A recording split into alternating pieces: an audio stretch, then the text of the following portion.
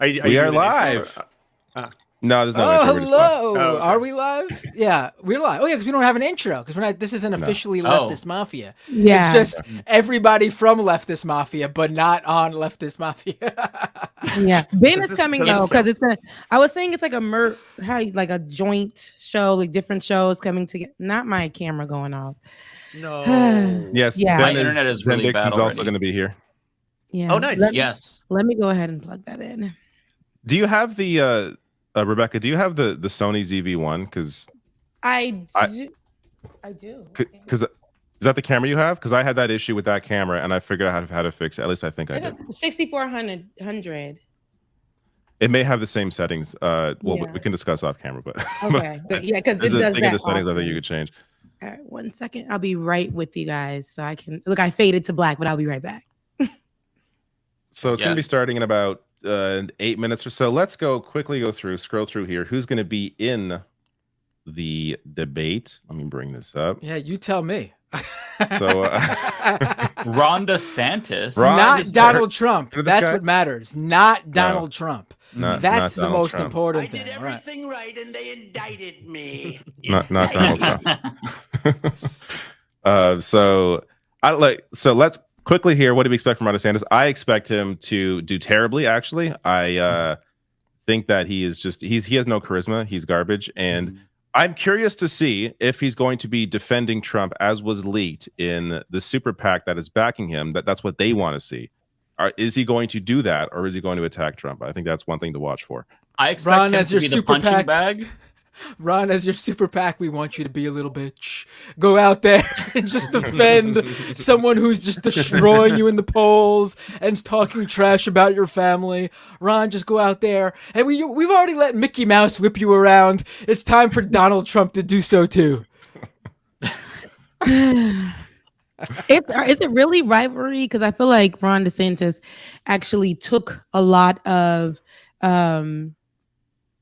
Trump's, his blueprint from when he came out. Started with that, rolled out with that, and then I think he took it a step further. But this is a lot of what to me, what DeSantis is doing is similar. It's textbook Trump, and that's why Trump looks at him like, you can never be me. You will never be me. It's Trump without the charisma. It's Trump without the charisma, all it is a real piece of shit. So that's why he's not appealing to anybody. Yeah, he's pretty boring. They're having who could be more horrible face. He has a handsome face. So I'll say that. No. Oh, strong disagree. No? Strong disagree. Oh, no, does not have a face. Okay. Wait, did you say Ron DeSantis has a handsome face? Like Are you familiar? Are you familiar with the Amazon Prime show The Boys? No. Can someone throw up Homelander? I'll see if I can find your.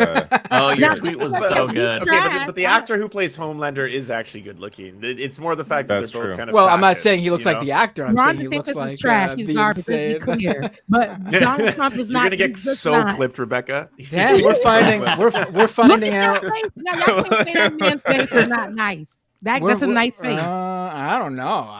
We're finding out that you're a freak, Rebecca. That's what we're finding out tonight. Donald Trump is handsome. Now come and fight me. Fight me. Like, send me literally come to my address and just be like, Rebecca, like, it's time. Problematic crush. That is the voice of a sociopath. He wants to rip the head off this reporter, just like Homelander. Well, let's not spoil Homelander. Not you having this ready, Matt. It's CD. You have this ready, and that's thick. Okay. By the way, you have this ready is thick. Did Lance make this, or did you find this? Because I printed it. I didn't make this. I'm gonna screenshot that and hold it on my phone and I'm gonna actually play the Republican debate bingo and see if I can win. Let me bring up the image of that. Yeah. Whoever made this is very, very clever because all of these are gonna Republican debate bingo. The middle one. Woke should have been the middle I square. agree. Woke is gonna be like 50,000 times tonight. Yeah. Woke is gonna be in the first 3 seconds we're gonna hear woke. Climate hoax for sure. All of these are very likely. Hunter Biden, because it's going to be that's going to be Biden, absolutely. Oh yeah. Yes. Mainstream Biden, media, family. mainstream media, baby. That's all up in there. What's the least likely one? I guess is the better question here. Climate hoax. What's the one that's I would No, say. that's going to be hit. I think that could. You You know think what? it's gonna be a Maybe hit? not, because that's more of a Trump saying climate hoax. Mm. But they will downplay the climate if it comes up at all. I think it won't come up Crime at all. So infested We need to blue add. cities. We need to add Too many words. which candidate will wish Matt Binder a happy birthday today. Oh, right. It's your birthday, okay, right? Bender, Matt happy Bender, it's your birthday birthday. again. Happy birthday. Thank you. Thank Happy you. birthday. No, let me do the black version. Happy birthday to you. Happy birthday. I like to this you. version too because I it's prefer the black copyright version. claim free. Okay. Listen, no, I think that's that version is, if I'm not mistaken, I may be making this up. No, I don't know who it is. I was about to just say Stevie Wonder because it just felt like it was Stevie Wonder. That is not It Stevie does Wonder, feel Stevie Rebecca. Wonder. That It is does not feel it, Stevie though. Wonder though. I made that up. But yeah, it's copy. It's you're right. So happy birthday. How old are you? Thank you. Oh, I'm multiple 30. chats are saying Stevie Wonder. Yeah, it is Stevie Wonder. Okay, so see. Oh, so it's definitely not Yeah. copyright claim free. No, but that's my remix. That's my voice. I And am. Bender, I don't sing for everybody. Okay. All right, I appreciate it. It was beautiful. You have a great singing voice, much better Thank than your you. taste You in do. men. Here you go. Here you go. I'm 37 years old today, and you know, if Young you're ever man. feeling to the audience, if you're ever feeling like your birthday came and went and you didn't really have a great time, just remember you could be me and spending your birthday night watching the GOP primary debate. Happy birthday, though. What else do you have planned outside of this? Because I know this Oh, can't just be it for you. No, that really is. I mean, I That's your got life? kids, and That's they your just life? just put them to bed. We had a cake. Just Okay. me, just the kids and my wife, and we just did it small. We'll do something bigger on the weekend. It's hard. Wednesday, I wasn't gonna take off on a Wednesday either. That's no fun. I'd rather take off like on a Friday or Monday and extend the weekend and celebrate my birthday then. So you're gonna be in the streets this weekend? I don't know about the streets, probably Getting at weird. some sort of kid-related theme park type deal, I'm sure. Oh, you're gonna celebrate with the kids. It's not gonna be Yeah. you and your partner. It's just gonna be you. Oh no, Right. that rarely happens nowadays. Oh, David. Oh my God, you sound David. like you're 50. Is that what married life is like? Ooh. No. We actually do enjoy our sound like kids. you're I don't know. Throw them Hey, kids off. I'll be like, throw them. Like, whose kids are these? Yeah, no, I'm just kidding. I wouldn't do that. That's not me. Okay, as mom. in the 43 seconds that remain, I'm just going to quickly say to answer David's question. You know who I think is going to really succeed tonight? Vivek Ramaswamy. I think it's going to be his Probably. night. I think he'll probably do the I think best. he's going to dominate. Yeah, that's my prediction. I would love Yeah. to see it. I would love. I to think see that it. Chris Christie is going to come in a close second because I think he's going to take some shots at DeSantis and other candidates, and the moderators Yeah. are going to want to allow that to happen for good ratings. So I think Chris Christie is someone to watch as well. It would be funny if he also face planted and did not Oh, perform Ben well. is here. Mm-hmm. No, Ben's here. another fall. Yeah, Ben is here. But for me, who do I Ben's really? here. Bring Ben I in. think With 4 seconds to spare. Ben, what is your camera on? The webcam or your song? Is it on the webcam? Oh God, no, we don't want that. Hang on, let me get the good. Look, like it or not, it's on here. Look, All right, it's let me bring this starting. mic up. Some call it the heartland. Others flyover country. You're gonna have to turn it up a lot more. If you're maxing the volume, David, add the extension to your browser that there's either Chrome or Firefox extensions that you just max out volume as much as you want. Yeah, I did that. Did it change? Did it make a difference? Yeah. A state known for its Ben, I'm gonna send you the bingo Ooh, card. it sounds pretty bad. Yeah. and also its razor thin elections. In 2016, Republicans narrowed. Is that really at full volume? Red for the first time That's since really that Yeah. can't be the volume because we are way louder than that. Someone else can try it. to blue Mike or in Bender, you have control too if you want to try bringing one in. during an Let Bender try. My internet is very bad right now. The country was Oof. rife with All right, tension. hold on. Let me. In the Try the suburbs of Fox Milwaukee, News the one. division seemed deeper than ever. I don't on think we YouTube. can. Are they watch the streaming Fox online? News one. That was just the beginning. I would imagine Yeah, so. I don't think. No, I don't think we can. They probably are charging for it. Yeah, I think it's a paid thing. What you need to do is just install the extension in your browser for either Chrome or Firefox that lets you maximize volume. And, I have that. It's maxed. It's You have volume booster. yeah. I think the issue is StreamYard. I'm not sure if StreamYard picks that up. For the White House accelerates. Tonight, the Republican candidates will face off at the home of the Bucks and the Marquette Golden Eagles, hoping to return next July to this city on the shore of Lake Michigan. Others say it's fine. I'm confused. Other closed categories. If it's fine, because for me it's quiet, but if it's fine for you at home, that's awesome. Right. Works. I can actually hear it really good. Oh, all right. You got headphones. Oh, all y'all got headphones. Yeah. Tonight, the race for the White House takes flight. Welcome to the first debate of the 2024 I'm just gonna go presidential full. That's good. campaign. There you go. Maybe because it sounds like this, we'll not get any sort of. For me, it's like super loud because I turned the tab up so I can barely hear anybody else. Other people can barely hear it as well in the chat. They are here to lay out their vision for America, the battle as they battle for We got to give people something. nomination. Good evening, everybody. I'm Martha McCallum. And I'm Brett Baer. This is the very same stage on which the Republican choice for president will accept the party's nomination next summer. The 8 contenders are positioned by the order they sit in the polls, with the highest polling candidates in the middle standing center stage. Florida Those asking, there's no Governor Ron subtitles as far as I know. DeSantis. Yeah, this is This psychopath. Rumble, not. Ramaswamy. Former Vice President Mike Pence. Former South Carolina Governor Nikki Haley. Former New Jersey Governor Chris Christie. South Carolina Senator Tim Scott. Former Arkansas Governor Asa Hutchinson. And North Dakota Governor Doug Burgum. Who? Doug Burgum. Some ground rules for tonight. We'll ask the questions. Is there a way to turn our and then voices candidates have down? 1 minute to answer. If someone So people is can turn it up at home singled without out, they breaking get their 30 ears? seconds to respond. And when the I'm time not runs sure. out, Oh, it just actually we all the volume sort of will hear fixed for me at least. It sounds very louder. pleasant. So tonight, these candidates have a big opportunity to break out of the It's pack low, and to even on my explain why phone they when I pulled it out. best prepared to be the Republican choice for president. At a time when the likely Democrat nominee, President Joe Biden, is working to convince the country. You want me to that try with sharing Biden mine really next, quick just to test things are it? Looking up. If you want, They yeah. call my plan Bidenomics. I'm not sure they meant it in a totally complimentary way at the time. But guess what? It's working. But is it? More than 65% of Americans. I'm not sure they meant it in a totally does that sound? complimentary way at the time. But guess what? The same. It's working. Same. Yours is Okay. lower for me. But Okay, let's go back to David's then. Dang. Sorry, y'all. Food is high.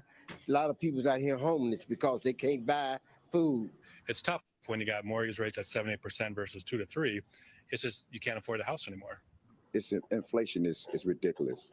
It's killing us out here. We sit here tonight.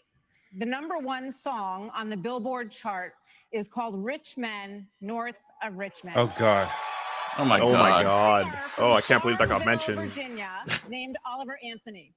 His lyrics speak of alienation, of deep frustration with the state of government and of this country. And people on Washington, welfare. D.C. is about 100 miles north of Richmond. Oh my god. Oh, gotta mute it. Yeah, I'm not sure we can share that audio. Yeah. So wait till he's done. Can they not? They're playing the whole damn song. I'm What is this? embarrassed. This is the way they start the show.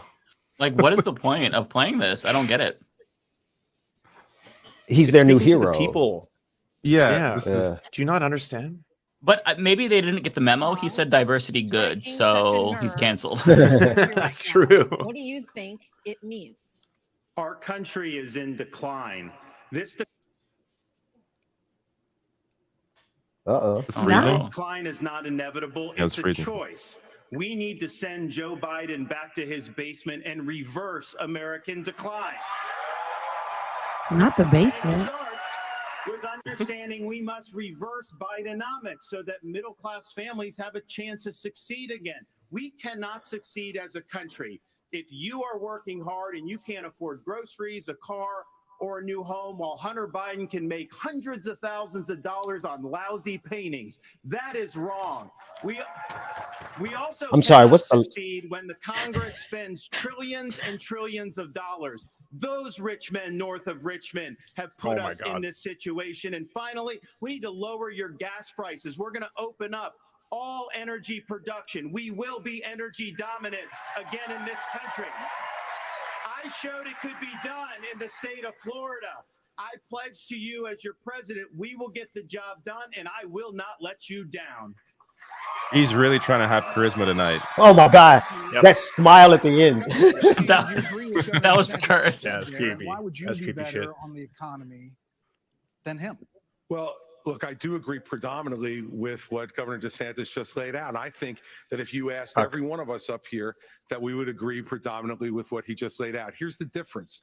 The difference is that we're going to have to work and make sure that we sell these ideas and be able to put ourselves in a position where we get a majority of the vote, not only by winning the Congress and the Senate in 24, but also by having someone who's had the experience of doing it. Now, I was elected as a conservative Republican in a blue state with 61% of the vote, with a Democratic legislature against me the entire time. And we still, through hard, strong decision-making, brought them around to our point of view. We cut taxes in New Jersey. We cut debt in New Jersey. We made sure that each and every time we were confronted with bad Democratic ideas, we stood and stopped them. And when there were good ideas, we brought people together to make progress going forward. Truth and accountability are the things we need to do to fight waste.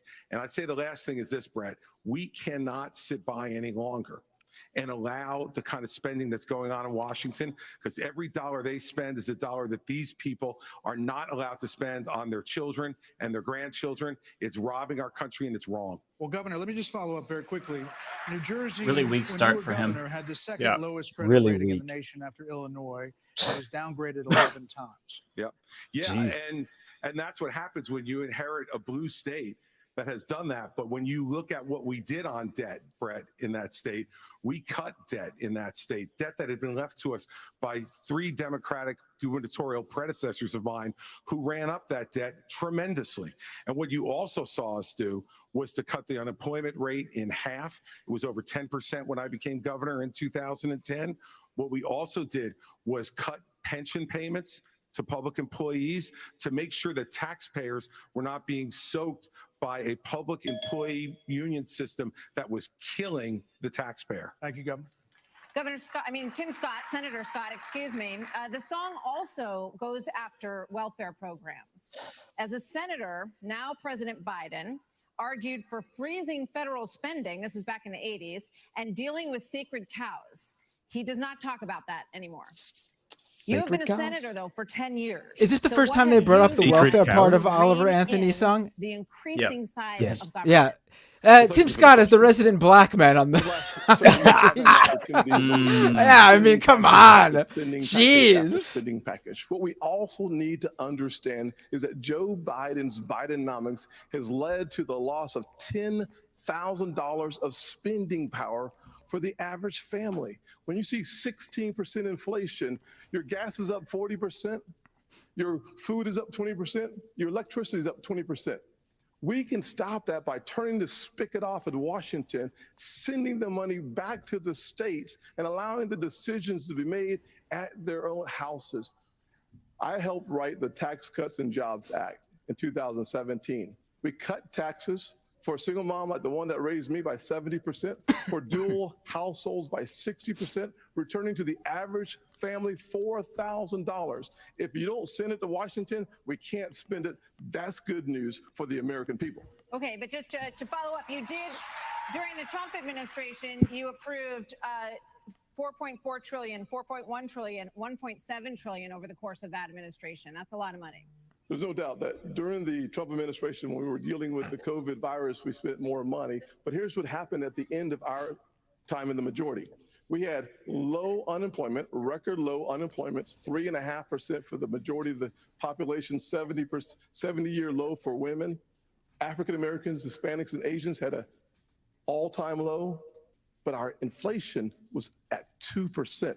Under Joe Biden, we've seen the exact opposite. We've seen inflation explode, which led to 12 Federal Reserve increases that's devastating home buyers today. Mr. Ramaswamy, you're listening to these answers. If I may, Oh, hold on one was our second. We're going administration, so I don't know if I get a chance to respond. He didn't No, mention they're this going to go was hard on the black Pence. man. Oh, they going in. Mr. Ramaswamy, listening to all of this, why should voters choose you over more experienced politicians on this stage? You're basically, a blank slate for people. You're 38 years old. You've said Empty that suit. you only voted in 2 presidential elections before this moment, this political race. So first, let me just address a question that is on everybody's mind at home tonight. Who the heck is this skinny guy with a funny last name, and what the heck is he doing in the middle of this debate stage? Come on, Vivek. I'm not a politician, Brett. You're right about that. I'm an entrepreneur. My parents came to this country with no money 40 years ago. I have gone on to found Completely ignored the multi-billion-dollar question. companies. I did it while marrying my wife, Apoorva, raising our 2 sons, This following is our faith in giving. God. That is the American dream. And I am genuinely worried that that American dream will not exist for our 2 sons and their generation unless we do something about it. And I do think Brett is going to take an outsider, because for a long time we have professional politicians in the Republican Party who have been running from something. Now is our moment to start running to something, to our vision of what it means to be an American today. If you have a Y'all were broken right. car, you don't turn over the keys to the people who broke it again. You hand it over to a new generation to actually fix the problem. That's why I'm in this race, and we're just getting warmed up. That's a great start. Vivek said, I'm coming out strong. Yeah. Didn't answer anything. Not a thing. Yeah. We've heard all of these voters talking about. And you notice no follow-up questions for he or DeSantis. Nationally right now, he's beating you in the Vivek polls. is the Well, I don't care GOP's about Buttigieg polls. for What sure. I care about the fact is that no one is telling the American people the truth. The truth is that Biden didn't do this to us. Our Republicans did this to us too. When they passed that $2.2 trillion COVID stimulus bill, they left us with 90 million people on Medicaid, 42 million people on food stamps. No one has told you how to fix it. I'll tell you how to fix it. They need to stop the spending. They need to stop the borrowing. They need to eliminate the earmarks that the Republicans brought back in. And they need to make sure they understand these are taxpayer dollars. It's not their dollars. And while they're all saying this, you have Ron DeSantis, you've got Tim Scott, you've got Mike Pence. They all voted to raise the debt. And Donald Trump added $8 trillion Nikki said. to our debt. And our kids are never going to forgive us for this. And so at the end of the day, you look at the 2024 budget, Republicans asked for $7.4 billion in earmarks. Democrats asked for $2.8 billion. So you tell me who are the big spenders. I think it's time for an accountability. Wow. Oh shit! Nikki Haley. Damn. What? You were mentioned there. She said, y'all getting red. 4% of voters say the cost of groceries is a, quote, major problem for them. Right. You blame the Biden administration spending for that increase. But as vice president, your administration spent more than any prior, $7.8 trillion added to the national debt, $3.5 trillion of that before COVID. So does that mean that you're part of the spending problem? Well, first off, thanks for the question. Thanks for letting me respond to a reference to our administration's record. Oh, I'm God. incredibly proud of the record of the Trump-Pence administration. I mean, in 4 short years, we rebuilt our military. We revived our economy. We unleashed American energy. And we appointed 3 conservatives to the Supreme Court that gave the American people a new beginning for the right to life. Now, Martha, you asked earlier who's the most best prepared for this job. And I must tell you, with all due respect to all of my friends on the stage, and even to one that's probably looking on, I think unquestionably I'm the best prepared, the most tested, the most qualified and proven conservative in this race. I was a leader in the Congress of the United States. I led Indiana where we balanced budgets and had a AAA bond rating when I was governor. And as vice president of the United States, we spent funding to backfill on the military cuts of the Obama administration. And then we were there in the worst pandemic in 100 years. All that being said, I was the first person in this race to say that we've got to deal with the long-term national debt issues. You got people on this stage that won't even talk about issues like Social Security and Medicare. I mean, Vivek, you recently said a president can't do everything. Well, I got news for you, Vivek. I've been in the hallway. I've been in the West Wing. A president of the United States has to confront every crisis facing America. I will put our nation back on the path to growth and prosperity and restore fiscal responsibility, just as I did in Congress and as governor Mr. Vice President. and when I was vice president. Yeah, but you did not turn the election around for Donald Trump on January 6th. Disqualified! Yeah. Then they wanted to hang you. Guys, unlock American energy, drill, frack, burn coal, embrace nuclear. Put people back to work by no longer paying them more. They love Vivek. Reform the U.S. Fed, stabilize the U.S. dollar, and go to war. The only war that I will declare as U.S. president will be the war on the federal administrative state that is the source of those toxic regulations acting like a wet blanket on the economy. He's crushing it. I'm not sure I exactly understood Mike Pence's comment, but I'll let you all parse that out. For me, it's pretty simple. That's something a U.S. president can do with focus, and I'll deliver on it. Well, let me explain it to you. Vivek, if I can. Wow, is Ron DeSantis going to stand there in the middle like a little... I'm trying to hear the explanation. Is he coming with something? I was a House conservative leader before it was cool. I actually pushed a Deficit Reduction Act. That was the last time we actually reduced the national debt in the United States when I was the leader of House conservatives. I balanced budgets and cut taxes when I was governor. I mean, look, Joe Biden has weakened this country at home and abroad. Now is not the time for on-the-job training. We don't need to bring in a rookie. We don't need to bring in a experience. We need to bring Where'd the volume go? Yeah, now I can't hear anything. You're up, Governor DeSantis. So here's the thing. Why are we in this mess? Part of it, and a major reason, is because how this federal government handled COVID-19 by locking down this economy. It was a mistake. It should have never happened. And in Florida, we led the country out of lockdown. We kept our state free and open. People and I can died. tell you this, People as your died. president, I will never let the deep state bureaucrats lock you down. You don't take somebody like Fauci and coddle him. You bring Fauci in, you sit him down, and you say, Anthony, you are fired. He wants to I told you. You know what? We're going to bring in... I just want to respond to Mike. I just want to respond to Mike for 1 second because he invoked me back. Listen, now that everybody's gotten their memorized, pre-prepared slogans out of the way, Like we you. can have a real discussion now. The reality and the fact of the matter is... Was that one of yours? Not really, Mike. We're just going to have some fun. Oh, wow. That was actually a And the half-decent reality retort. is, you have a bunch of people, professional politicians, super PAC puppets, following slogans handed over to them by their 400-page super PACs last week. The real choice we face in this primary is this. Do you want a super PAC puppet, or do you want a patriot who speaks the truth? Do you want incremental reform, which is what you're hearing about, or do you want revolution? Okay. And I stand on the side of the American revolution. We're going to take control back here. We need everyone to have... What'd you do? Hi. I am. Back to that. We are. He took control. There are two people who we have not heard from yet, so let's hear from Governor Burgum and then from Governor Hutchinson. Oh, this is about on to the be- economy. David was on the side of revolution there for a minute. People, it's a big deal to make it on this stage with all these. Hey, who's this guy? That's what I said. This is the $20 gift card guy. But when they were all wishing me well, and I think I took them a little too literally when they said go to Milwaukee and break a leg. So, but I do want to say on this, we're missing something. We can't just talk about the Biden economy because the economy, energy, and national security are all tied together. Of course, we're paying too much for our energy in our state, in our country right now. But part of the reason why is because of the Biden policies on energy. We've got a plan right now, the $1.2 trillion of Green New Deal spending buried in the Inflation Creation Act is something that Green New Deal spending. I didn't even realize. Wow, that's news to oil me. From the Middle East and start buying batteries from China. We're just trading OPEC for Sinopec, and then belatedly, the Biden administration says no. We're going to put sanctions on Russian oil. Well, we put sanctions on Russian oil. Well, then it's 20% off. Who's buying it? China.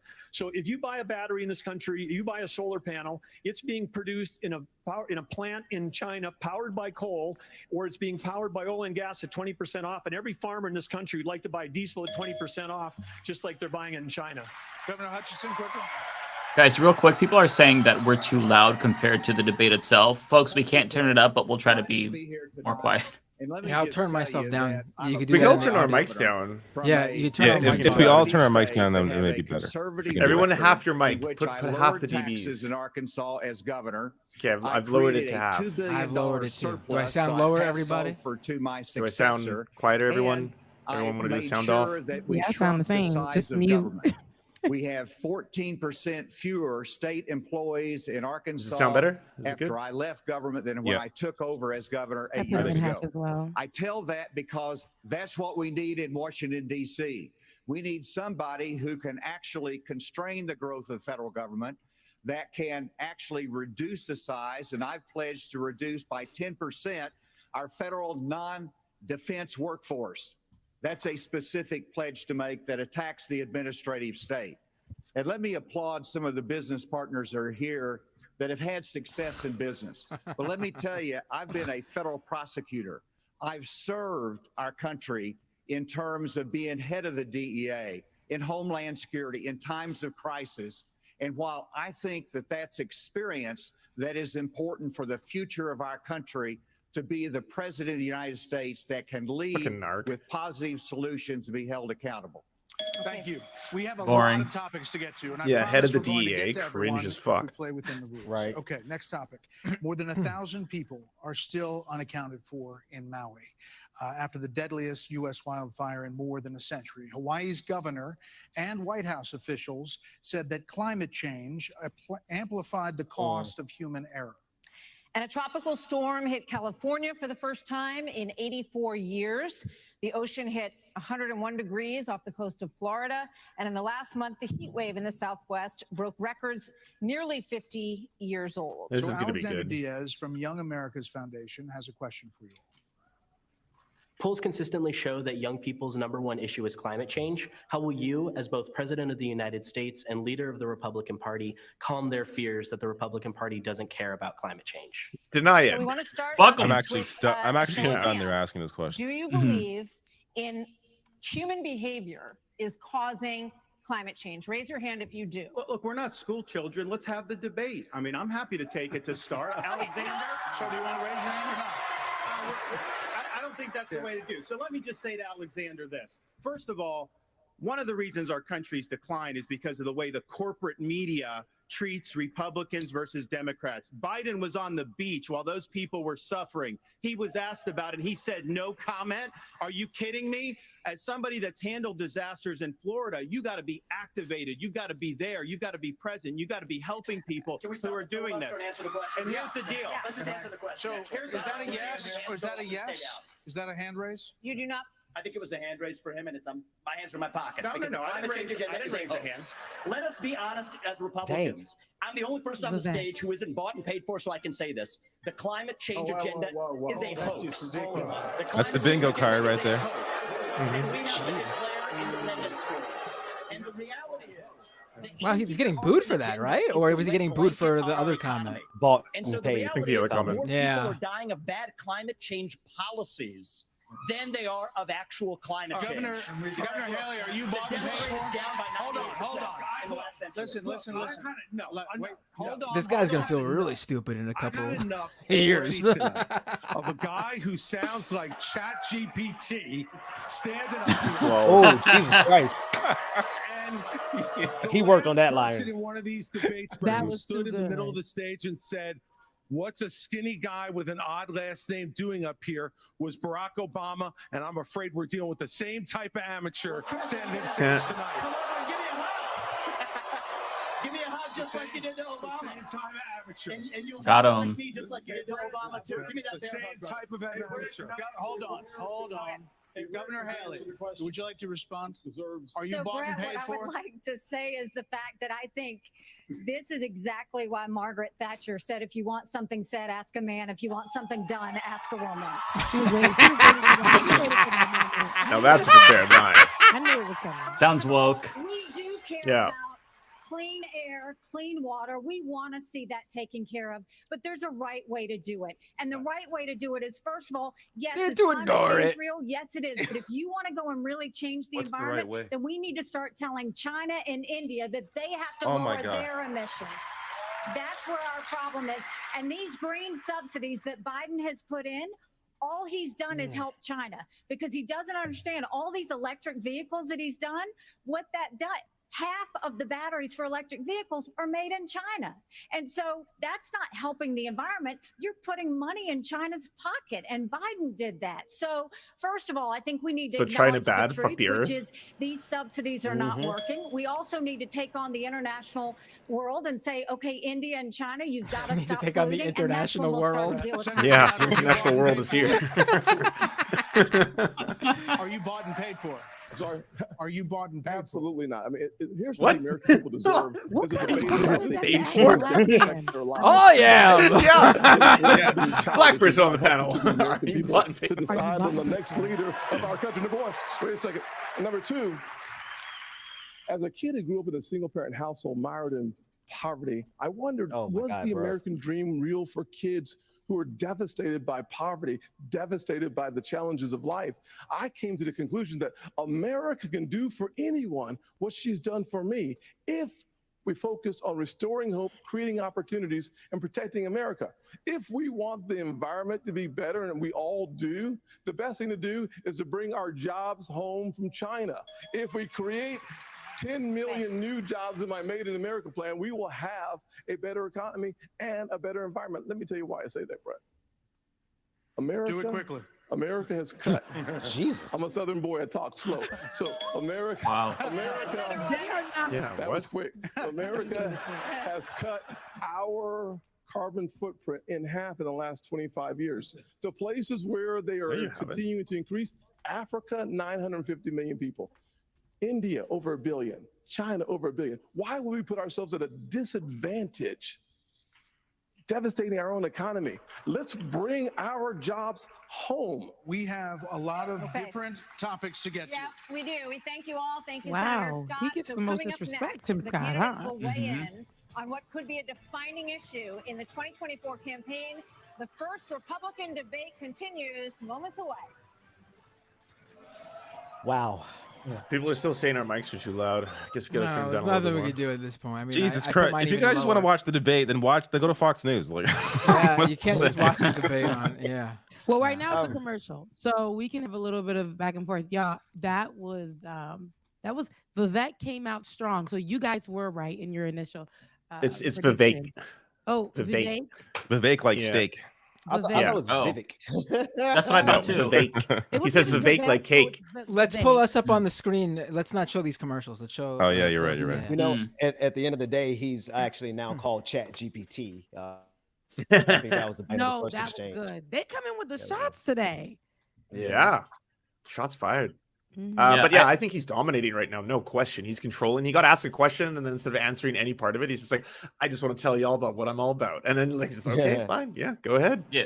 He's trying to be the populist right-wing Bernie Sanders, essentially using words like revolution, talking about super PAC puppets. He's giving me like fascist 2016 Bernie.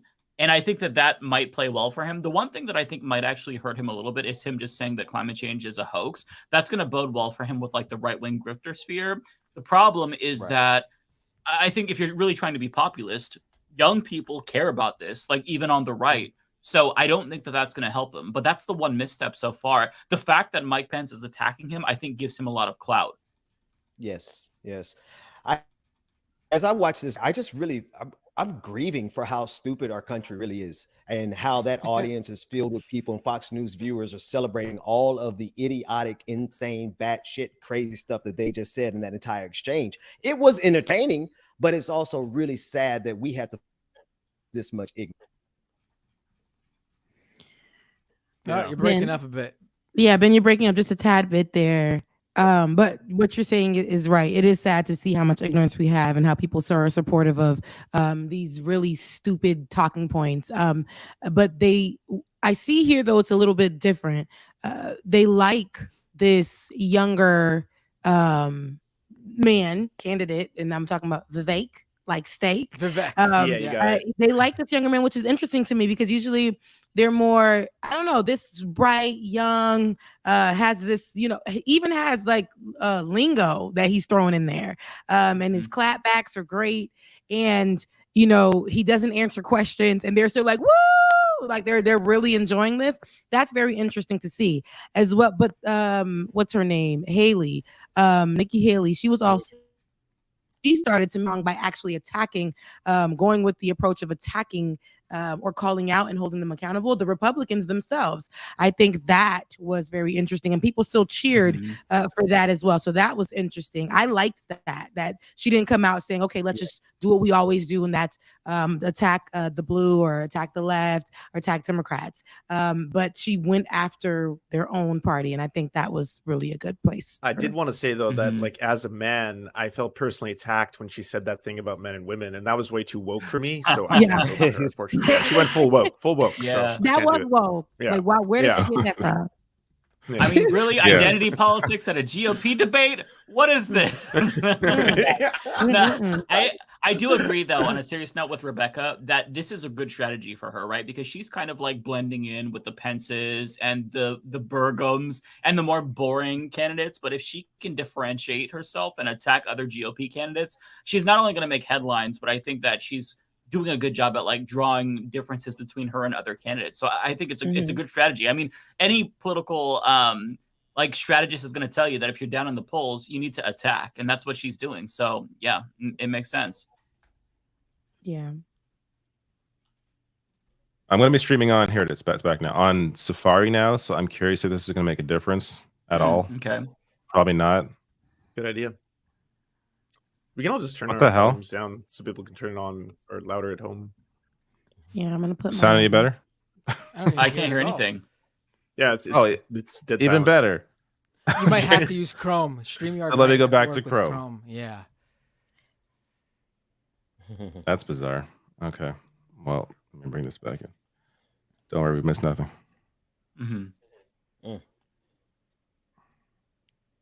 Shout out to all the right wingers watching us currently. We are also conservative, so stick around. Thank you, Martha. I am unapologetically pro-life, not because the Republican Party tells me to be, but because my husband was adopted and had trouble having both of my children. So I'm surrounded by blessings. Having said that, we need to stop demonizing this issue. This is talking about the fact that unelected justices didn't need to decide something this personal, because it's personal for every woman and man. Now it's been put in the hands of the people. That's great. When it comes to a federal ban, let's be honest with the American people and say it will take 60 Senate votes. It will take a majority of the House. So in order to do that, let's find consensus. Can't we all agree that we should ban late-term abortions? Can't we all agree that we should encourage adoptions? Can't we all agree that doctors and nurses who don't believe in abortion shouldn't have to perform them? Can't we all agree that contraception should be available? And can't we all agree that we are not going to put a woman in jail or give her the death penalty if she gets an abortion? Let's treat this like a respectful issue that it is, and humanize the situation and stop demonizing the situation. Well, all right. All abortions matter. DeSantis, you God. signed a 6-week abortion ban in Florida. One of your biggest financial backers said that you need to, quote, shift to get moderates or you will lose. What do you say to him and others who say politically that is a tough thing to sell nationally? Well, I would say we sold the biggest election landslide victory in the history of the Republican Party in the state of Florida in 2022. That's what I did. We can win. But second of all, look, you got to do what you think is right. I believe in a culture of life. I was proud to sign the heartbeat bill. I remember one of the most impactful moments of my life was when I heard the heartbeat of my oldest daughter in my wife's womb, and then saw the sonograms of all 3 of my kids. What the Democrats are trying to do on this issue is wrong to allow abortion all the way up to the moment of birth. I know a lady in Florida named Penny. She survived multiple abortion attempts. She was left discarded in a pan. Fortunately, her grandmother saved her and brought her to a different hospital. We're better than what the Democrats are selling. We are not going to allow abortion all the way up till birth, and we will hold them Penny is accountable so for their traumatized. extremism. Did he say she survived being in a pan?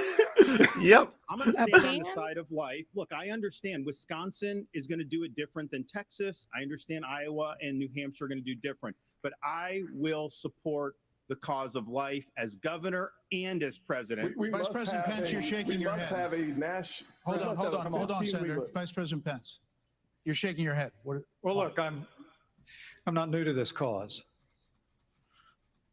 After I gave my life to Jesus Christ as my Lord and Savior, I opened up the book and I read, before I formed you in the Bible.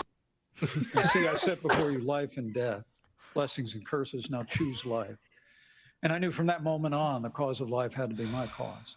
And I've been a champion for life in the Congress, a champion for life as governor and as vice president.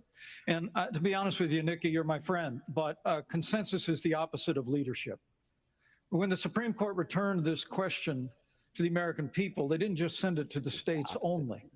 It's not a states only issue, it's a moral issue. And I promise you, as President of the United States, the American people will have a champion for life in the Oval Office. Can't we have a minimum standard in every state in the nation that says when a baby is capable of feeling pain, an abortion cannot be allowed?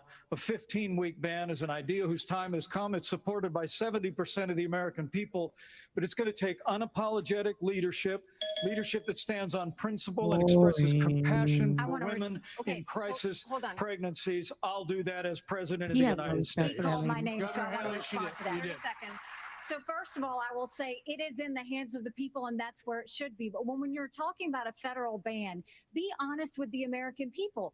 We haven't had 45 pro-life senators in over 100 years. So no Republican president can ban abortions any more than a Democrat president could ban all those state laws. Don't make women feel like they have to decide on this issue when you know we don't have 60 Senate votes in the House. 70% of the American people support legislation to ban abortion after a baby is capable of experiencing pain.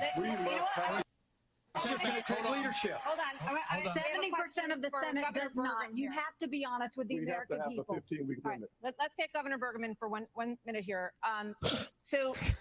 But the Supreme Court did overturn. Let's get this dunce cap who hasn't said a word yet. Let's get him talking. So that's where it is right now. So You can just talk over him. Who gives a you are fuck? not in favor I don't know of what he a is. federal ban. It's just the face. What do This you is the think guy You guys said who that. It paid is people a just $20 gift card for Jersey, donating $1 to him so he could get on the stage. that Because you allow needed abortion 40,000 up to the time of donations. birth, though? If you were So he president, said, would donate you $1 be to me able and I will to send you a $20 gift card. Well, first of all, I'm a pro-life that's why he's governor on of the a very stage. pro-life state. And this issue is, of course, very important, but I am on the Why is he record wearing and I other stand people's behind skin? that we should my not have Weird a federal dude. abortion Stop ban. it now. We should not. Right And the reason now. why we shouldn't is very simple. It's the 10th Amendment in the Constitution. In the Constitution, Is it which upside the down? states created the federal government, not the other way around, it says that there were certain duties allowed to the federal government delegated to them by the states. The rest are left to the states, comma, more importantly, or to the people. We need to get back to freedom and liberty for the people in this country. And we can't have Republicans who fight for 50 years for this great cause and to return it back to the states, and then the next day they turn around and go, no, the feds should do that, because the feds are stepping into people's lives, they're stepping into people's businesses over and over. If we say that the feds should be in on this one, where do we stop? I say that we follow the Constitution and this is returned to the states. This is where it should be. But Governor Bergman, you signed a 6-week ban. Time out. You signed a 6-week ban. Governor Bergman, you signed a 6-week ban. So you're saying federally, it's all going to go to the states. Yes, and what is going to work in New York will never work in North Dakota, and vice versa. That's Governor why 50 Asa states. Hutchinson, That's why right here. 50 states. This is too important of an issue that I have to address. Who's that? First of all, the Where Supreme did he come Court from? gave it back to the elected representatives, Exactly. whether it's the Swanteen, everyone. states or whether it's the United States Congress. That's So there is authority, and that's why President Biden is pushing for a Democrat proposal, which is, in essence, abortion on demand through the term. So they have their extreme position at a national level. It's most likely going to be addressed in the states, but it's certainly fine for it to be addressed at the national level as well. Arkansas has the record of being the most pro-life state in the nation.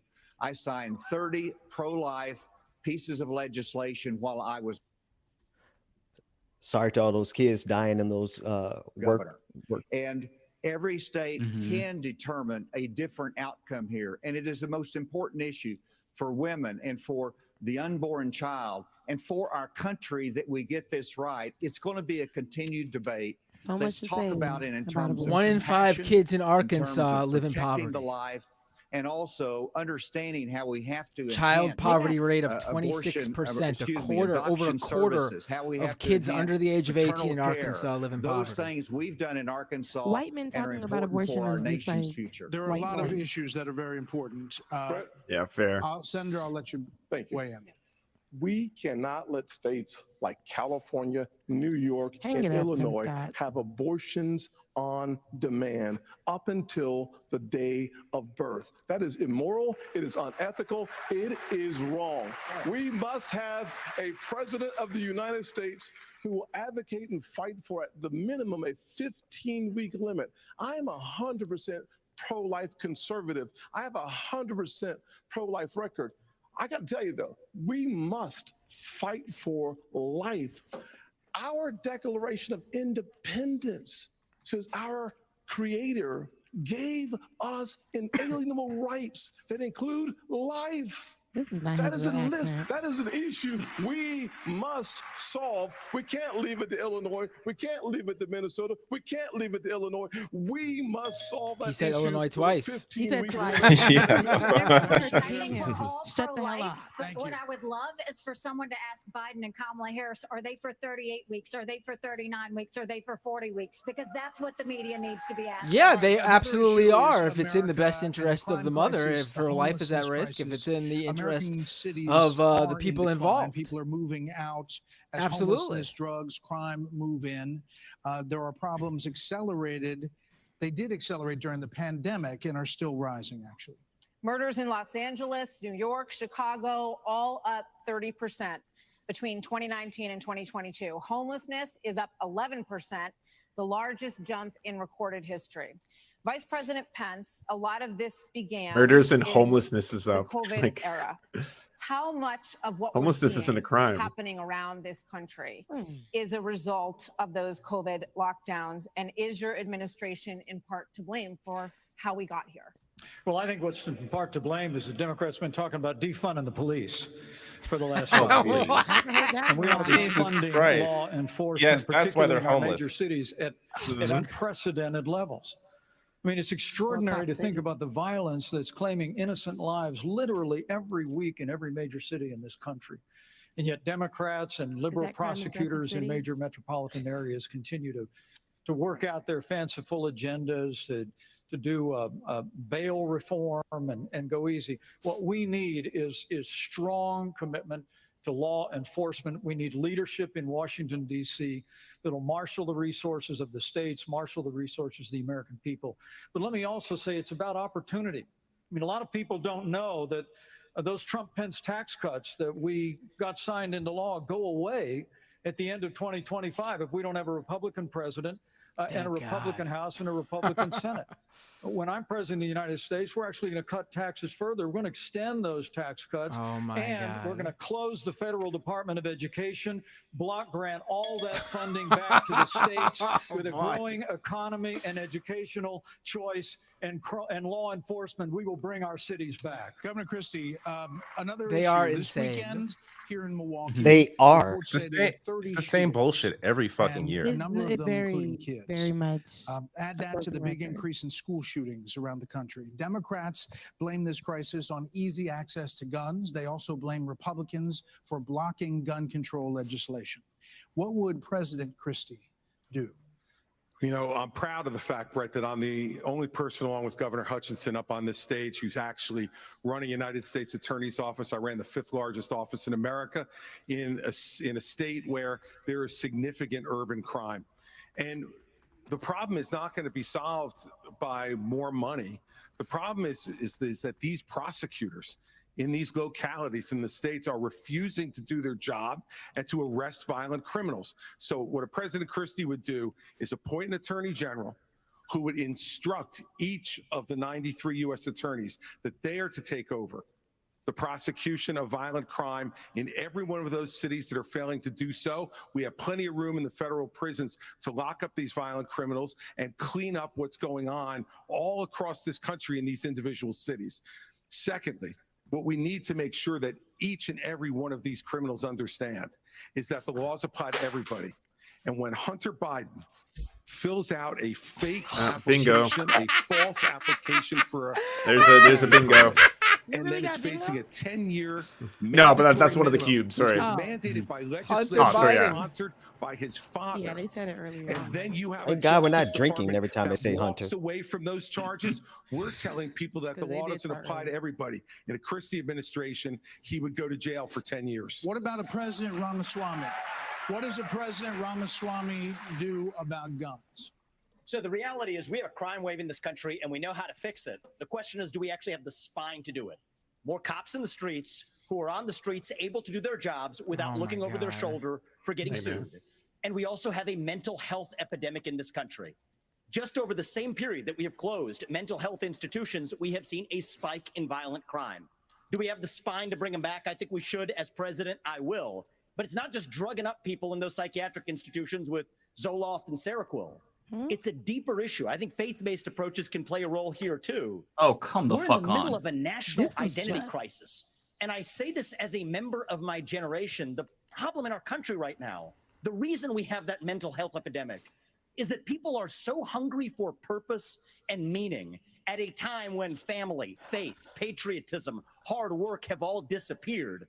What we really need is a tonal reset from the top, saying that this is what it means to be an American. Yes, we will stand for the rule of law. Yes, we will close the southern border where criminals are coming in every day. And yes, we will back law enforcement because we remember who we really are. And that's also how we address that mental health epidemic in the next generation that is directly leading to violent crime across this country. Governor DeSantis, really quickly. Governor DeSantis. He should have been bullied in school. Him. Nobody else, just The him. American people are the most faith-filled, freedom-loving, idealistic, hardworking people the world has ever known. We just need government as good as our people. Well, Mike, I think the difference is you might have some others that like you may have on the stage. It's Morning in America speech. It is not Morning in America. We live in a dark moment, and we have to confront the fact that we're in an internal, sort of cold cultural civil war. And we have to Equating the recognize American that people in order with the to actually failed win. government in Washington, D.C. We just need government as good as our people again. So I guess, so let me just finish addressing that slogan because I don't know what that slogan means. We need to shut down the administrative state. That's actually how we translate it. Crime has been on the rise in Florida, Governor DeSantis. How do you stop crime? Well, actually, crime's at a 50-year low Not in Florida. Split 'em by the throat. Well, the statewide, it's a 50-year low. And so here's the thing.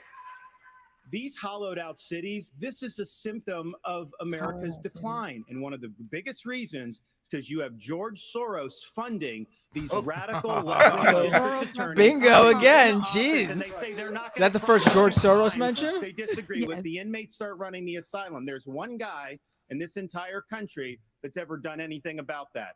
Me. When we had two of these district attorneys in Florida elected with Soros funding who said they wouldn't do their job, I removed them from their posts. They are gone. And as president, I don't like the way he's we are going to stupid. go after all of these people because they are hurting the quality of life and they are victimizing innocent people in every corner of this country, and it will stop when I get into office. Okay, one more here before the break, Governor Gorgon.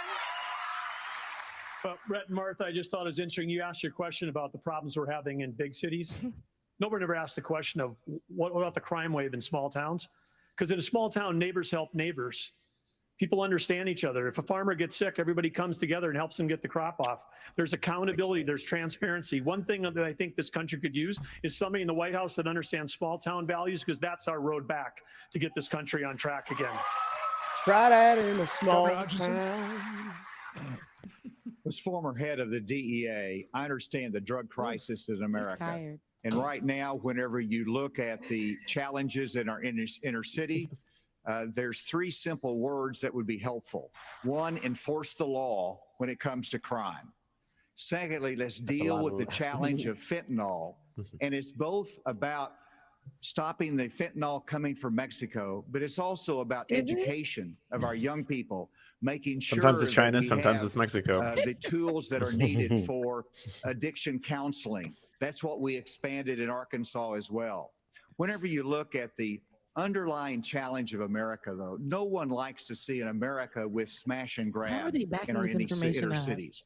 As president of the United States, that will stop.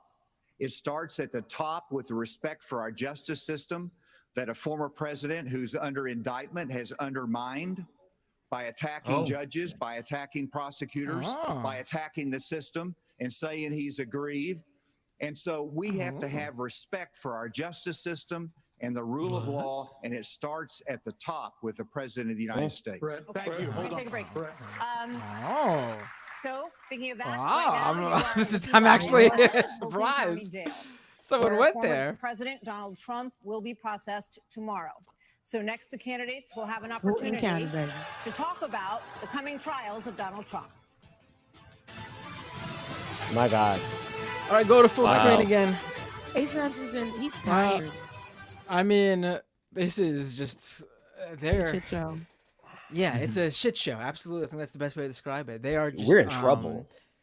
It's Yeah. rehashing the same shit we see all the fucking time. Yeah, Just it's nothing. more of the Right. rehash. The most surprising thing was actually just throwing Trump under the bus just there. I'm actually still in shock. I think we're gonna see more of that, though. I want to see Ronaldo DeSantis. I want to see him because he doesn't like Trump, allegedly. I mean, yeah, so but they got to be careful because they don't want to piss off the Trump base. If anything happens where Trump can't run or doesn't run or whatever, they want that to pick up they want to pick up that 50+% of his supporters, and whoever is going after Trump on stage is not gonna be able to make that argument. But this is going to be Christie's moment. If Christie doesn't shine during this Trump segment, because attacking Trump has been his go-to I mean, method, that is his thing, right? He can't escape. Yeah. He can't escape that one, right? But he's got to come out strong here, otherwise Christie is toast. I think that, I mean, he's already not doing great, obviously, but like his one appealing factor for anti-Trump Republicans is that he is the anti-Trump. So he's got to make this this upcoming segment count. Also, I just have to point out that in my notes here, I just have randomly Asa Hutchinson looks demonic, and I feel like that would resonate with you all as well. No, he looks tired, but you're right. It's giving me like a horrific commercial, one of those like movies that are like them horror movies that I would mute, so I don't have to watch. He's scary looking. I've never seen. I've reported on him, but I've never actually looked at him. The man looks like he looks demonic. He looks possessed. But they're saying right now, even during the debate is going on, Donald Trump, Donald Trump had something special. Him dropping his interview with Tucker Carlson as the debate is going on. He's a messy bitch. Like he is True. He knows. True. That is messy bitch behavior. Yes, he knows exactly what to do, when to do it. He likes the spotlight, and I thought he was really just sitting down waiting for it tomorrow when he goes to get his headshot at Fulton County. But that man is something else. He's like, listen, the debate ain't as important as what I'm about to say. I wonder what he talked about on Tucker. Let's tune in. Let's find out. We can just pull it up right now and watch it. Oh yeah, it's also live streamed, isn't it? Wait. It's on right now, literally. It's on right Twitter? Now. We can Is it on right now? It's on Okay, Twitter, yeah. He uploaded it. It's just an upload. It's not like a live thing. Just go to at Tucker Carlson. Well, the issue I got to watch when the stream comes back because I don't want to lose that. X and on X, not Twitter. Such X. a bad platform. right. No, it's Let's do it. It's a 46-minute long clip. It's got I mean, I need to open up my Android device to find it to get you the actual video views, but the tweet impressions are at 75 million, and it's been up for an hour, so it's gonna be a big one for Tucker. Wow, Mr. President, thanks for joining us. Thank you. Why aren't you at the Fox News debate tonight in Milwaukee? Well, you know, a lot of people have been asking me that, and many people said you shouldn't do them, but you see the polls have come out, and I'm leading by 50 and 60 points. And, you know, some of them are at 1 and 0 and 2. I sit there for an hour or 2 hours, whatever it's going to be, and get harassed by I want to hear that again. We gotta get through. Yeah. Them are at 1 and 0 and 2. What? No, why would you make me focus on that? And I'm saying, I sit there for an This is hour, better 2 than the hours, debates. whatever This it's is way going to be, better. and, get harassed by people that shouldn't even be running for president. Should I be doing that? And a network that isn't particularly friendly to me, frankly. You know, they were backing Ron DeSanctimonious like crazy, and now they've given up on him. I mean, it's a lost True. cause. It reminded me very much Yeah. of 2016. You know, in 2016, I went through the same stuff. No, Tucker is and not had to fight in. them all the way, and then Yeah. they became very friendly after I won, or just about when I was winning. But I just felt it would be more appropriate not to do the debate. I don't think it's right to do it. If you're leading by 50, 60, I have one poll, I'm leading by 70 points, and I'm saying, why am I doing it? And I'm going to have 8 people, 10 people, whoever made the debate. I don't know how many it is, but I'm going to. All right, it's back. Yeah, you don't even give a Dang, fuck. I wanted to Find hear out. that, but yeah, take it back to the debate. Yeah. By the way, real quick, I could not find the 70% poll that Pence was referring to. The Because it ain't real. Yeah, I think he made it up. They're making up things. Yep. On China, Ukraine, immigration, education. Wait, I love how much room Martha McCallum's name took up on the Chiron compared to Fred Bear. I've never seen that before. Former President Trump has been indicted in 4 different states on 91 counts. He will be processed tomorrow in Georgia at the Fulton County Jail for charges relating to the 2020 I did election. everything right, and they You all indicted signed a me. pledge to support the eventual Republican nominee. If former President Trump is convicted in a court of law, would you still support him as your party's choice? Please raise your hand if you would. Oh, What? Ron. Did you So see no, Ron? Sanders had to look at everyone. This is Yeah, weird. waited for a while to raise his hand. There. That's what They're looking Is at that everyone else. weird? And, So nobody knew? No, I'm doing this. Look, it's a goddamn cult. I'm doing this. And I know you didn't. No, What's and the then look, He said he didn't raise Here's his the hand. bottom line. Someone's got to stop normalizing this conduct. Okay? Now, whether or not you believe that the criminal charges are right or wrong, the conduct is beneath the office of President of the United States. Oh my God, it's here. Yes, it's mixed. And you know, this is the great thing about this country. Booing is allowed, but it doesn't change the truth. It doesn't change the truth. Going after the crowd. Classic mistake. Classic heel maneuver in pro wrestling. He should know better. I believe was the best president of the 21st century. It's a fact. And It's a fact. honest to God, Just don't vote for him claim this that time. Donald Trump is motivated by vengeance and grievance would be a lot more credible if your entire campaign were not based on vengeance and grievance against one man. And if people at home want to see a bunch of people blindly bashing Donald Trump without an iota of vision for this country, they could just change the channel to MSNBC right now. But I'm not running for president of MSNBC.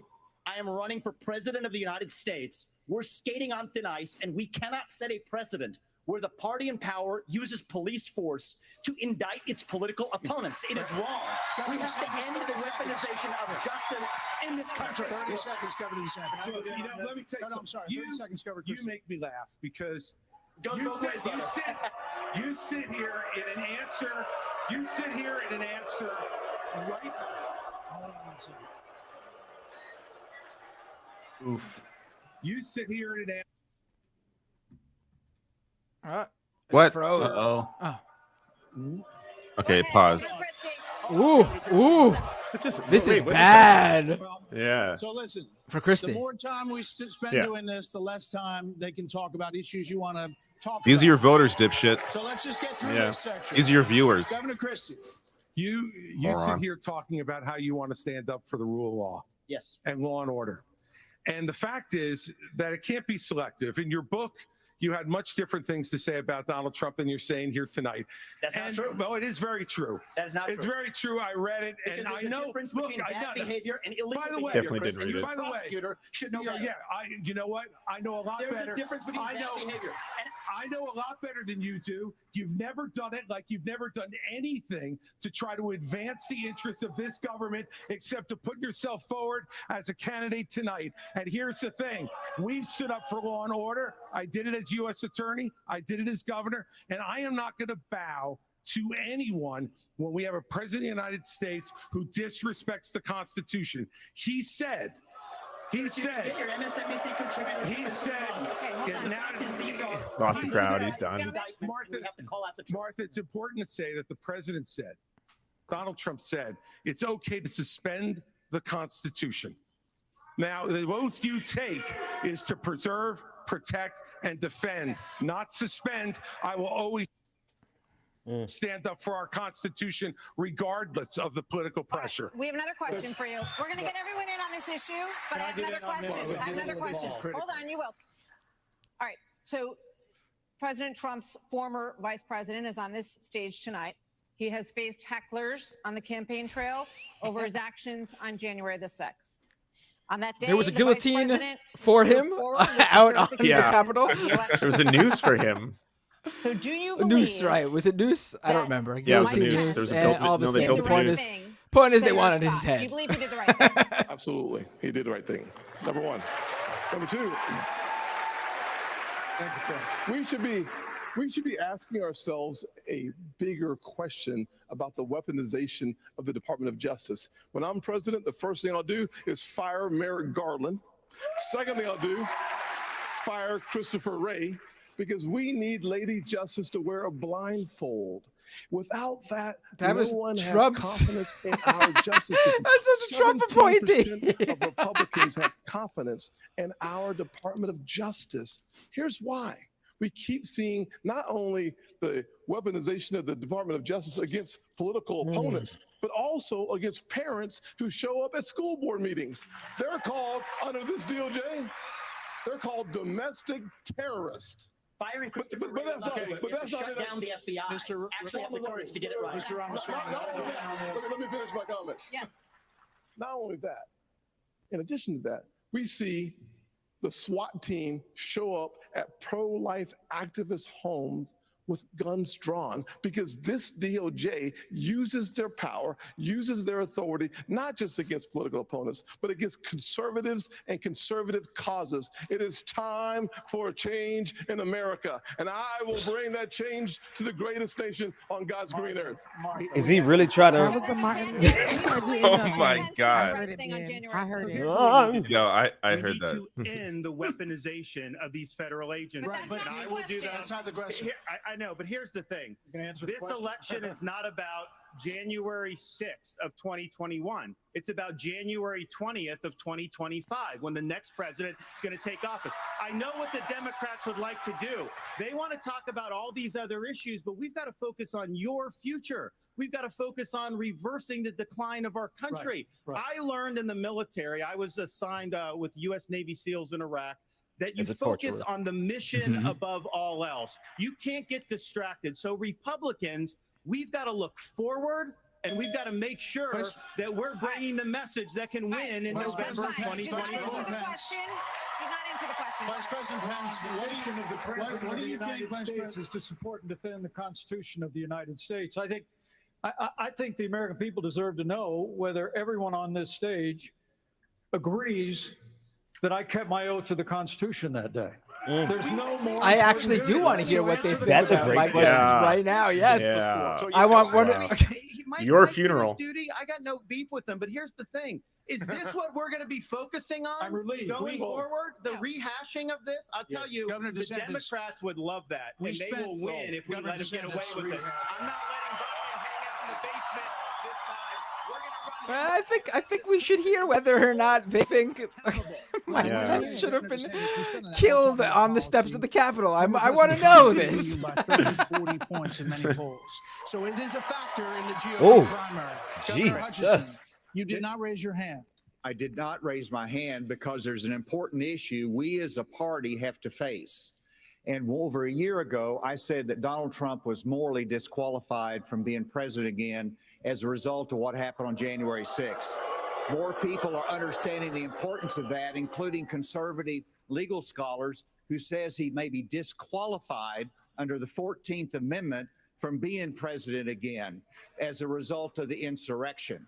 This is something that could disqualify him under our rules and under the Constitution. And so, obviously, I'm not going to support somebody who's been convicted of a serious felony or who is disqualified under our Constitution. And that's consistent with RNC rules. And I hope everybody would agree with me. We're going to get to a lot more time.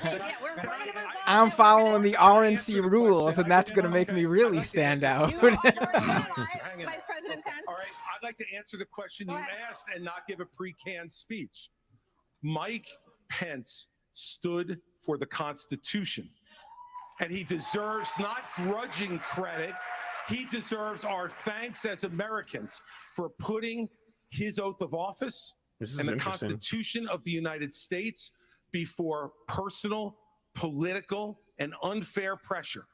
And the argument that we need to have And it's just in like, this thanks, party man. before we can move on to the issue Maybe he doesn't that want his Ron praise, though. talked about.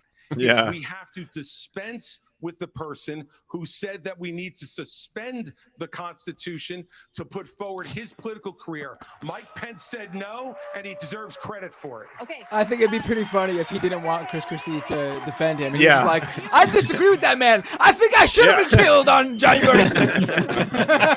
I do think that Vice President Pence did the right thing. And I do think that we need to give him credit for that. But what I will also tell you is, look, I mean, when it comes to whether President Trump should serve or not, I trust the American people. Let them vote. Let them decide.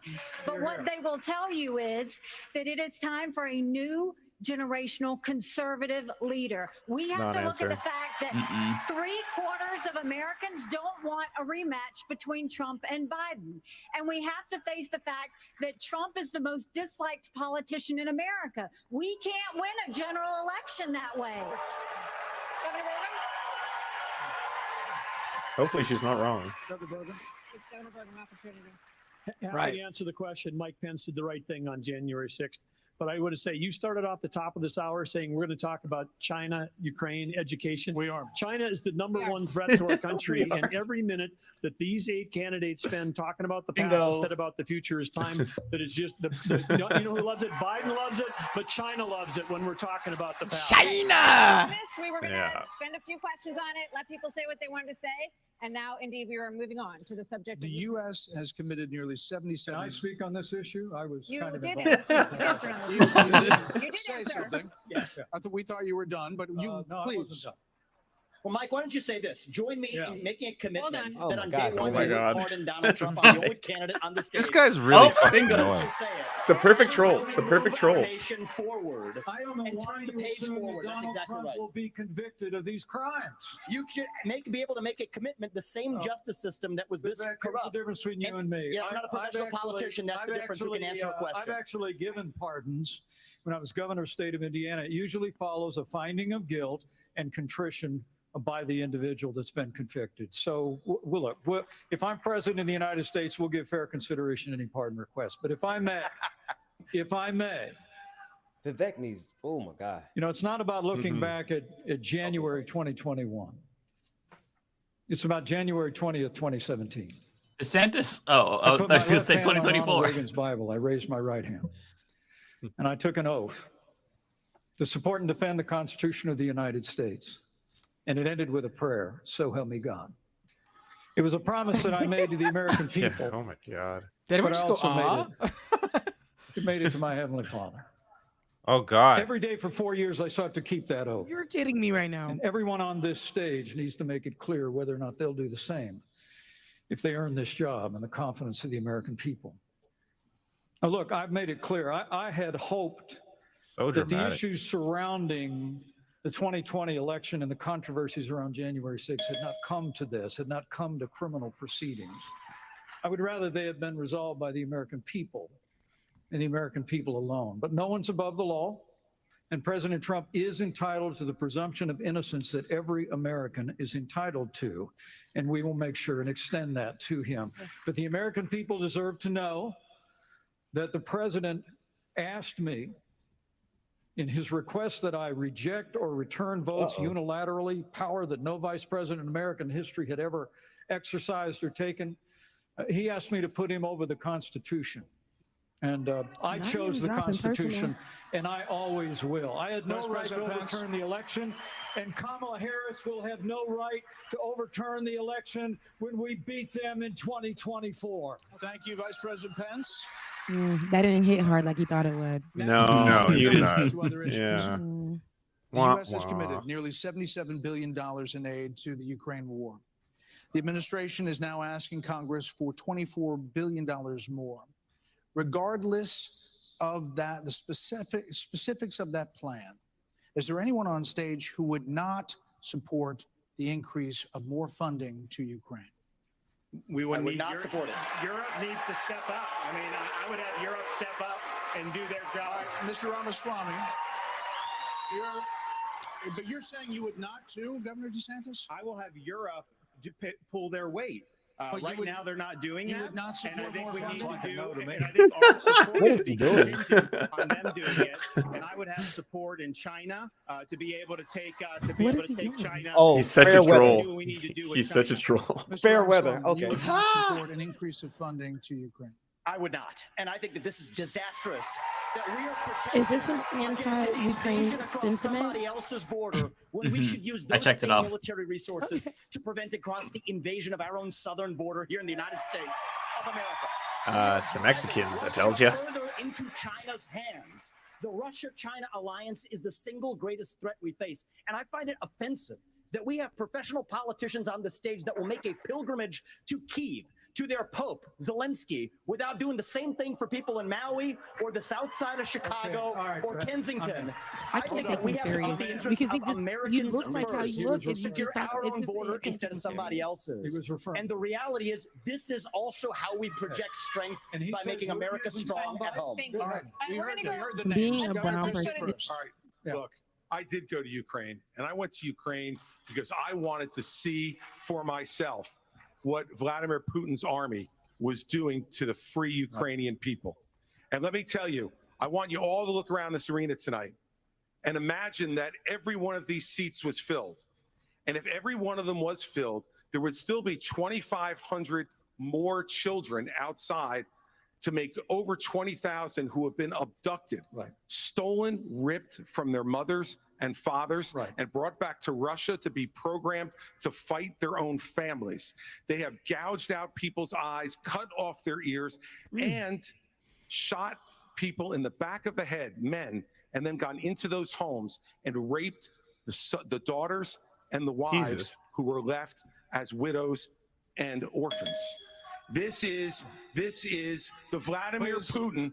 This is the Vladimir Putin who Donald Trump called brilliant and a genius. If we don't stand up against this type of autocratic killing in the world, This is not going to play well. But it's the truth. Hold on. You were mentioned. Governor Haley, we'll come back. Vice President Pence was mentioned. You get 30 seconds. Yeah, well, let me be clear. Anybody that thinks that we can't solve the problems here in the United States and be the leader of the free world has a pretty small view of the greatest nation on earth. That is incorrect. That's a good line. We've been That'll the be leader of the clipped. free world and the arsenal of democracy for years. The Reagan Doctrine years ago made it clear. We said, if you're willing to fight the communists on your soil, we'll give you the means to fight them there so our troops don't have to fight them. Vivek, if we do the giveaway that you want to give to Putin to give him his land, it's not going to be too long before he rolls across a NATO border. And frankly, our men and women of our armed forces are going to have to go and fight him. I want to let the Ukrainians fight and drive Putin and the Russians back out into Russia. I want to just So our briefly troops address aren't going to have to Pence. make that Vice fight. President Pence. I have a newsflash. The USSR does not exist anymore. It fell back in 1990. Did I say The real USSR? threat. You talked about the communists, and the real communists that we have to address Do you right not now have is any the idea what I That's what Jimmy Neutron you had. already spoke. Now I actually have something to say. Vladimir Putin has been saying he wants to reestablish the old Soviet sphere You've made of your point, influence. Vice President. Now, if you think I'm sorry if I insulted him by calling him a communist. He is a dictator and a murderer, and the United States of America needs to stand against authoritarianism. Mr. Ramaswamy, 30 seconds. Respond.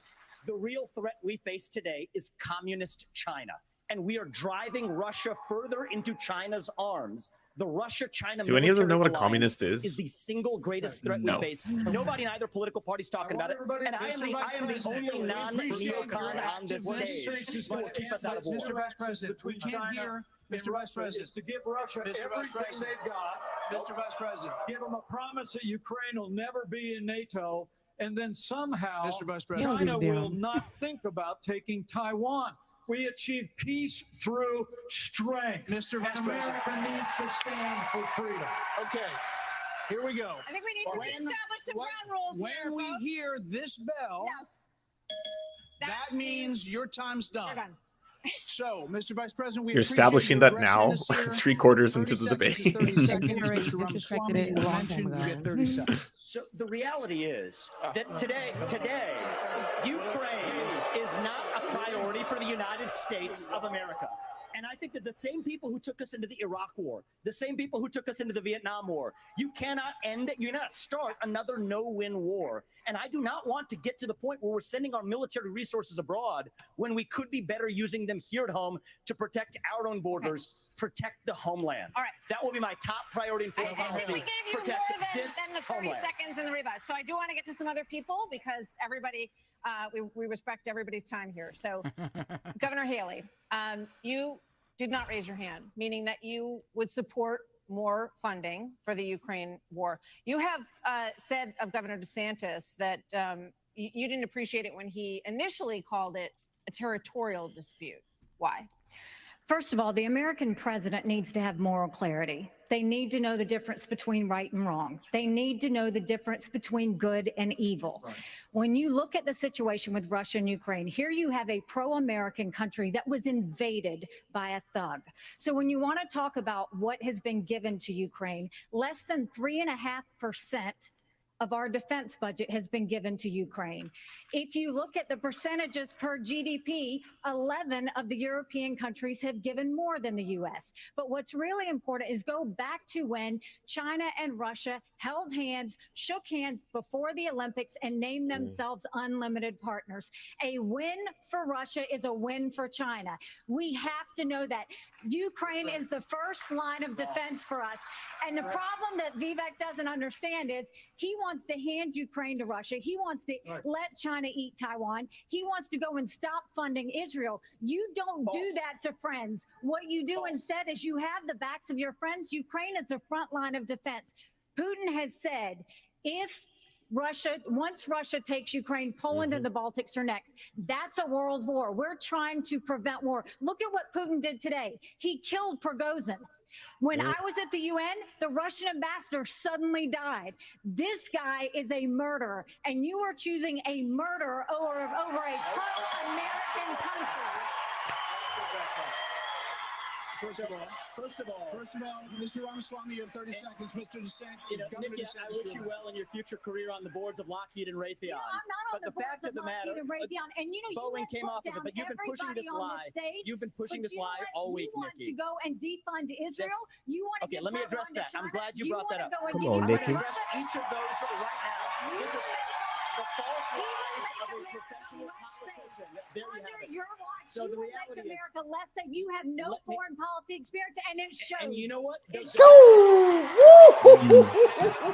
That was good. Worthless wars we've gotten into. I have to address that. So our relationship with Israel will never be stronger than by the end of my first Bitch term. ass. But it's not a client relationship. It is a friendship. And you know what friends do? Friends help each other stand on their own 2 feet. So I will lead Abraham Accords 2.0. I will partner with Israel to make sure Iran never is nuclear armed. But you know what I love about Israel? And I've been there probably in the last 10 years more than most people on this stage. You know what I love about them? I love their border policies. I love their tough on crime policies. I love that they have a national identity and an iron dome to protect their homeland. And so, yes, I want to learn from the friends that we're supporting. And what puzzles me is, I want to learn from those and apply those to protect our homeland, Nikki. Israel That is needs the answer. America. America needs Israel. Okay, Governor DeSantis, you were mentioned in the territorial dispute. Not only no, it's not a territorial dispute President either. of the United States, your first She's obligation is to defend our country and its people.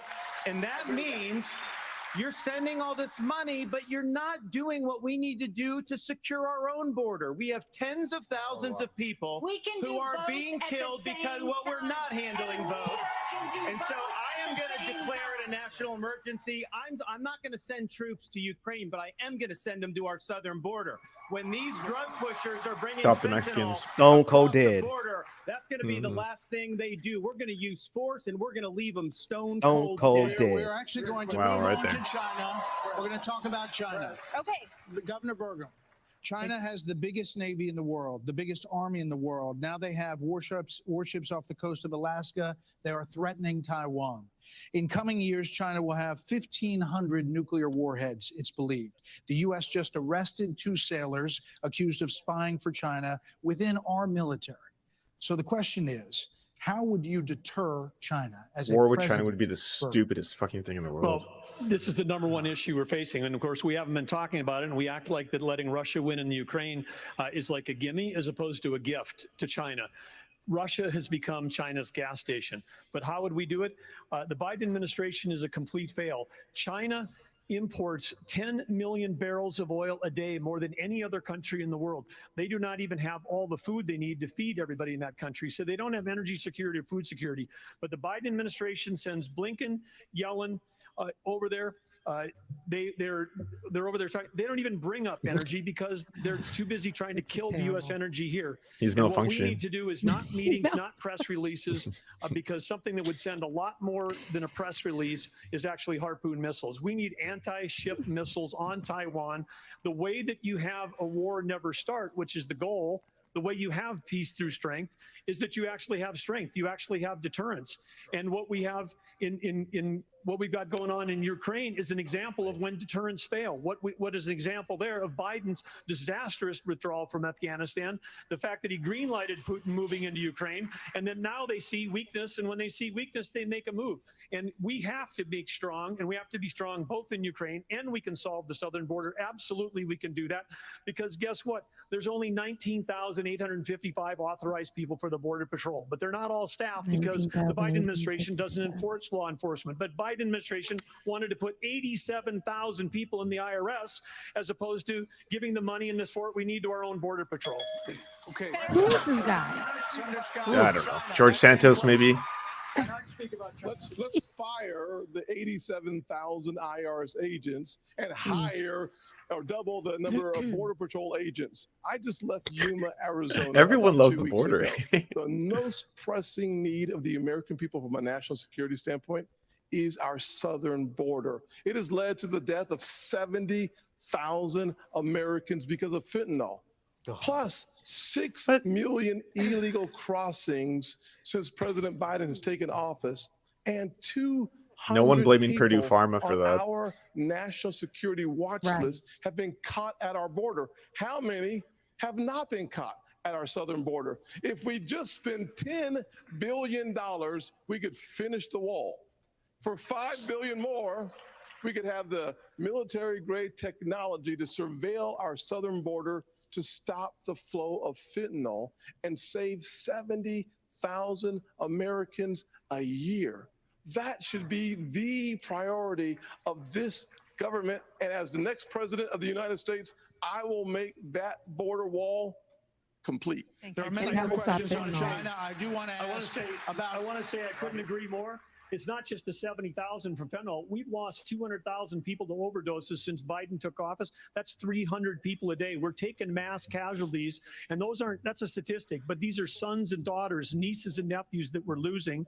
We've got North Dakota troops down there flying night helicopter missions from San Diego to the Gulf Coast, trying to stop these transnational criminal organizations. They've got better funding on their side than we've got on our side. Speaking of which, Governor Hutchinson, images from earlier this month, Governor Hutchinson, with Mexico, Vice President Pence, Is he still?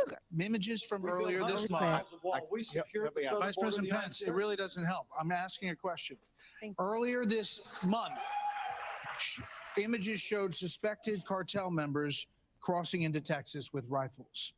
Do you consider this an invasion? Would you authorize lethal force along that border?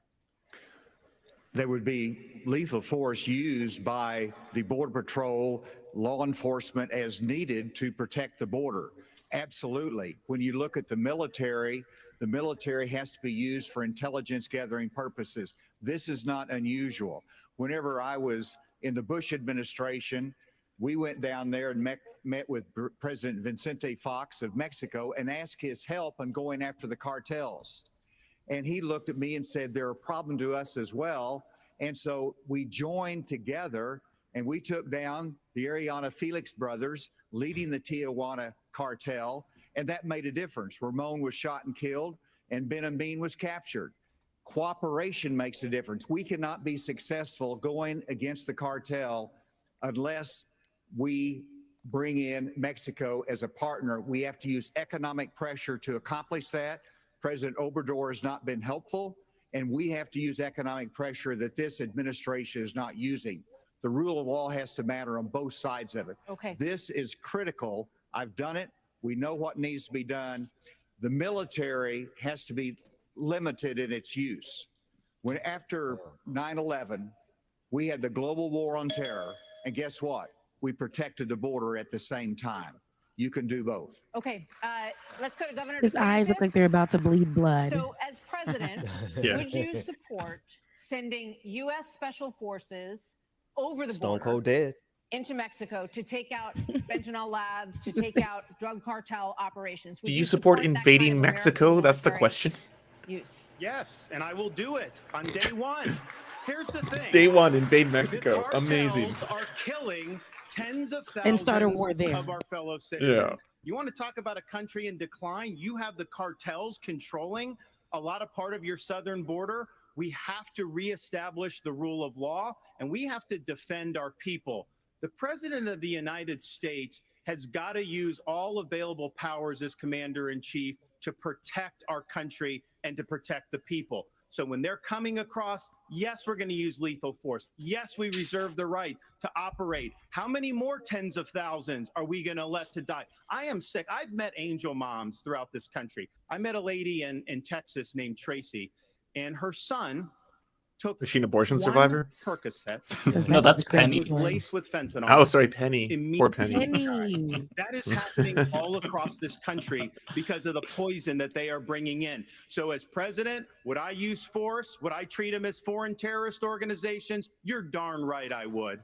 You know, Vice President Pence. Day one, invade Mexico. Hell of a You're promise. darn right. Vice President Pence, why would you be better at this issue than Governor DeSantis? Governor DeSantis on the campaign trail refers to your administration as not finishing the wall. Right. Look, Penny in a pen. we secured the southern border of the United States of America and reduced illegal immigration and asylum abuse by 90%. When Joe Biden took over, he threw open the southern border of the United States, and the wave of humanity, the wave of fentanyl that's been eloquently described here is a wave of human tragedy across this country. But Martha, you began this evening talking about who is best prepared to be the next president of the United States. And I have to tell you, with all humility, I was there when we negotiated through the government shutdown and got the funding available to build the wall. I was negotiating on Capitol Hill around the clock. I negotiated the Remain in Mexico policy on behalf of the President of the United States. And AC, you're so right. It's because we used economic pressure to bring the Mexicans to the table, and they allowed us to have people wait in Mexico while they applied for asylum and ended asylum abuse overnight. We got the Mexicans to deploy their National Guard to their southern border and to our southern border as never before. And I want to promise you, as President of the United States of America, I will engage Mexico the exact same way, and we will partner with the Mexican military, and we will hunt down and destroy the cartels that are claiming lives in the United States. At least he said Okay, partner. thank you. Another issue that is related to this is that almost 7 million migrants have crossed this border, our southern border, during the Biden administration. So, Governor Christie, what would you do about the 7 million who are here? How would you handle them? What would you do? Look, Martha, the first thing we need to do is to stop any more from coming. That's the first thing we need to do. Then the next thing we need to do with the folks that are here is to, again, as we've talked about all night tonight, we have to have law and order in this country. We have to enforce the law. And what that means is to make sure that people who come here illegally are not rewarded for being here illegally. We have so many wonderful people from around the world who are waiting in line, following the law to try to come here and pursue the American dream. And those people are waiting and waiting and waiting because we haven't dealt with the problem of the folks who are here. We have to have them detained. We have to make sure that they are not rewarded for having broken the law. And one last thing on this fentanyl issue. With China, we can't take our eye off of that ball. Right. Yes, it's important that we secure the border. Very important, as I just said. But China is sending these chemicals to these drug cartels for them to create the fentanyl that is killing hundreds of thousands of our citizens. No, they're not. They make the fentanyl in China. Are engaging in an act of war against us, killing our citizens. We better make that priority one in It's our not the Chinese government doing China it. and to try to straighten that relationship out. It's Because if we fentanyl don't, producers in we're gonna China. lose more and more of our I citizens. just want to clarify, would you send those people back? Of course. You'd have to. We have a lot of issues that Americans care about. Next up, we're going to talk about the crisis in education, as millions of American children are not proficient in reading or math. After this. Oh boy. Homeschooling. Yeah. That's gonna be a doozy. DeSantis is that's his whole thing, right? Yeah. I gotta say, this has been brutal. This is this brutal. is really terrible. It's everything that we know. Like it's exactly who each of them are. At least the ones we know. Looking at you, Asa Hutchinson, and blah blah blah, blah whatever. You're the $20 gift card guy. But I mean, you're a Republican, so I mean, obviously. But this is exactly who they are that we know. And on top of that, their performances. I mean, there's a few standouts. Like obviously. Vivek is going out of his way to make himself obvious and known. I think actually, oddly enough, surprisingly, just from like performance-wise, I guess, because obviously I wouldn't agree with any of these people, but performance-wise, Mike Pence is actually like surprisingly pulling off surprisingly holding it. Yeah. I think Haley too. I mean, Nikki Haley, she's been all right. Nikki Haley. My expectations were so low for her. Nikki Haley's just coming in with moments, though. Mike Pence has been surprisingly relevant throughout the whole debate, right? Like he's gotten himself attacked a few times. Ron DeSantis is just like slinking away in the background there, which is amazing. I mean, I guess he's really boring. I didn't. Yeah. Not only is he boring, he's not assertive. He's not putting himself in there. He's not. Well, hey, now he is going to invade Mexico. Come on, day one, he's going to get into Mexico and destroy the fentanyl. That's day one promise. Yeah, you're darn right. You mother. Right. You're darn right. We don't need Trump would have been saying, y'all right. This is what's gonna be like. We coming in there with shooters. I got shooters behind me. Everybody died. Okay. Kids died. Everybody is dying, and then we're gonna build a wall with their blood. I'm voting for Rebecca. I don't know about anyone else right now. I think Nikki Haley though is actually, to me, look, is it because I'm a woman? But no, I think Nikki Haley is actually she's better than what I thought it was going to be. I thought she was going to be the one to slip into the background. And I think she's trying to appeal to the women because we know, honey, okay, that these white women be having abortions too. And these when women on the right, they have abortions. We understand and we know this.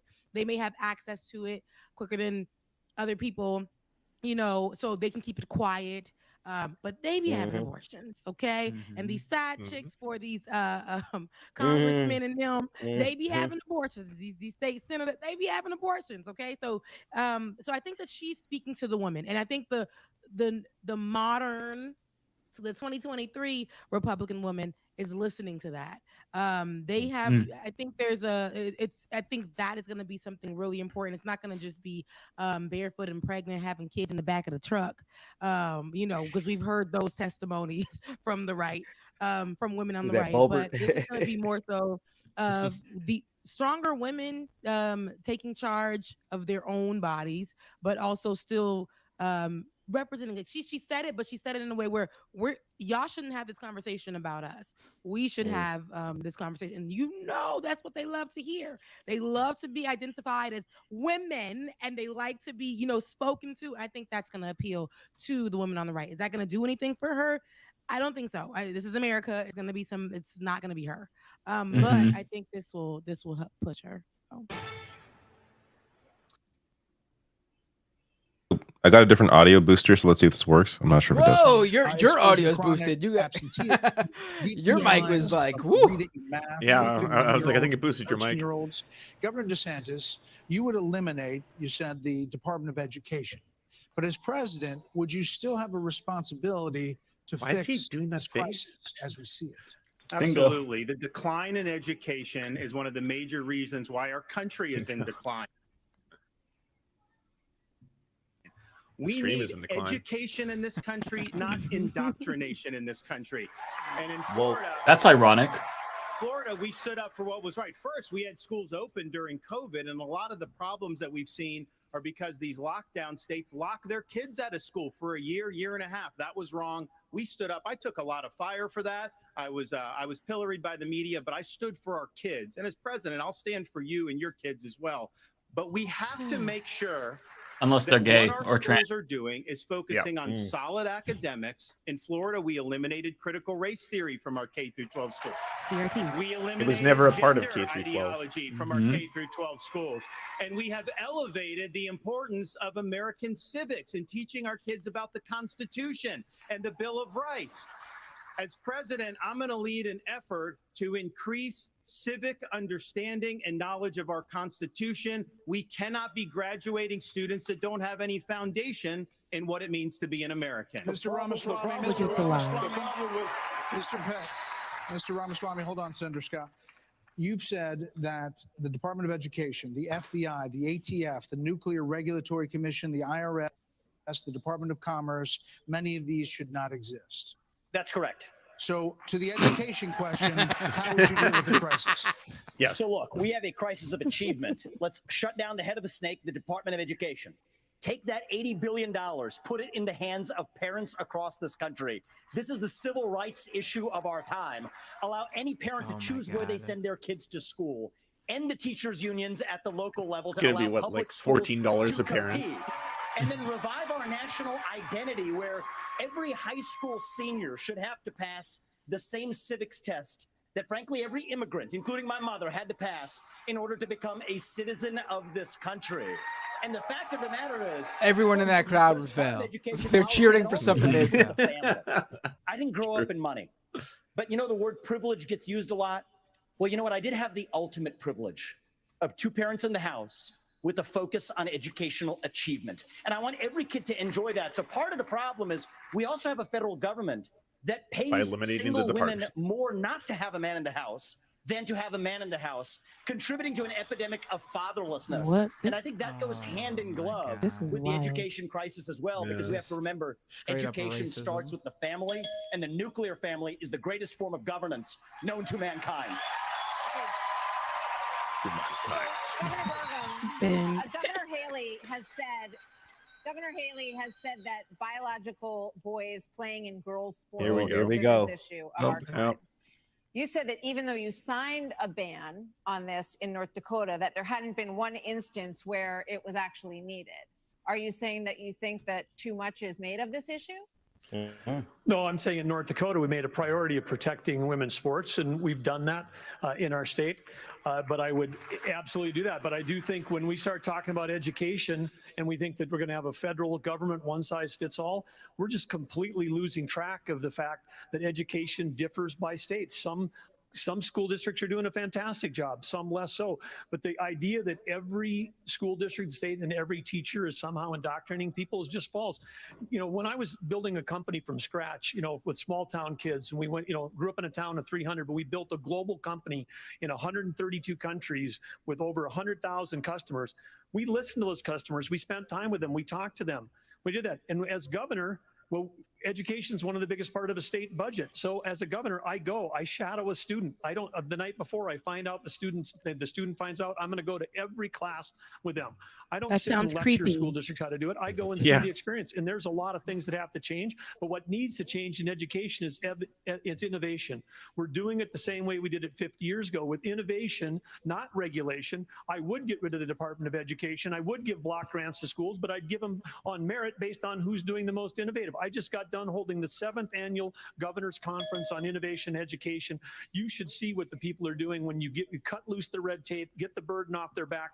They care. Teachers in this country, the vast majority of them care about those kids. They're working in low-paying jobs, and they're fighting for those kids and their families. Governor Haley, you said that this is the women's issue of our time. First, I'll tell you, as you know, as a parent, the one thing you want is for your child to have a better life than you did. And we can talk about all of these things, and there's a lot of crazy woke things happening in schools, but we've got to get these kids reading. If a child can't read by 3rd grade, they're 4 times less likely to graduate high school. So we need to make sure we bring in reading remediation all over this country. We need transparency in the classroom because parents should never have to wonder what's being said or taught to their children in the classroom. Parents need to be deciding which schools their kids go to because they know best. And let's put vocational classes back into the high schools. Let's teach our kids to build things again. When we do that and we allow that innovation, that's when it'll get back. And yes, I will always say I'm going to fight for girls all day long because strong girls become strong women become strong leaders, and biological boys don't belong in the locker rooms of any of our girls. We're going to start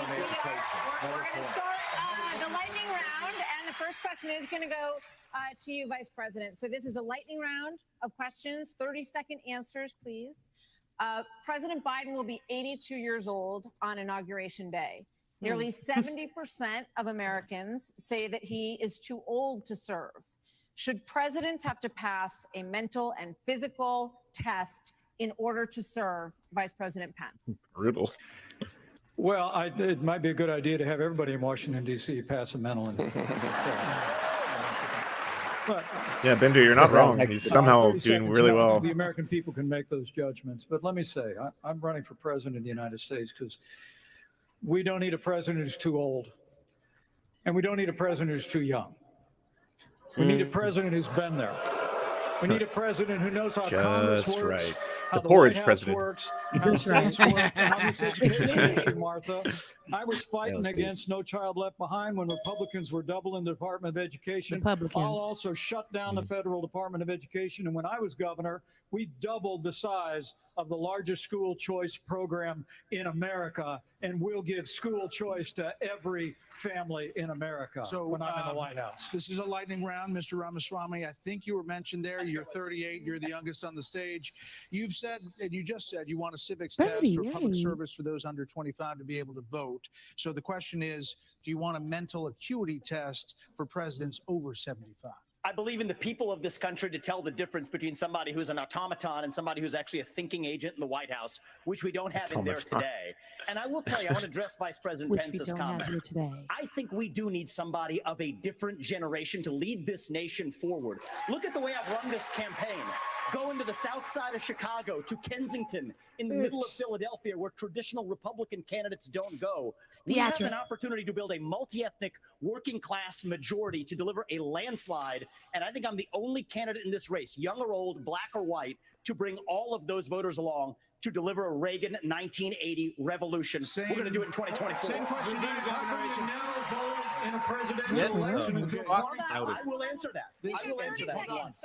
30-second quick answer. You guys need to get control of this. Everybody's going to get a chance to get Listen, control we're of getting this debate. control of the debate. This is a lightning round, not rolling thunder. Governor Hutchinson, you have What? Dad joke. That's a dad joke. 30 seconds So on the cringe. same question. On education, first of all, look at Arkansas. We have to compete with China. I built computer science education. We led the nation in computer science education, going from 1,100 students to 23,000 students taking it.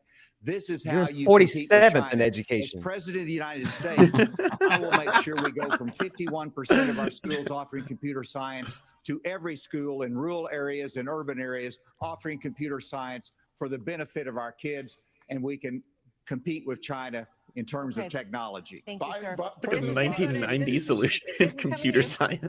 We're trying to do a quick round of different topics here. So, Senator Scott, faith is on decline in this country. You talked about it a little bit before tonight. Finally rolled back So over is the there a stat. role for a president of the United States in changing that?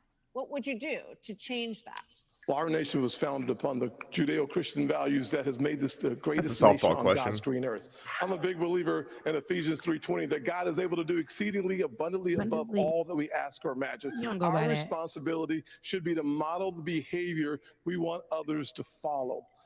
And On you don't. education, the only way we change education in this nation is to break the backs of the teachers' unions. They are standing in Oh the my God. doorhouse of our Those kids, greedy gonna help. unions. locking them into Fat failing cat schools teachers. and locking them out of the greatest future they could have. As Goodbye, President Dave. Governor DeSantis, Aggressive. would you support some mandatory military service for all Americans? I think it should be voluntary. I'm somebody that volunteered to serve, inspired by September 11th, and I deployed torture. to Iraq. Yep. Yeah. alongside Sure. U.S. Navy SEALs, torture in places fetish. like Fallujah, Ramadi, and it's something that I think has taught me. You know, when you go in that type of environment, anything you have, your personal agenda, you check it at the door.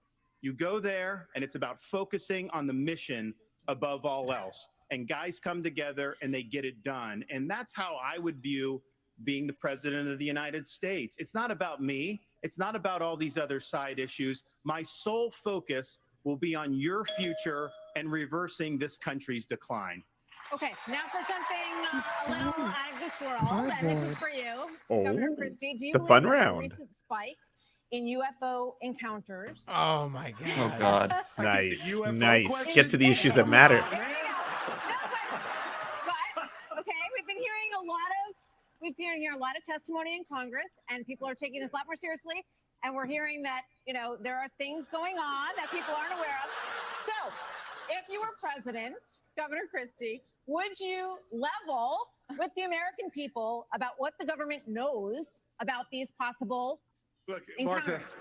and especially coming from a woman from New Jersey, I think it's horrible that just because I'm from New Jersey, you asked me about unidentified flying objects and Martians. We're different, but we're not that different. Look, of course, the job of the President of the United States is to level with the American people about everything. The job of the President of the United States is to stand for truth. The job of the President of the United States is to be a role model for our children and our grandchildren.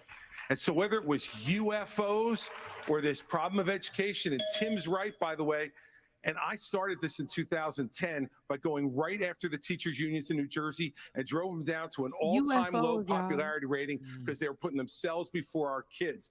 That is the biggest threat to our country, not UFOs. Okay.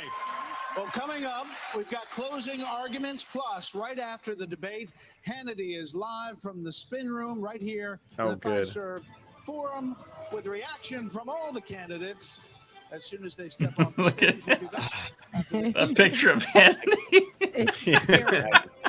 It was his Pan right Do there. you trust our government and where the economy is heading? Just Wow. So this is torturous. And the immigration segment was basically who can be the biggest fascist. And they all win. They all win. Yep.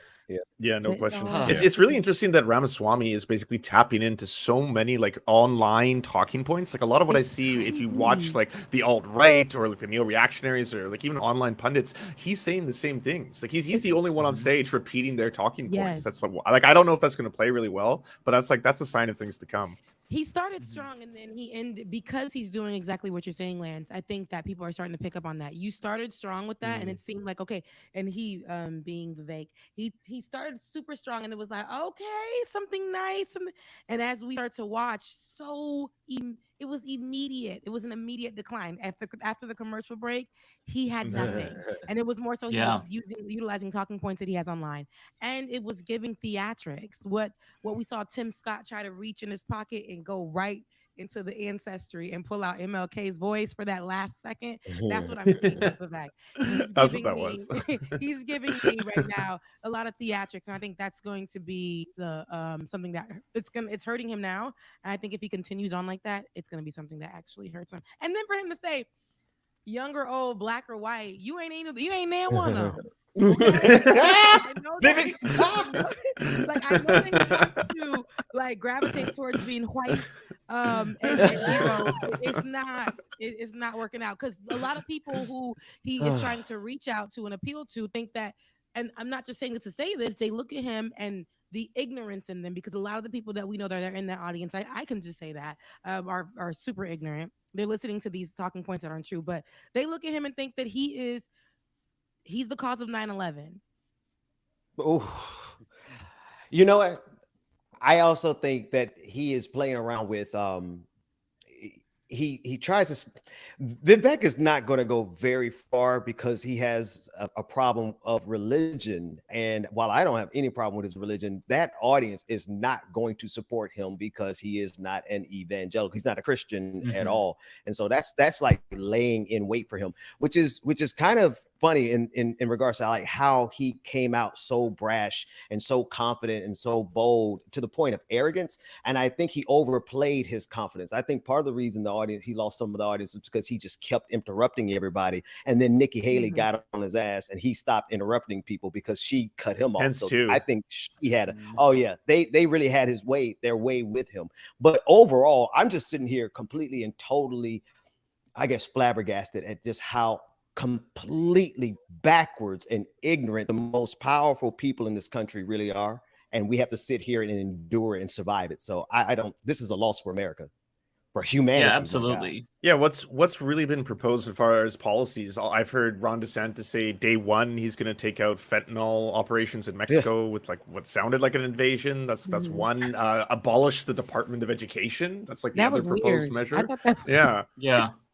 Yeah, I mean, the only one who's proposing like changes is Vivek, but he wants a Reagan revolution, which is what we've already seen, and we're still in that Reagan paradigm, arguably, where both parties are neoliberal. So what is he talking about? And one thing that I've noticed about him is that he is smart, that he kind of knows his lane, right? I think that he's playing to the podcasters, the Tim Pools, the right-wingers who have large platforms to maybe bolster him. But in terms of like, how can he connect with people on the ground?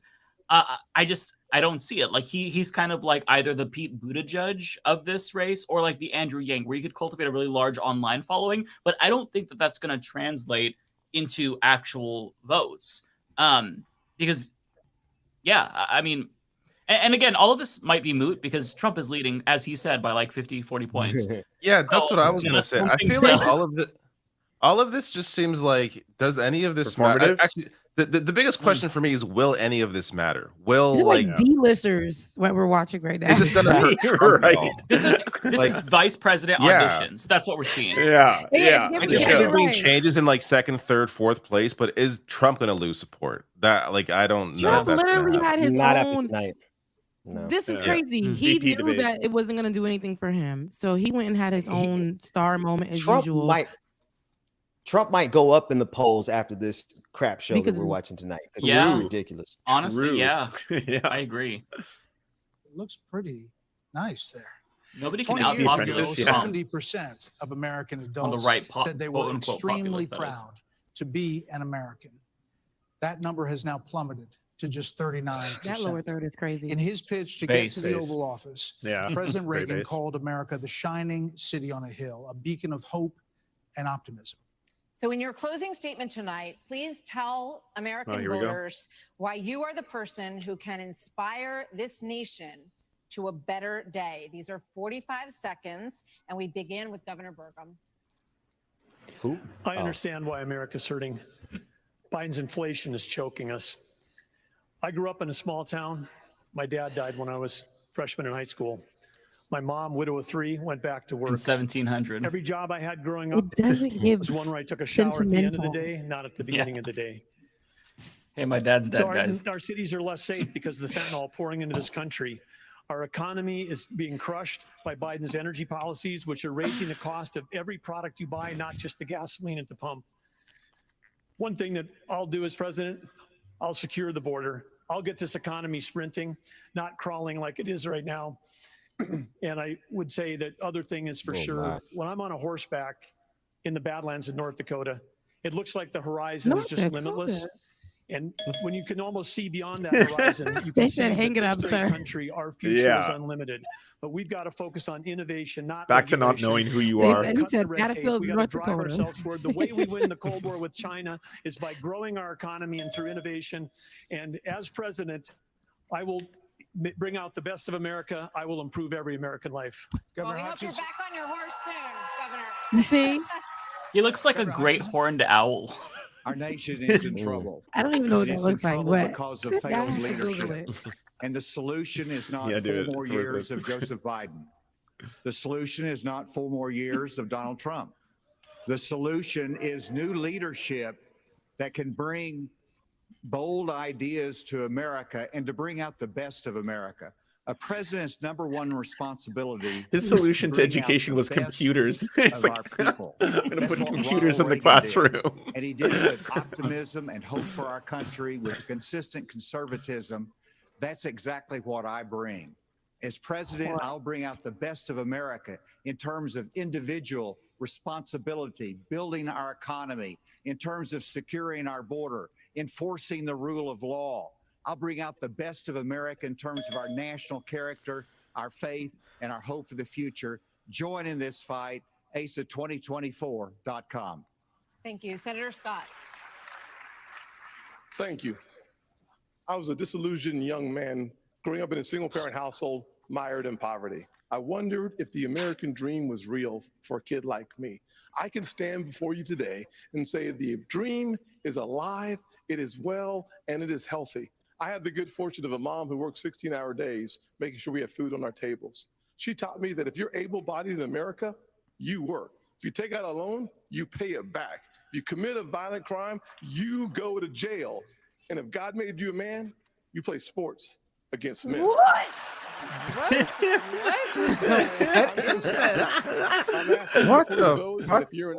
What if you don't want to play sports? You can go to votetimscott.com for more information or to make a contribution. I don't want to wrestle. Governor Christie. Thank you, Brett. Thank you, Martha. Look, everybody on this stage wants to be the next president of the United States. And the only way that's going to happen is if we beat Joe Biden. I'm the only one on this stage who's ever beaten a Democratic incumbent in an election. I did it in a deep blue state, being outspent 3-1. Beating a Democratic incumbent is not easy. The last Democratic incumbent president who was defeated was Jimmy Carter. And he was defeated by a conservative governor from a blue state who knew how to get results, who stood for the truth, who cared about accountability, and stood strong and hard against waste. Those are the very things that I did in my 8 years as governor of New Jersey. And it's exactly what I'll do as president of the United States. Believe me, the Democrats want some other nominee who's never beaten a Democratic incumbent. I'm the one who can win this race. And if you give me the chance, I will restore our country by winning it. Thank you. Governor Haley. Several weeks ago, I dropped my husband, Michael, a combat veteran from Afghanistan, off at 4 a.m. for another year-long deployment. I watched him and 230 soldiers pick up their 2 duffel bags of belongings to go to a country they had never been, all in the name of protecting America.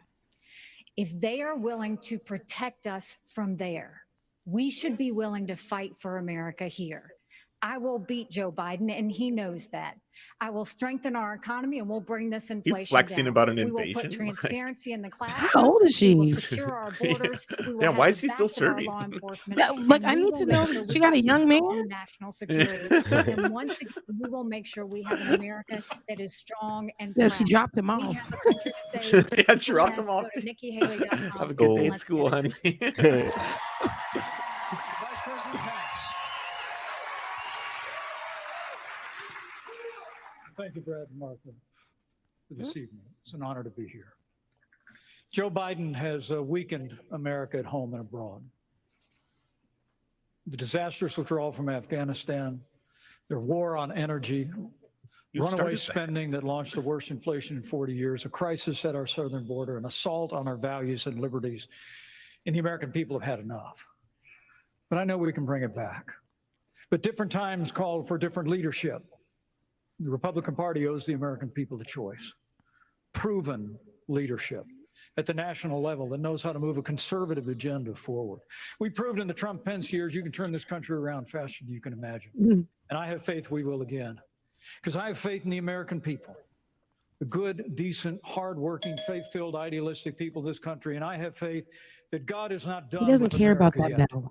And if we will renew our faith in one another and renew our faith in him who has ever guided this nation since we arrived on these wilderness shores, I know the best days for the greatest nation on earth are yet to come. Thank you. Mr. Ramaswamy. He's so OG political. That's going to help him a lot. 1985, and I grew up into a generation where we were taught to celebrate our diversity and our differences so much that we forgot all of the ways we are really just the same as Americans, bound by a common set of ideals that set this nation into motion in 1776. And this is our moment to revive those common ideals. God is real. There are 2 genders. Fossil fuels are a requirement for human prosperity. Reverse racism is This is gonna get racism. clipped. An open border is not a border. Parents determine the education of their children. Alex The Jones nuclear called him family Alex is the Jones greatest 2.0. form of governance Right. known to man. Capitalism lifts us up from poverty. There are 3 branches of government, not 4. And the U.S. Constitution, it is the strongest guarantor of freedom in human He history. rehearsed That it. is what won us the American Revolution. That is what will win us the revolution of 2024. Thanks for letting me A lot of introduce myself slogans. tonight. I was waiting for, and vaccines killed millions of Americans. Right. Yeah. This cycle. Oh God. Oh God, what is he doing? Yeah. Governor? Go. This is our time for Oh, he choosing. didn't know, y'all. We will send Joe Biden Yes. back to his So basement weird. and we will reverse the decline of this country. I'm a blue collar kid. I work minimum wage jobs to be able to make ends meet. I understand the importance of the American Did they all dream, come from and poverty? I know how Everyone? that slipped away No. from so many millions of Americans. Tim will Scott, restore it. maybe. I'm a veteran Like, who served in how? Iraq. I know what it means to put service above self. I'm also a dad and a husband to 6'5" and 3-year-old. I understand the importance of protecting parents' rights and the well-being of our children. In Florida, we showed it could be done. I made promises and I delivered on all of those promises. 2024 is make or break. We're not getting a mulligan, no excuses. I will get the job done. And as your president, I will not let you down. He's God just not bless you all. presidential. But what is presidential? We had Donald Trump as president, so I don't even know. All the candidates on the stage tonight, and thank you to Milwaukee. Thank you, everybody. We will see you on the campaign Wow. trail from debates to primaries to the general election and the conventions before that. Thanks for joining us. Sean Hannity from the Spin Room starts right So- now. Take it away, Sean. So funny. They let Sean. DeSantis go last, and he was the flattest, the Oh my God, least like Yeah. he's like excited. Yeah. Negative there's energy. no carbonation there. There's no fizzle, Yeah, no there's shit. no pop. Yeah. There's nothing. No He's Riz. boring. I didn't think that. Negative Yeah, negative Riz. Riz. Negative Riz. Negative. Negative Riz. Yeah. In Florida, he's like God for those people right now. For you know him and Trump, because you can still drive by and they still out there with the trucks with Trump on the side. But you know, they were calling it like the DeSantis County, all that other stuff in different areas, and he was just so celebrity over there because of the extreme things that he's been doing to challenge racism and education and the story of how America was founded and reimagining slaves and their lives. That whole thing. They're like, if he can do that, he can do anything. But he is not. You okay? So you sold us a story because I thought you was gonna come with a little bit more of je ne sais quoi He had on the none stage. of He gave that. us nothing. He doesn't know how. He started Yeah. off really. He started off really hype. Yeah, with, he tried at the beginning. Loud, angry. Oh, yeah. oh my god! And Commanding. then by midway through, he was done. He burned out. All them people that started off strong ended up just we don't remember. Yeah, them. they flamed out. That's I like how feel. DeSantis. I felt like I came into this hot and ready to go, and then I Now would say I'm like an burnt hour out. into Down. it, I was just We like, have nothing ooh. to talk about, really. Yeah. But see, DeSantis, we have a is- reason is- to be depressed. I'm sorry. Go ahead, Mike. Yeah. No, you're right. Real quick, by the way, we still have 12,000 concurrent viewers across 9 different channels. The next debate is September 27th, so subscribe wherever you're watching if you want more of that. Just had to put that out there really quick. There you go. That's more not of the us, same not more people. not more of these Yeah. debates. If we can still stream it, because I feel like mentally it might not be good for me. I will try. I'm sure I'll talk about it in some way, shape, or form. But I feel like that was just not good. That was Not even the bingo. Not even the they- bingo was satisfying to me because I'm like, right. they really talked They about need Trump. everything on here. Yeah. They need Trump. They need Can we- Trump. Simple. Exactly. Could They we need talk Trump. about None how of the interesting guy- it was though to see like the Pence dynamic? I didn't think they'd actually do that moment where Pence is like half being called out, Chris Christie's like half supporting him, and like you almost had that moment where they were going to be like, "Did you think I did the right thing? Like, did I do good? Everybody, did Pence do good? Did I did I officiate?" Mike Pence is the only guy who came out of this looking better than he did coming in my opinion. I think True. people had very low, sort of, Or maybe Vivek. how they saw him. No, I think Vivek destroyed himself. I felt like he was building momentum Really? as like the I don't agree, outsider actually. candidate, And and burnt out? he came off as so fucking smarmy, exactly Yeah. the type of person that the Republican base hates. This Hates, young Ivy League tech bro who comes into this thinking he's hot shit. He came off so fucking bad. So bad. I would not be shocked if he tanks. If he's the first person to tank completely and is gone. Wow. See, I think that's you were certainly passionate about possible. that, Matt. Yeah. Because he I came hope on. I he's think right, that's All he I hope had he's to. right, All he Matt had. hates the all tech he- bros the most. That's why.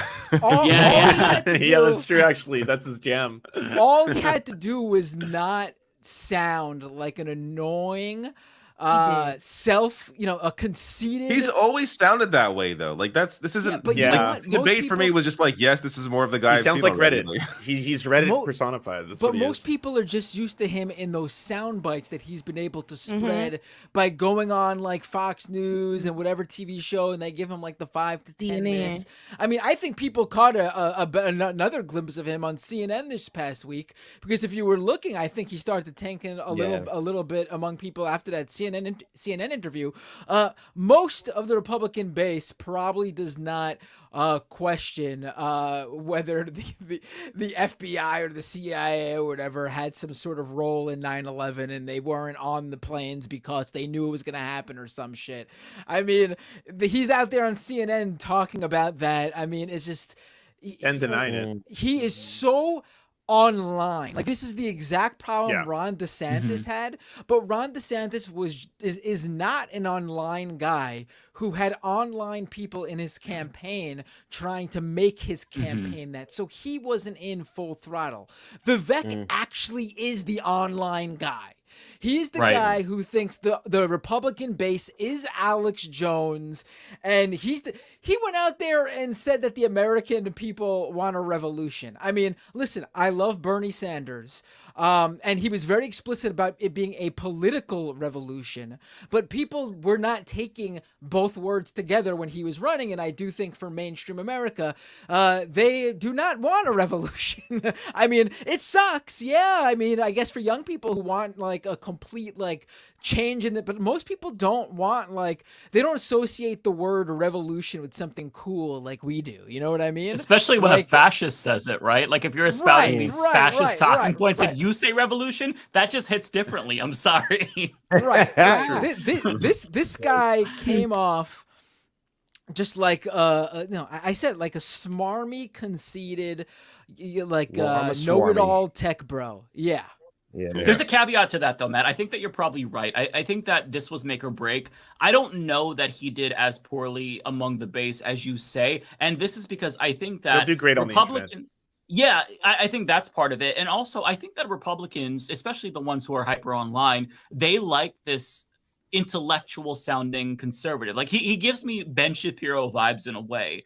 And if there's if there's a thirst for that among the GOP base, then maybe he could succeed. But ultimately, I think that he got his name out there, and now he's either going to go up or down pretty sharply, I think. I feel like for me, ultimately, this was... This all just kind of feels like a wash. Like I don't think that there's any real prevailing winner or loser because Maybe again, Trump. Maybe Trump. Maybe because yeah, that's what I was gonna say. Trump is still the leader, and these are all people who, I mean, no one is even close to Donald Trump. It's not even close. Like if you add all of them together, I don't even think that they. And that's the crazy part about it, because for these people to say that Donald Trump isn't even in the in the lead or he's not. No, see, what's crazy was that there was a time long ago when people were, when Ron DeSantis was actually somebody who can go up against Donald Trump. What it looked like in that short 15 seconds of fame. And then he officially announced. And yeah,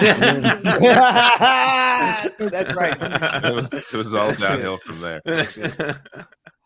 Yeah, folks, I honestly, I'm going to bow out because this was a whole night of just depression for me to see these people of this country, the state of humanity on that stage. I'm going to bow out and go meditate somewhere for a couple of hours, recenter myself, because I don't even know if I can do another debate, not because it was boring, but they really are showing how much we're going towards fascism and how quickly we're going towards fascism. And they're just applauding it on the biggest network in the country.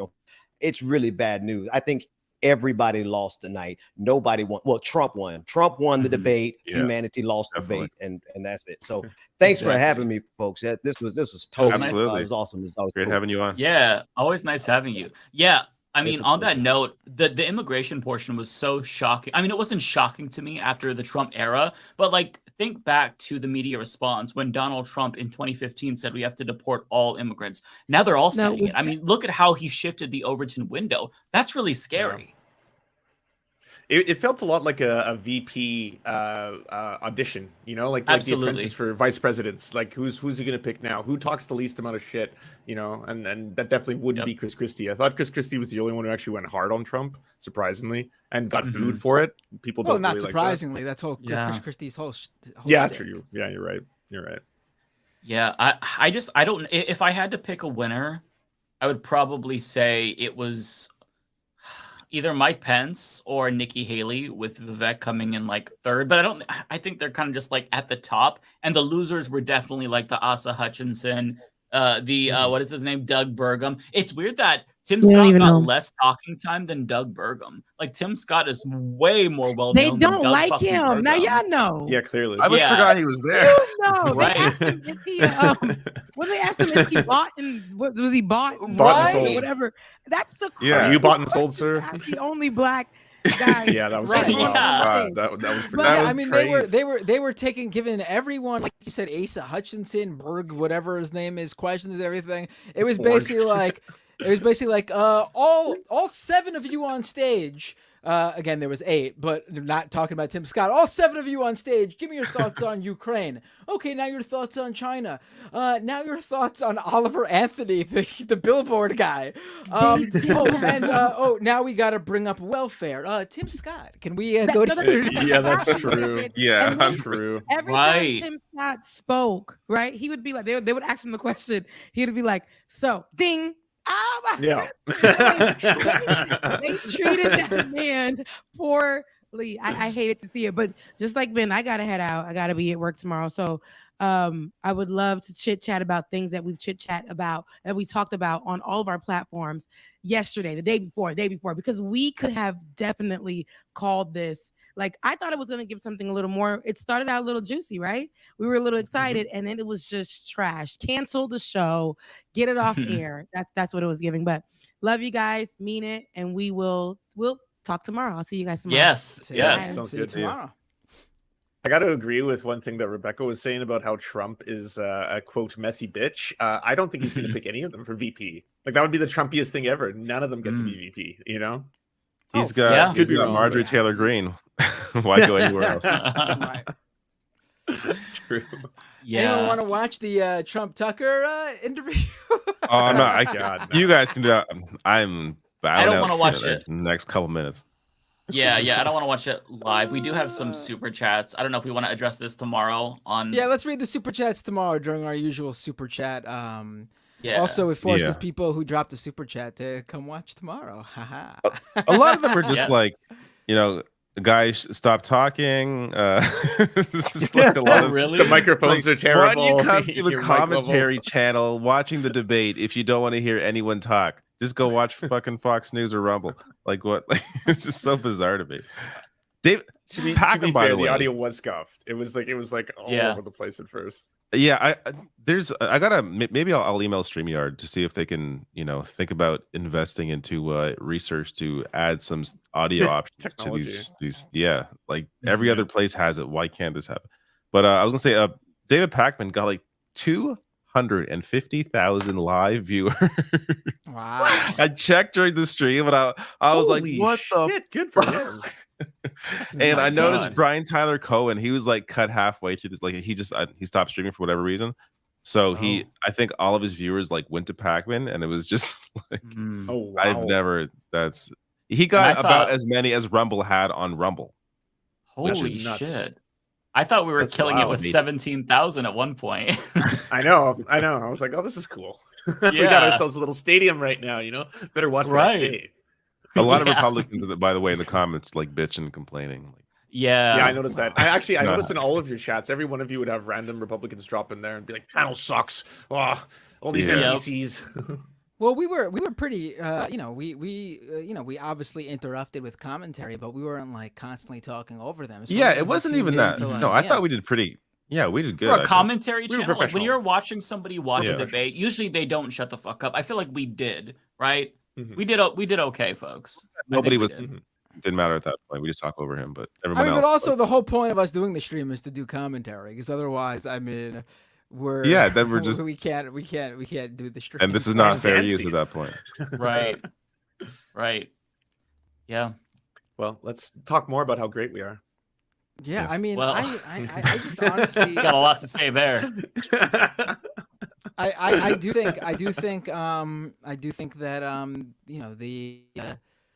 the surprising thing from the debate for me is really that I think Mike Pence I felt like he went in with everyone obviously Surprising.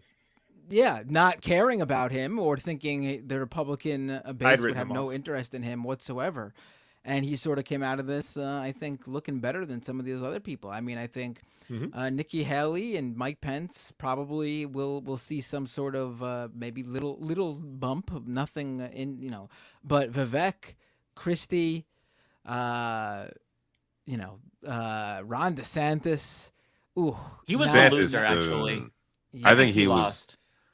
Yeah, Yeah, he Really needed to. bad. He needed and, to come and out he's already swinging. losing. Yeah, this was not good. This was kind of make or break for him, and he needed. I to thought, prove like you that said, has he came out so. policy. Yeah, go he ahead. came out so strong. He came out so strong at the very start, and I thought that was going to be the tempo for the whole thing. I don't know what happened in the middle there, because all of a sudden it was just like there was two Rons. You know, we got the energetic Ron, the kind of like the torturing Ron, the Ron who did the Guantanamo shit, and then we got the other Ron, the kind of like the pudding Ron at the end. Low Like, I was energy. kind of like, oh. Yeah, low energy, covered in pudding. You know, just wanting a blanket. That was wild. I pointed this out earlier, but it's so weird to me how he's probably internalizing the criticism that he sees about him not having a personality. So the way that he responds to that is to just talk louder because that gives him personality. You know, in Florida we did it. Like, holy shit! Yeah, is that all that that's you? basically what he did. Yeah. He tried to invent his personality by speaking more assertive. I guess that was. In lieu I mean, of at the beginning, I'm like, personality, oh, you got this. At the beginning, it kind of worked on me. I'm like, this is a new Ron DeSantis, and then he couldn't keep it up. A louder one. Yeah. Yeah, I will say that I think that Ron DeSantis and Vivek, they had too much makeup on. Mike Pence too. They've got to rein it in a little bit. Okay, you look. We know that like they're already robots, but you look too robotic with all of the makeup on. So rein it in, fellas. Okay, don't go with the Asa Hutchinson look where you look like you're half dead. Put on a little bit of like concealer, foundation or whatever. But yeah, Ron DeSantis, he just the makeup made him look more robotic, I think. Yeah, but they're all robots. So did whatever he was doing to his face for that like last segment. You know, they just kept counting. He's like, I was like, God damn, talk, say something. That's so creepy. That was the bingo. The Ron DeSantis makes a weird face. I crossed it off. I'm not sure who this is for, but I want to read this because I think it's a good point.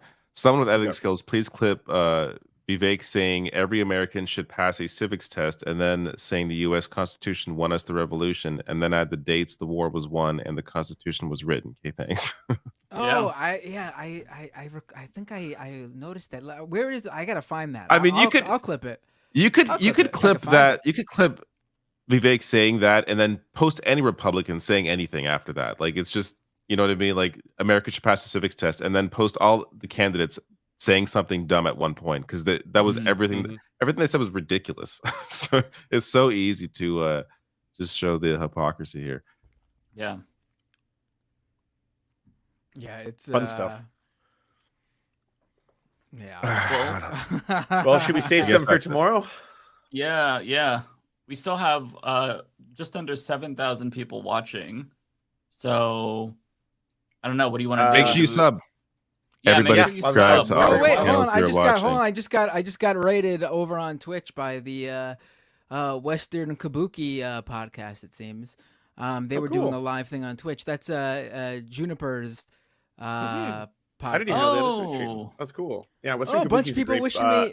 Bunch of people wishing it's me a great happy podcast. birthday from that stream, by the way. I thank you guys. Very nice. And gals and everyone. I really appreciate it. Everyone, it's Matt's birthday. Yeah, I spent my birthday sitting here watching the worst debate I think I've ever watched. Yeah. I think that what you said, Matt, was hit the nail on the head. These debates need Donald Trump. They're just there isn't enough fireworks that were there. It was like too like I don't know. It can't offset the dumb shit we hear. That's the problem. Like, there isn't enough fireworks for all the crap we have to hear.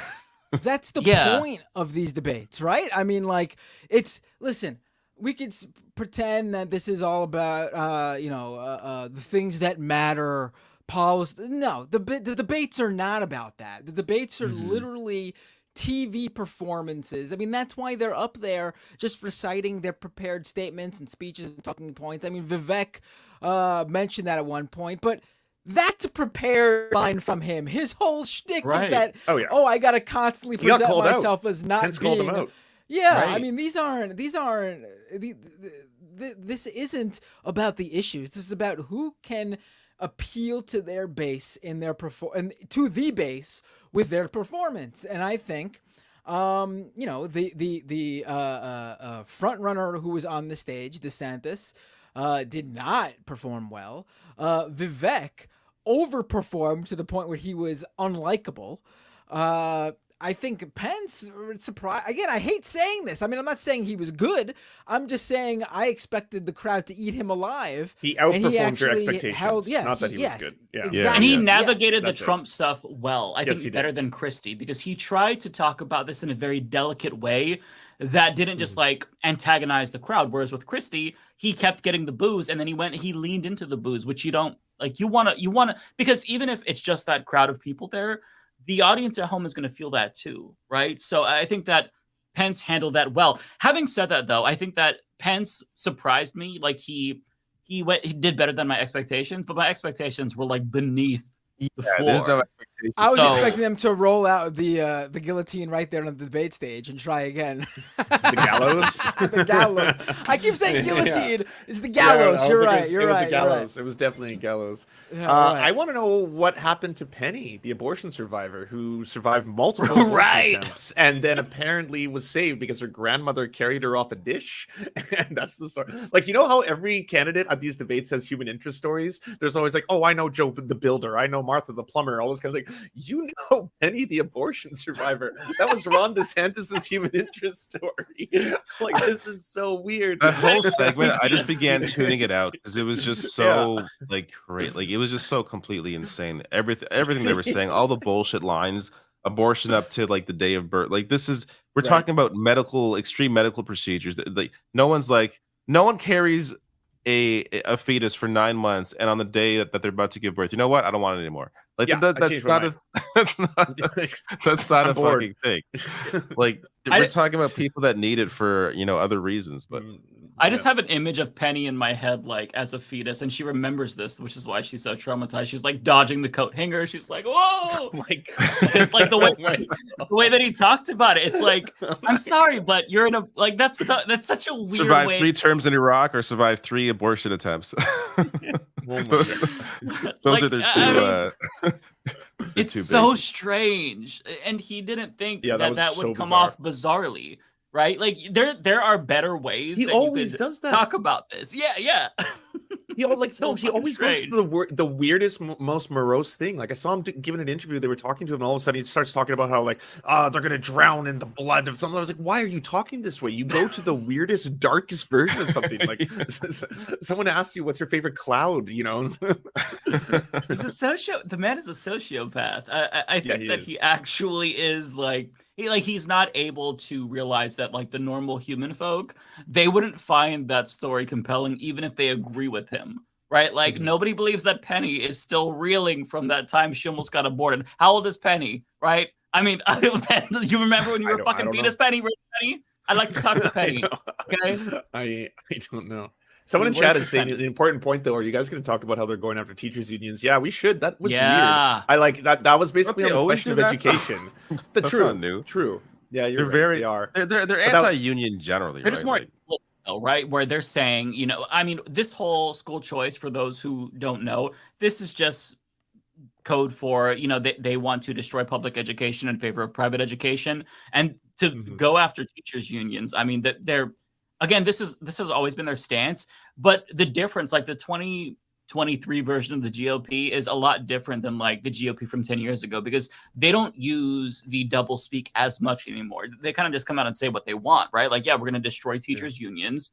Yeah, we're going to shoot people at the border. What the fuck are you going to do about it? And the base claps like seals. They love this shit, right? Because this is fundamentally a fascist party. So they don't have to like kind of like tap dance around these issues. They could just say, yeah, we support the worst version of the most cruelest version of a policy for everything imaginable. And it's fine. It doesn't lose them support, unfortunately, which is why they do it.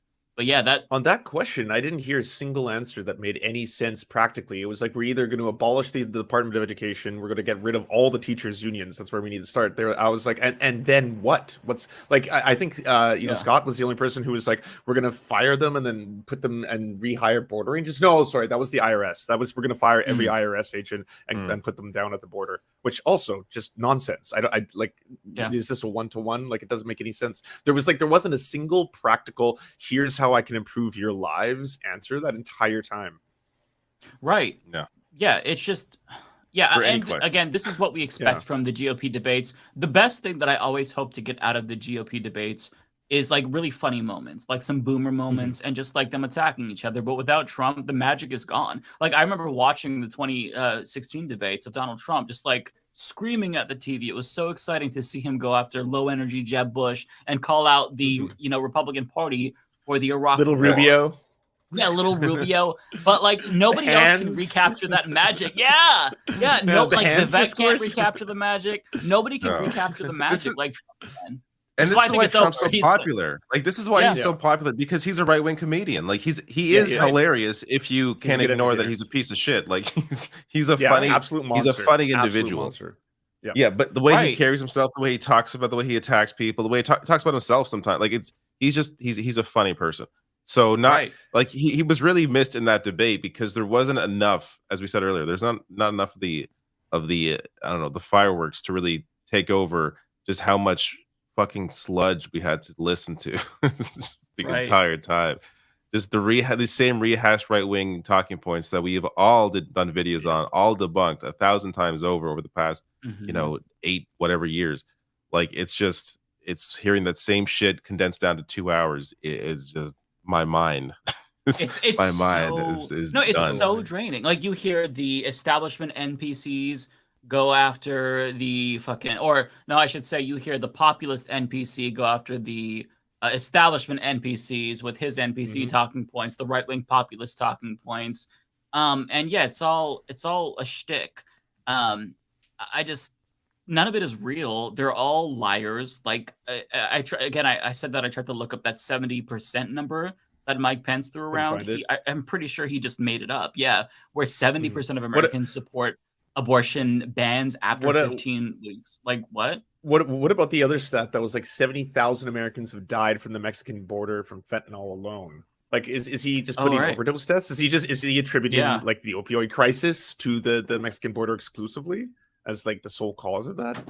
Yeah, like what do they mean? It can mean like because they're so disingenuous. Even if it starts with a kernel of truth, like how they get to their answer, just I don't know. They're liars, so I assume everything that they're saying is incorrect, and then I look it up later. But you know what was haunting was the fact that like they had an actual kid go on camera to talk about, hey, you know what's actually really concerning, and this was even on the Fox News debate on the right. We all care about climate change, to find out what their answers were, and then they were like, raise your hand if you think like there's actually human-made climate change, and like one person shyly went like this and then went back down, and that was it. Otherwise, there was like not a single hand.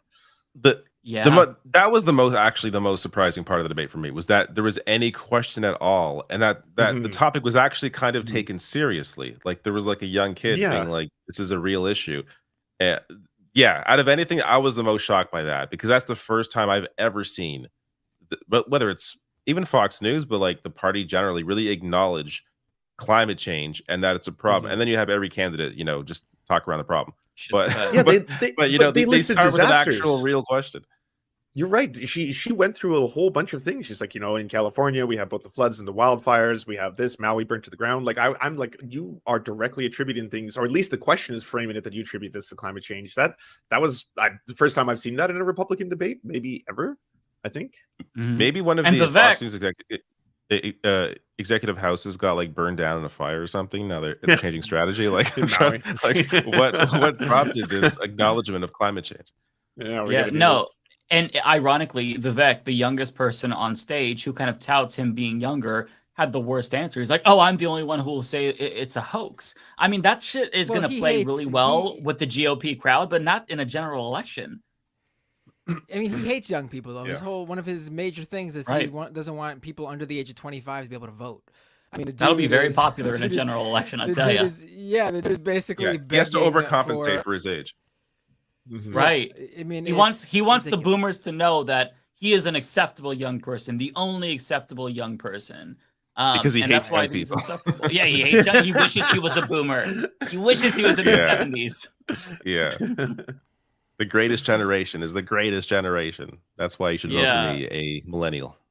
I will say, though, that during that whole the Trump portion, where you can tell they were all kind of squeezing their cheeks, really worried, tap dancing around it, DeSantis handled that Except so for poorly. Pence, who is like, I want to talk more on this issue. Right. Yeah, that's true. Pence was great.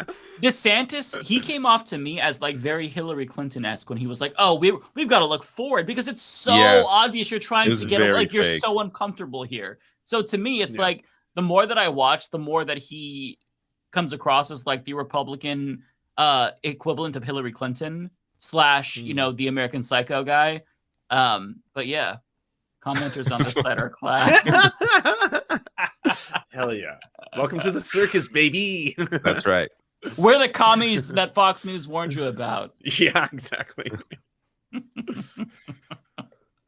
Well, that reminded me of actually another weird moment when they were like basically doing communism slander, but for a bunch of different shit. Sorry, this comment I just. If Vivek converts, he has my phone. I'm wondering. There you go, Vivek. This person may be serious, considering the audience we garnered up during the stream. Anyway, sorry, Lance. Oh, I totally forgot. Oh yeah, communism. China communism bad. Apparently. Oh Was yeah. it Mexico communism Right. bad too? Yeah. Fentanyl, if it's in the room, it kills all the police officers that are in there. Other weird shit like that. A lot of utterly bizarre statements. I'm very disappointed that nobody called Joe Biden a communist. I feel like that's a missed opportunity. You know, that would have slapped, right? That would have been a good line. I think the crowd would have ate that shit up. Yeah. Yeah, I see lots of Vivek support in the comment section. This kind of reinforces my belief that he is kind of like Manufactured online. He's an online character. He's the podcast guy. He's the podcast candidate. He's the Tulsi / Andrew Yang of this round. Okay, to someone who's watching and commenting about their Vivek support, the Vivek supporters out there, name me something specific that you like about him. Not something he said, something specific that he wants to do. I would love to know. I would love to know what you could like ask about that him. question of any of the candidates' supporters because none of them have any real policies. You get what the Mike Pence supporters, like the evangelical who wants biblical law, basically wants to live in a theocracy. That's still pretty general, but yeah. I guess. I just think I can't imagine there's a Republican supporter that's like, I like his infrastructure plan, like because none of these people have anything. They're all just going on vibes. Like there's no real platforms here. I mean, recall the 2020 Democratic Party primary. Like, it was very substantive, right? We were talking about Medicare for all and arguing like the specificity of Medicare for all. Like, how far do we want to go in terms of private insurance and whatnot? What is it going to cover? Whereas these people are talking about like, oh, China bad. Like, it's so surface level. Like, there's no substance there. And I get that is what the crowd wants. Like, they're going to get bored if they start getting into the nitty-gritty of policy. But let's be honest, these candidates don't know shit about policy. I mean, and to the extent that they do know, they have the wrong positions on everything, right? Their policy is basically number one, they want to cut taxes on the rich. They always say that. They want to cut taxes. That's the main thing, and they tout that when they are in power, they cut taxes. And then they go ahead and talk about the deficit, which, of course, as we all know, they can wring their hands about this and say they're the champions of this all they want. But whenever there's a Republican president, the deficit rises. We spend more and more and more, and we put when's the last time we had a surplus? It was under Bill Clinton. I'm not saying Bill Clinton's a good president. I'm just pointing out that if you look at the charts that show these things, when there's a Republican president, our debt is in the red. And when there's a Democratic president, we might not be in the blue, but it goes up. It's less. Bill Clinton had us in the blue. I mean, the green or whatever it is. It's the same sort of policies that they, and their new thing is the obsession over transgender people. But what is going to be their policy there? Like, what is it going to be? Like, Trump already did what he did with trans people in college sports with what's it called again? Title IX. Yeah.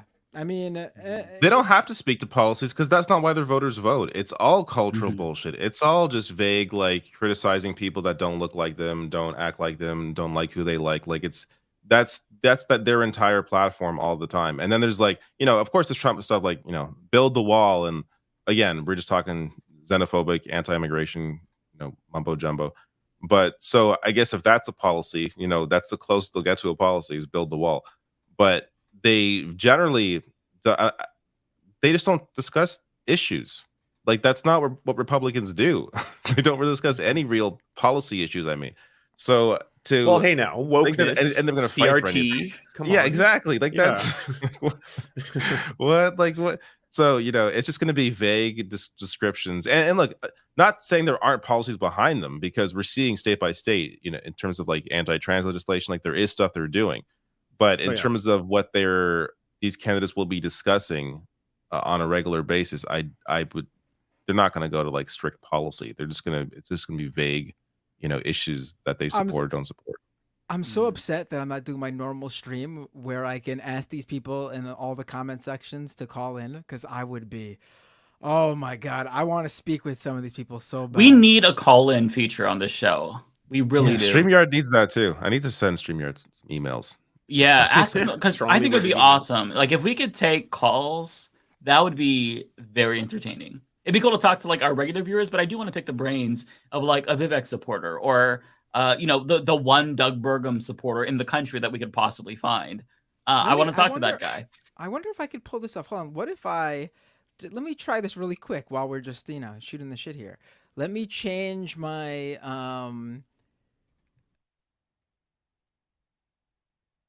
Do you hear me? Do you guys hear me now? Yes. Now I do, but you were muted now for a second. You hear me. Okay, now let me see if I can. All right, if you are a Republican of Vivek support watching this, go to open Skype. I know that's an app that you might not use. But it's the app that I use for my call-in show. Go to Skype.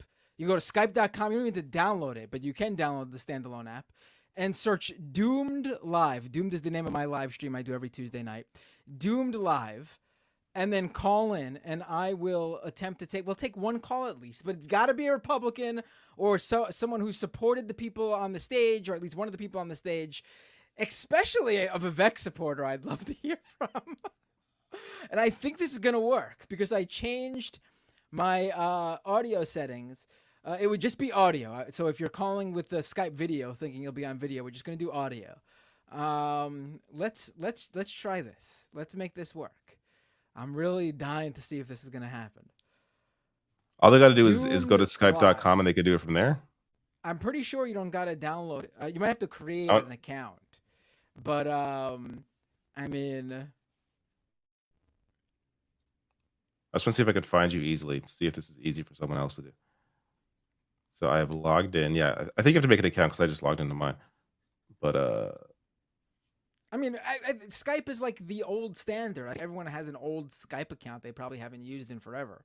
But I mean, that's how I take call-ins. That's how I'm able to take calls from my show. Let's try this. I really. Is it Doom Live? Is there a space? Because I'm not finding it when I search it. It should just come up if you type in Doomed Live. Let me try Doomed Live _1. I don't know why they gave me that as like the specific username. While you're finding that, I can read his policies, which says that Vivek Ramaswamy believes America is in the midst of a national identity crisis. It has replaced traditional religion with secular gods that he describes as wokeism, transgenderism, climatism, COVIDism, and globalism. Holy shit. That is the online fucking candidate of this cycle, for sure. Alex Jones 2.0 is correct. That's not a good, like for Alex Jones to say you're Alex Jones 2.0. That's got to be sobering. Yeah, I would be sobering life moment. Yeah, I would love to talk to a Vivek person if they can call in, if we can get it working. Maybe it's because I'm in Canada, but I couldn't find the account, so I don't know. Yeah, all right. I gotta. I'll keep it go open. to bed anyways. Yeah, it is late. Oh, wait, someone. You all can stay on as long as you want. All right. What? Someone called in? Yeah, wait, hold on. Someone just messaged me on Skype. Let me say. They're saying, "Hey, ASL, you on this stream? This Leftist Mafia stream?"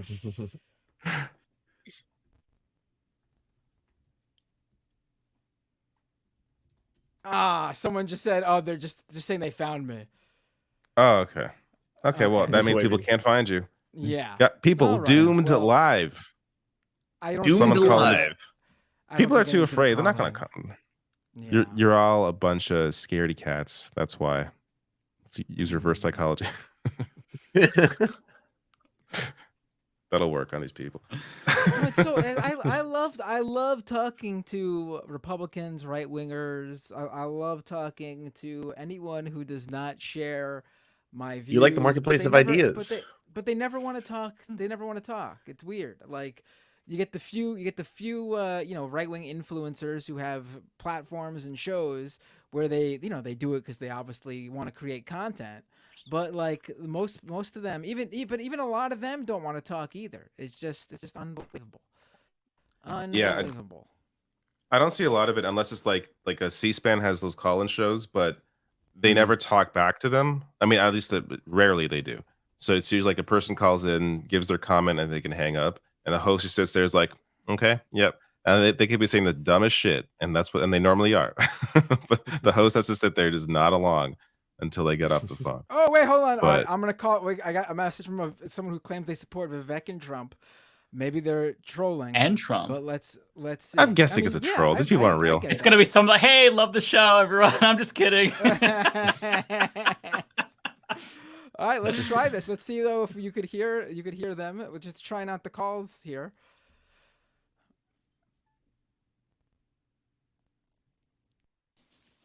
Hey, what's your name? Where are you calling from? My name is Brad. I'm from Portland, Oregon. Brad from Portland. Or I already don't believe you're an actual Vivek and Trump supporter. Why is that? Because you're from Portland, Oregon. Yeah, there's none of us here. Exactly why I'm a Trump and Oh, Vivek supporter. So okay, I'm gonna take you for your word. I'm laughing because I think you might be one of our regular listeners messing with us. But let's take it now that you are a Vivek and Trump supporter. So what do you think of the debate tonight? I thought it was interesting, but I thought it was definitely a sideshow to the reality that Trump is probably going to get the nomination. I don't think any of them have a real shot. I mean, like Trump mentioned, it's pretty much he has it in the bag, and that was just sort of a who's going to get the VP. That's pretty much it. Right, and you think, yeah. Not wrong. Who do you think performed the best tonight? I think Vivek performed the best, and I was watching a bunch of streams, not only yours but like others, and there's polls and stuff, and it seemed like there was the most support for Vivek, and I think, I mean, it's likely either he or I forget the DeSantis. I'm not sure about DeSantis, but I think, yeah, it was just a show for like who's going to get VP. To be honest, Do you really think? Let's say as the primaries roll on and Vivek continues to have second place, and the primary elections happen, and Vivek continues to hold strong in second throughout. Do you think Trump would actually pick Vivek though as his VP? I think you'd be strategic about it, and I think it wouldn't be a terrible choice. Like, I think I listened to an interview with Carrie Lake, and she's actually going for that role as well. That right, whatever makes the most sense in terms of picking up voters. And all right, hold on 1 second. I just got on Twitch. I just got rated by Vaush. We have like thousands of people joining the Twitch channel stream right now. So people who are listening, we're talking to a Vivek and Trump supporter who called in, who thought Vivek did great tonight. Now, what do you specifically like about Vivek? Like, give me some things that make him like because you said you're a Trump supporter too, so I'm guessing Vivek's like your in the pocket choice. Like Trump is first, right? So yeah, I think I don't know. I can't speak for everyone, but I think a lot of people will agree with my general points of view that our foreign policy is not good right now. We need to make a change, and we need to go for peace, for sure. And there's no point to this Ukraine debacle. Our border situation is not good, and our government is way overblown. And there's a lot of departments. To Vivek's point, that the government is doing more harm than good by intervening, and it's not good. And I'm obviously a conservative. I'm naturally that way, but I even see some of my family members really leaning towards basically getting indoctrinated by the media. Hearing on what though? Susan, Give me some specifics though. Like I understand that, you know, as a conservative, I can be specific. Sure. So, for example, I was at my birthday party this year. Happy birthday. My brother. No, I mean it was a while ago, but my brother had mentioned he had read an article. It sounded like he had been saying this to his friends and to everyone, that he thought that the talking point about being concerned about what was going into schools was out of touch, and that we should be focused on guns rather than the content of what we're teaching children. So I looked up basically what exactly the exact legislation was regarding what our local institutions had, what the local people had come to the local school boards and what they were complaining about. And they were complaining about a couple of specific books that they thought were inappropriate. And I pulled up those specific books. I could basically read them, and I started showing them pictures to my brother and his wife, and he thought they were wildly inappropriate. And yes, I don't think you should show sexual reproductive things to fourth graders. That's inappropriate, and he agreed with me. Really? He I mean, sex education. No, that's where I was general? taught. The stance of whatever the media told him, and I find that very troubling. That he would just, take them for the word. They were telling the truth when that actually is maybe something of concern. So these parents, and that's more if you're important than really dead children. concerned- That's more important than dead children. Yeah, but Can he hear here's us or the no? thing, though. Oh, he might not be able to hear us. Oh, he might not be able to hear you guys, right? Okay, Yeah. that's going to be one of the issues here. Okay, now we know. Well, something we gotta can do. relay our thoughts. So I'll relay can the you message. Ask him, Matt, about his thoughts about how if you teach kids sex education, that actually reduces the ability of them, or the prospect of them getting sexual assaulted, because then they know what to look for. They know what is and isn't inappropriate. Right. So Mike wants to, and we'll figure out how to change it. So Yeah, we'll have to you figure can hear this Dave. out. This isn't gonna... We're playing four-way Right. telephone. Yeah, this sucks. Okay. Right. But but do you think that if we teach children of a certain age group when appropriate, fourth grade is not like I learned about my sex education in 1995, started at the fifth grade level, and I went to Catholic school, so it's not like I was in like some like big government public school with a Democratic president forcing sex ed on me. But like, don't you think that kids should have this basic education about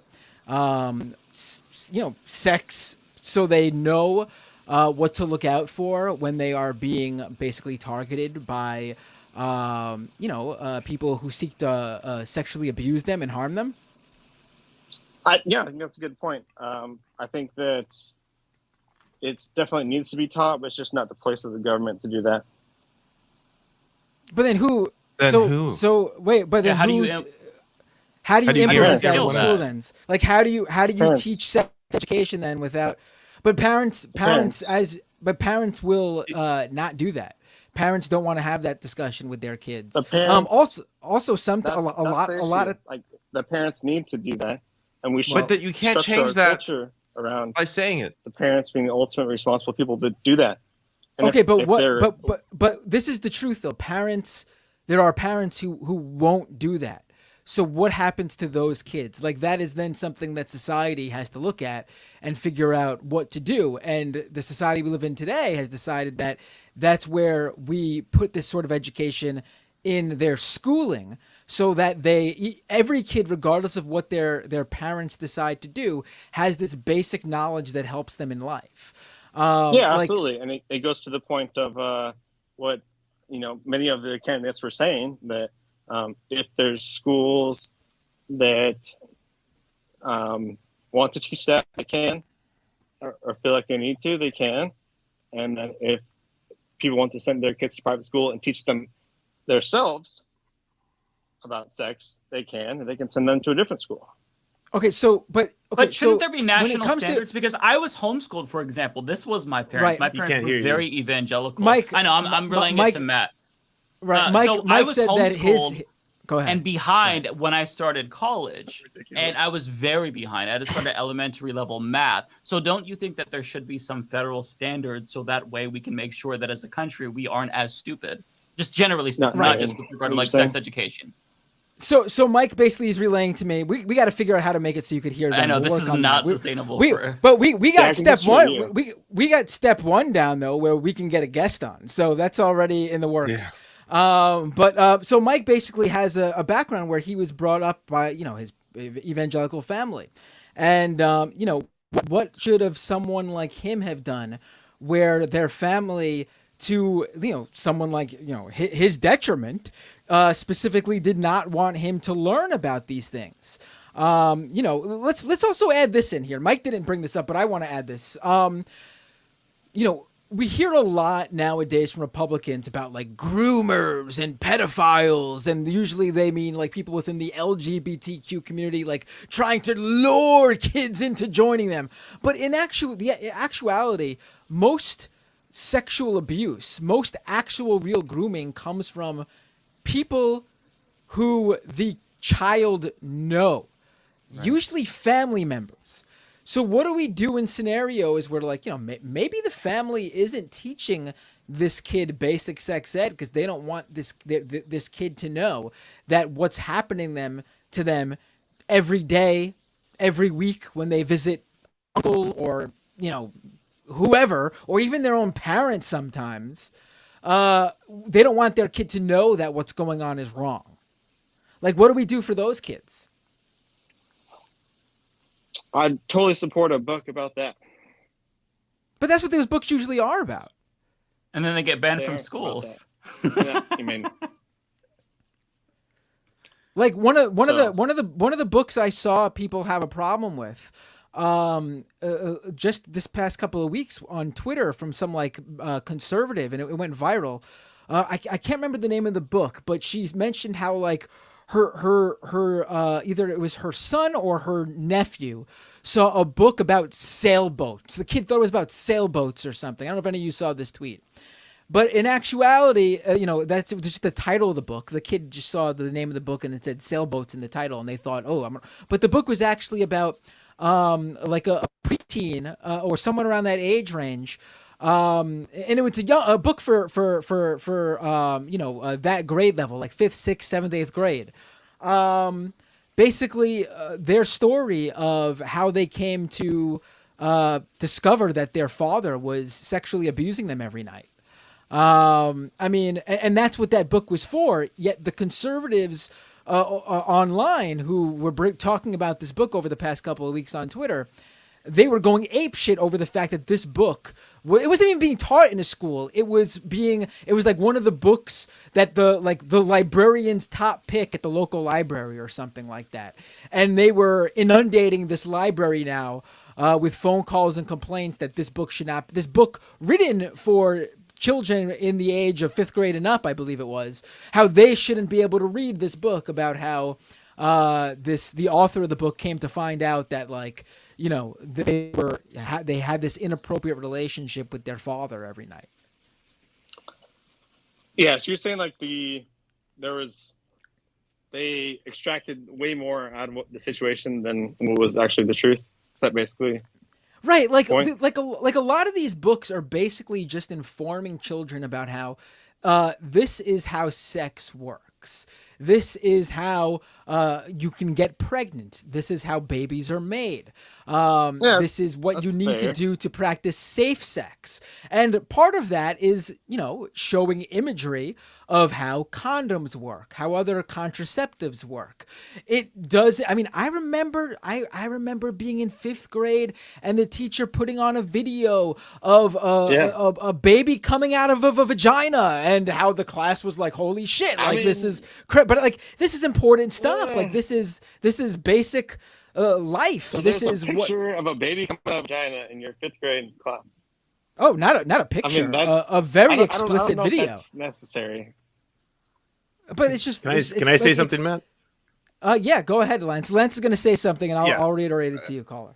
I have an important message to say. Can everyone who's watching go to youtube.com/thesurftimes? Surf is spelled like surf and lords, not surf like surfing. youtube.com/thesurftimes. I gotta head out, y'all. Trans rights are human rights. That'll be my last message of the day. And I'll see all of you guys tomorrow for the Leftist Mafia. I can't hear Lance.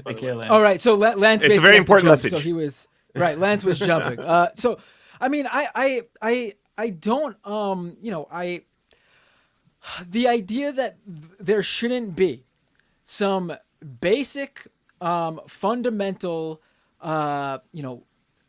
sort of syllabus in this country just to ensure that every child knows the basics of what sex is, how to practice it safely, and also what it means to be sexually abused. I don't see how we can chop that up and just say some kids are allowed to know it and some kids aren't. It just seems like something that would, fundamentally alter the lives of a subset of children. Like, there's no surprise to me that usually it is the most fundamental religious people who are brought up in a religious fundamental sort of household, and I don't just mean evangelical. I mean anyone who religion is number one, and we should not teach children sex at all because that's heresy or whatever. They're the ones who often end up having kids at a very young age. Their children end up having kids at a very young age because they never learned that if you insert a penis into a vagina and ejaculate, you can create a baby. Yeah, I mean, so I'm getting explicit here because that's just the truth. I think it's just. It's like being great for again. At what point do you do that? Is where That's how maybe we have disagreement. works. But I certainly agree that at some point they need to know that. But I think we're kind of churning at this particular topic. If you want to. Bring up any of the other ones. I think maybe your viewers would be interested to hear that as well. No, let's definitely move on. First of all, I want to say I really appreciate you calling in. I think you calling in is absolutely fantastic, and everyone on the other end just agreed with me. Yes, tell him we say thank you. Yeah, because more people need to call right, in. though. With other, but let's move on to a different topic. So what else? Appeals to you. I am sorry. About... I am going to go. Just say bye. Bye. Okay, David's heading out too. Peace, really, David. Later. Go ahead. I'm going to bounce. It's pretty obvious that if you ask anyone if should you be allowed to murder a 2-year-old child, everyone would agree that that's wrong. Right, because that's a human being idea? who lives and breathes on their own, and is not dependent on another individual. And is a full human being, right? What about a 1-day-old child? Of course, that'd be murder because that is once again a full human life outside of another person who is not dependent on their body for sustenance. So then, when it starts to get hairy, is everything in between after they're born and when they're conceived. So I think most conservatives will. Agree that, if it's a college kid that has a pregnancy and they find out about it, I don't think most conservatives will actually think it's wrong to abort the child, in a reasonable time. the real debate is really when. I think you would be. I think you would be outside of. I don't know about the word. I don't know what you consider most to be, but I think there is a very significant amount of Republicans who disagree with that. Who think that that student that you said a college student or a high school student. What did you say again? I want to make sure I'm not taking college your. student. Okay, That's where I think most of the promiscuous sex happens, right? Okay, okay. I would say if you said high school student, that argument would probably be a little bit more realistic.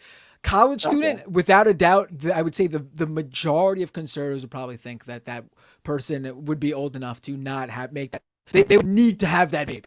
They would be outside that unless they were raped. There would be a more conservatives who then say, okay, that person can get an abortion. But I think 18 plus you're talking about, I think most conservatives would probably be like, nope, sorry, you got to pay the consequence. Not from my experience. I've talked to most of them, and I talked to them like, what's that line when it's okay and it's not okay? Most of them say between 3 months and 6 months after conception. And there's certainly a wide swath that immediately after conception, no go. But I mean, I don't think that most conservatives, especially the ones like you guys are Democrat, you want to win the middle, right? So the ones that you should be talking about is the people arguing about when that time is, when you can abort, when you can't. So well, I mean, we've had a number of elections now since the decimation of Roe v. Wade, and it's seemingly been one of the, if not the number one issue in most voting Americans' minds when going to the polls. And they have basically shut down Republicans multiple times now due to them not agreeing with the GOP on abortion. And absolutely, I can't tell you how angry I was when Roe v. Wade. So you're a conservative. Gosh. You're a conservative who supported Roe v. Wade. Shit over. So you're a conservative that supported Roe v. Wade. I'm so furious because I knew when that happened, we're toast.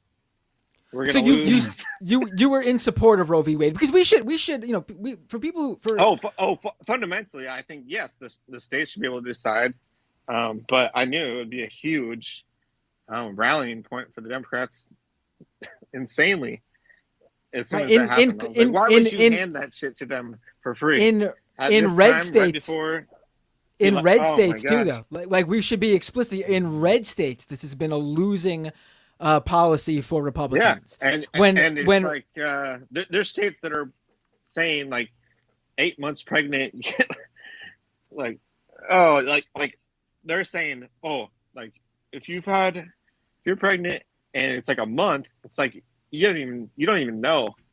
Like personally, I've had that situation with my girlfriends, where you don't even know after a month or so. It's like that's a very easy mistake, and then you're like trapped having that child. That's terrible to put that on. But the 8 months question, though, can you correct him, Matt, on that? Because that doesn't happen. Women aren't having 8 month abortions just for no reason. On that, and I was like, oh my god, we're toast. So let me ask you this: you brought up 8 months or something. So you're saying. I guess you brought up like 3 to 6 months in your discussions with people. I'm guessing you believe that an abortion after 6 months, let me give you that, 6 months would be something you would want to see. That should be the time limit. Like after 6 months, sorry, you can't get an abortion. Is that what your belief is?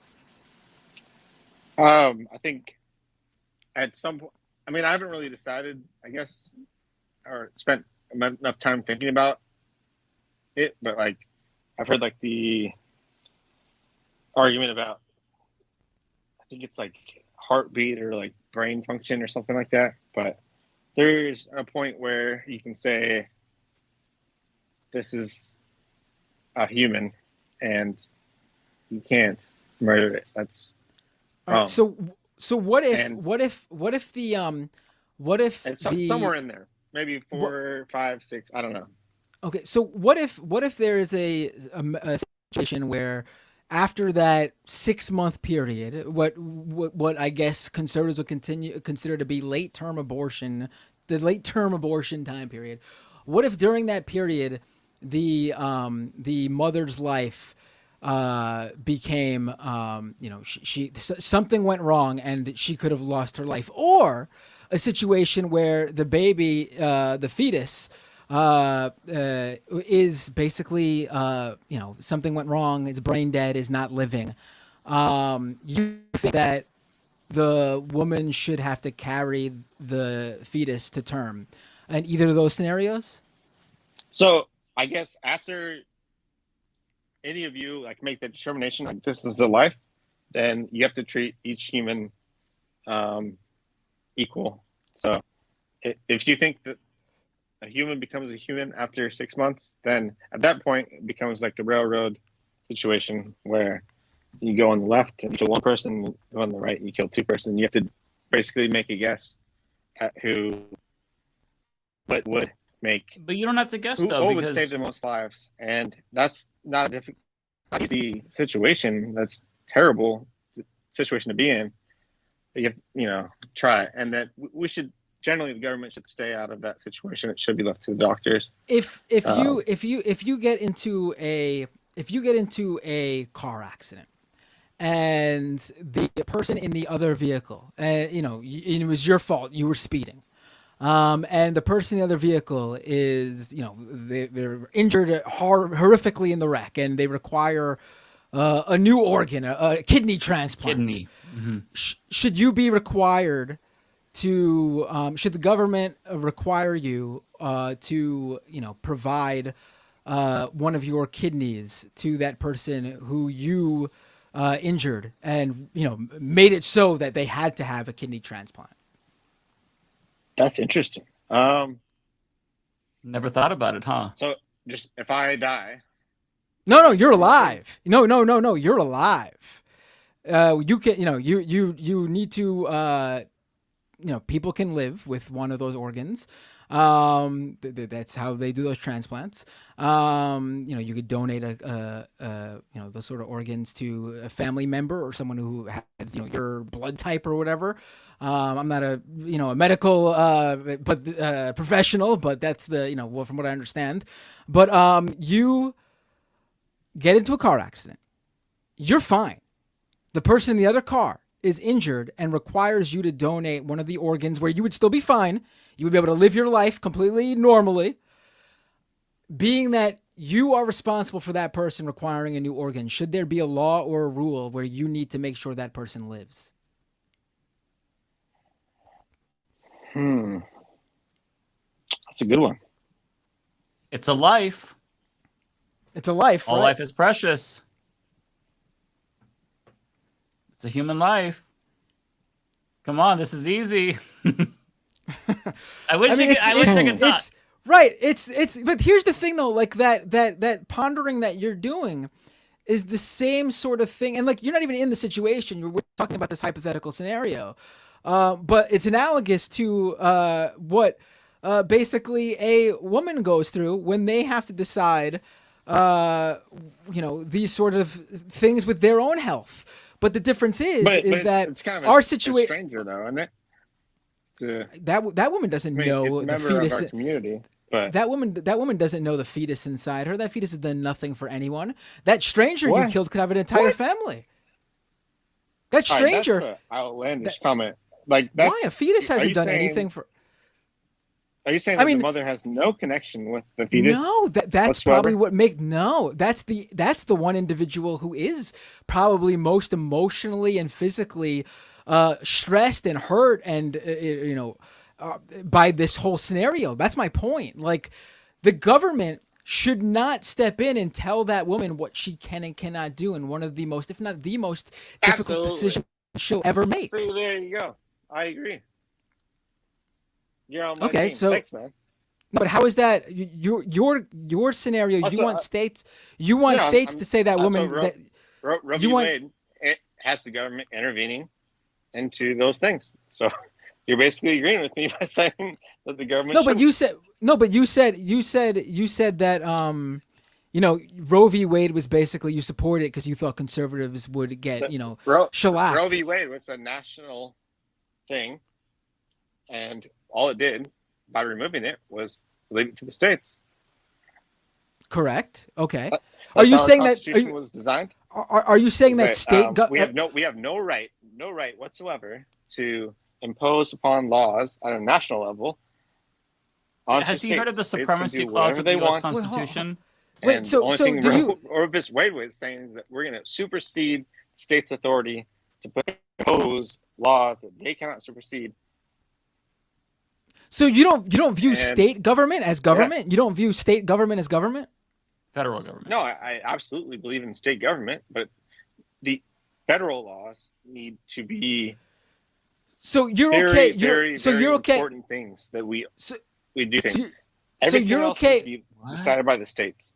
So you're okay with the governor basically running a Big Brother fascist style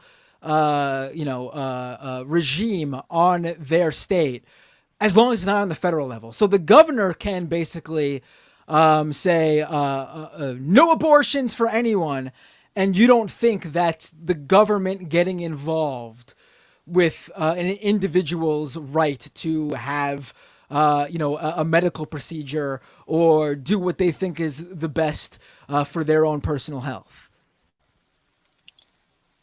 I don't think it's the federal job to do that, and we have actually in the past we've states who have done really bad things, and it was the Civil War. We invaded them and stopped them. But I get that you think that federal government bad, but you're basically saying though that a governor can do anything they want, and you would not be against that as big government. To you, that's not big government. A governor basically, if the governor did eminent domain on your home, you would be fine with that because it's not the federal government doing it. Or what if they taught sex education to kids too early? That's fine. Is that fine? Right. Or if a governor passed a law saying that we're going to start teaching sex ed to kindergartners. That's not Big Brother stepping in because it's just the state. It's just the governor doing it. Yeah, but I mean, like the topic of the conversation is the presidents. So we're talking about the federal level. So that's why I'm bringing that up. But generally my opinion is that the state should decide what they want to do. California is a much different state than Arkansas, and their cultures reflect that, and it works better that way if people can make their laws based upon their own cultures. I'm gonna jump off here really quick. Okay, Mike. All right. Can you just ask him as a fellow PDXer, what is his favorite flavor of voodoo donuts? Like, what's his favorite, real quick? Mike has to jump off, but he's also a Portlandia or wherever he said PDXer. Wow, I guess I should just went with that. Mike wants to know what's your favorite. Talk about that for a second. First of all, let me ask his question. What's your favorite voodoo donut? Yeah. I buy donuts all the time. I'm a salesperson, so there's some crazy shit at Voodoo Donuts, but it's whatever. But hey, I want to talk about Portland. Okay, I have to, since he didn't answer. I just have to say the correct answer is Oreo.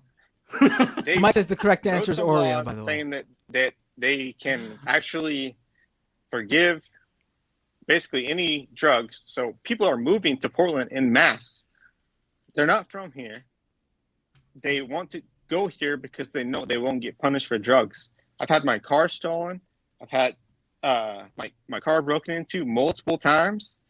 And these people are not from here. They're basically coming here to do drugs. They're killing themselves. I had multiple people die feet from my apartment taking fentanyl. And I can't even walk down the street feeling safe. So if you think that amnesty of these drugs is nice, it's not nice. These people are are in pain. It's not good. Do not. Which is why we need a housing first policy. I'm gonna duck very out right traumatic. here. Take care. All right, take care, Mike. All right, yeah. I mean, I guess we should. It's just me left now, but that means that I don't have to go back and forth with everybody else asking who are telling me what to ask you. We will figure out how to loop their calls into the callers next time as well. This is the first time taking calls on using StreamYard, so we were just trying it out. And it ended up working in terms of getting a caller on. We just didn't have a way for him to hear the other hosts other than me, because I'm the one who has the Skype call open on my computer, but we'll figure it out. Yeah. But all right, but now it's just me. So let's get back to, I do want to talk about, but really quick, we'll wrap it up shortly, but I wanted to talk about, you had mentioned that, you're sort of fine with this happening at the state level. But what about but there are, and we were talking about abortion just a little while ago. Let me mention this. There are states that want to, who I believe have actually made it illegal for someone to leave the state to seek an abortion. What do you feel about that as someone who's all about states' rights? Do you think a governor of one state can punish someone for what they do in another state? Absolutely not. That's the whole. I mean, but that's not on a federal level. That's a state level there. The whole point of having states have their own rights is that if you don't like the state, you can choose a different state, but you can still hold to the ideals of the Constitution. So, moving states, if you don't like a state, you move on. And I'm probably going to leave Portland and Oregon because I don't like the politics here. And the reason I'm crying about being in Portland, that's my problem. I can move, and I will. But for the governor of my state to tell me that I can't move states, that's completely wrong. So I agree with you on that. That's okay. But yeah, okay, that's so completely but wrong. also, don't you think that what one state does also affects another state? Like in the scenario that I gave you, an individual is able to go to another state that has different laws because they border each other and it's the closest state where they can get to. Don't you think that, you brought up you think there's a big drug problem in Portland? I'm not a West Coast person. West Coast is probably the area of the country I am least familiar with, the place I've probably been the least amount of times, interestingly enough.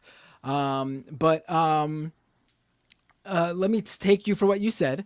But you don't think that if you move to the neighboring state, you think all the drug issues are just staying in Portland, or do you think that people from those neighboring states drive outside of their state to buy drugs and then they bring them back to their state? Because we are, after all, a country that, what one does in one place affects a swath of people in another. Yeah, I think there's certainly.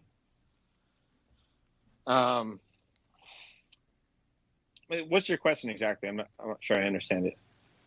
Well, don't you think that as a country, as a united country, that we are 50 states, yes, but we are also the United States of America. Don't you think that federal laws are important to make sure that people in one state aren't subject to the bad decisions of the state government or local government or whatever in another state? I mean, that's a consequence. That's just, it is what it is. I feel like it's worth there's more upsides than downsides to that, but it is the federal responsibility, for one, to maintain the border between Mexico and the USA, and 100% of that fentanyl is coming through the Mexican border, and I blame 100% the federal for the amount of fentanyl that is on the streets, literally 100 feet from me. And I don't know about 100%. My local government for allowing this to be a thing. And someone stole my car, and they were sentenced to 18 months in jail. A felony, that should be a long time in jail for stealing a car. But they don't have the prosecutorial resources to deal with that, and I guess I just have to deal with it. But it's literally a nightmare here. Stealing a car. Listen, I certainly sympathize with you. I've had a car stolen before, but I mean it's certainly not even close to being like a very serious crime. It's just not. You don't think that's a serious crime? I mean, compared to like murder and homicide and rape and trafficking and all these other very serious crimes. I mean, it's certainly serious, not. But it's certainly not. It's I mean, yeah. I listen. I appreciate you it's calling. I mean, so let me ask. Let's end on this. Let's end on this instead of going to so you think Vivek is your guy because I guess you think he's going to what? I think that Vivek, he understands how to win.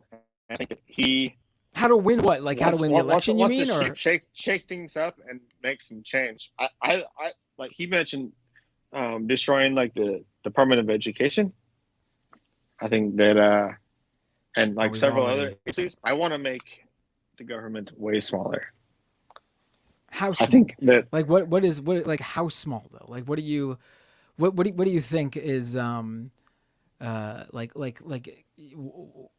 what's your issue like in terms of like I agree there's probably areas where I mean probably there's certainly areas like for one the defense Department of Defense our military I think we can greatly cut so much of that and I'm not talking about and I'm not talking about in terms of providing salaries and healthcare to veterans and benefits to veterans, I should say, and active duty military. I'm discussing like how much we spend on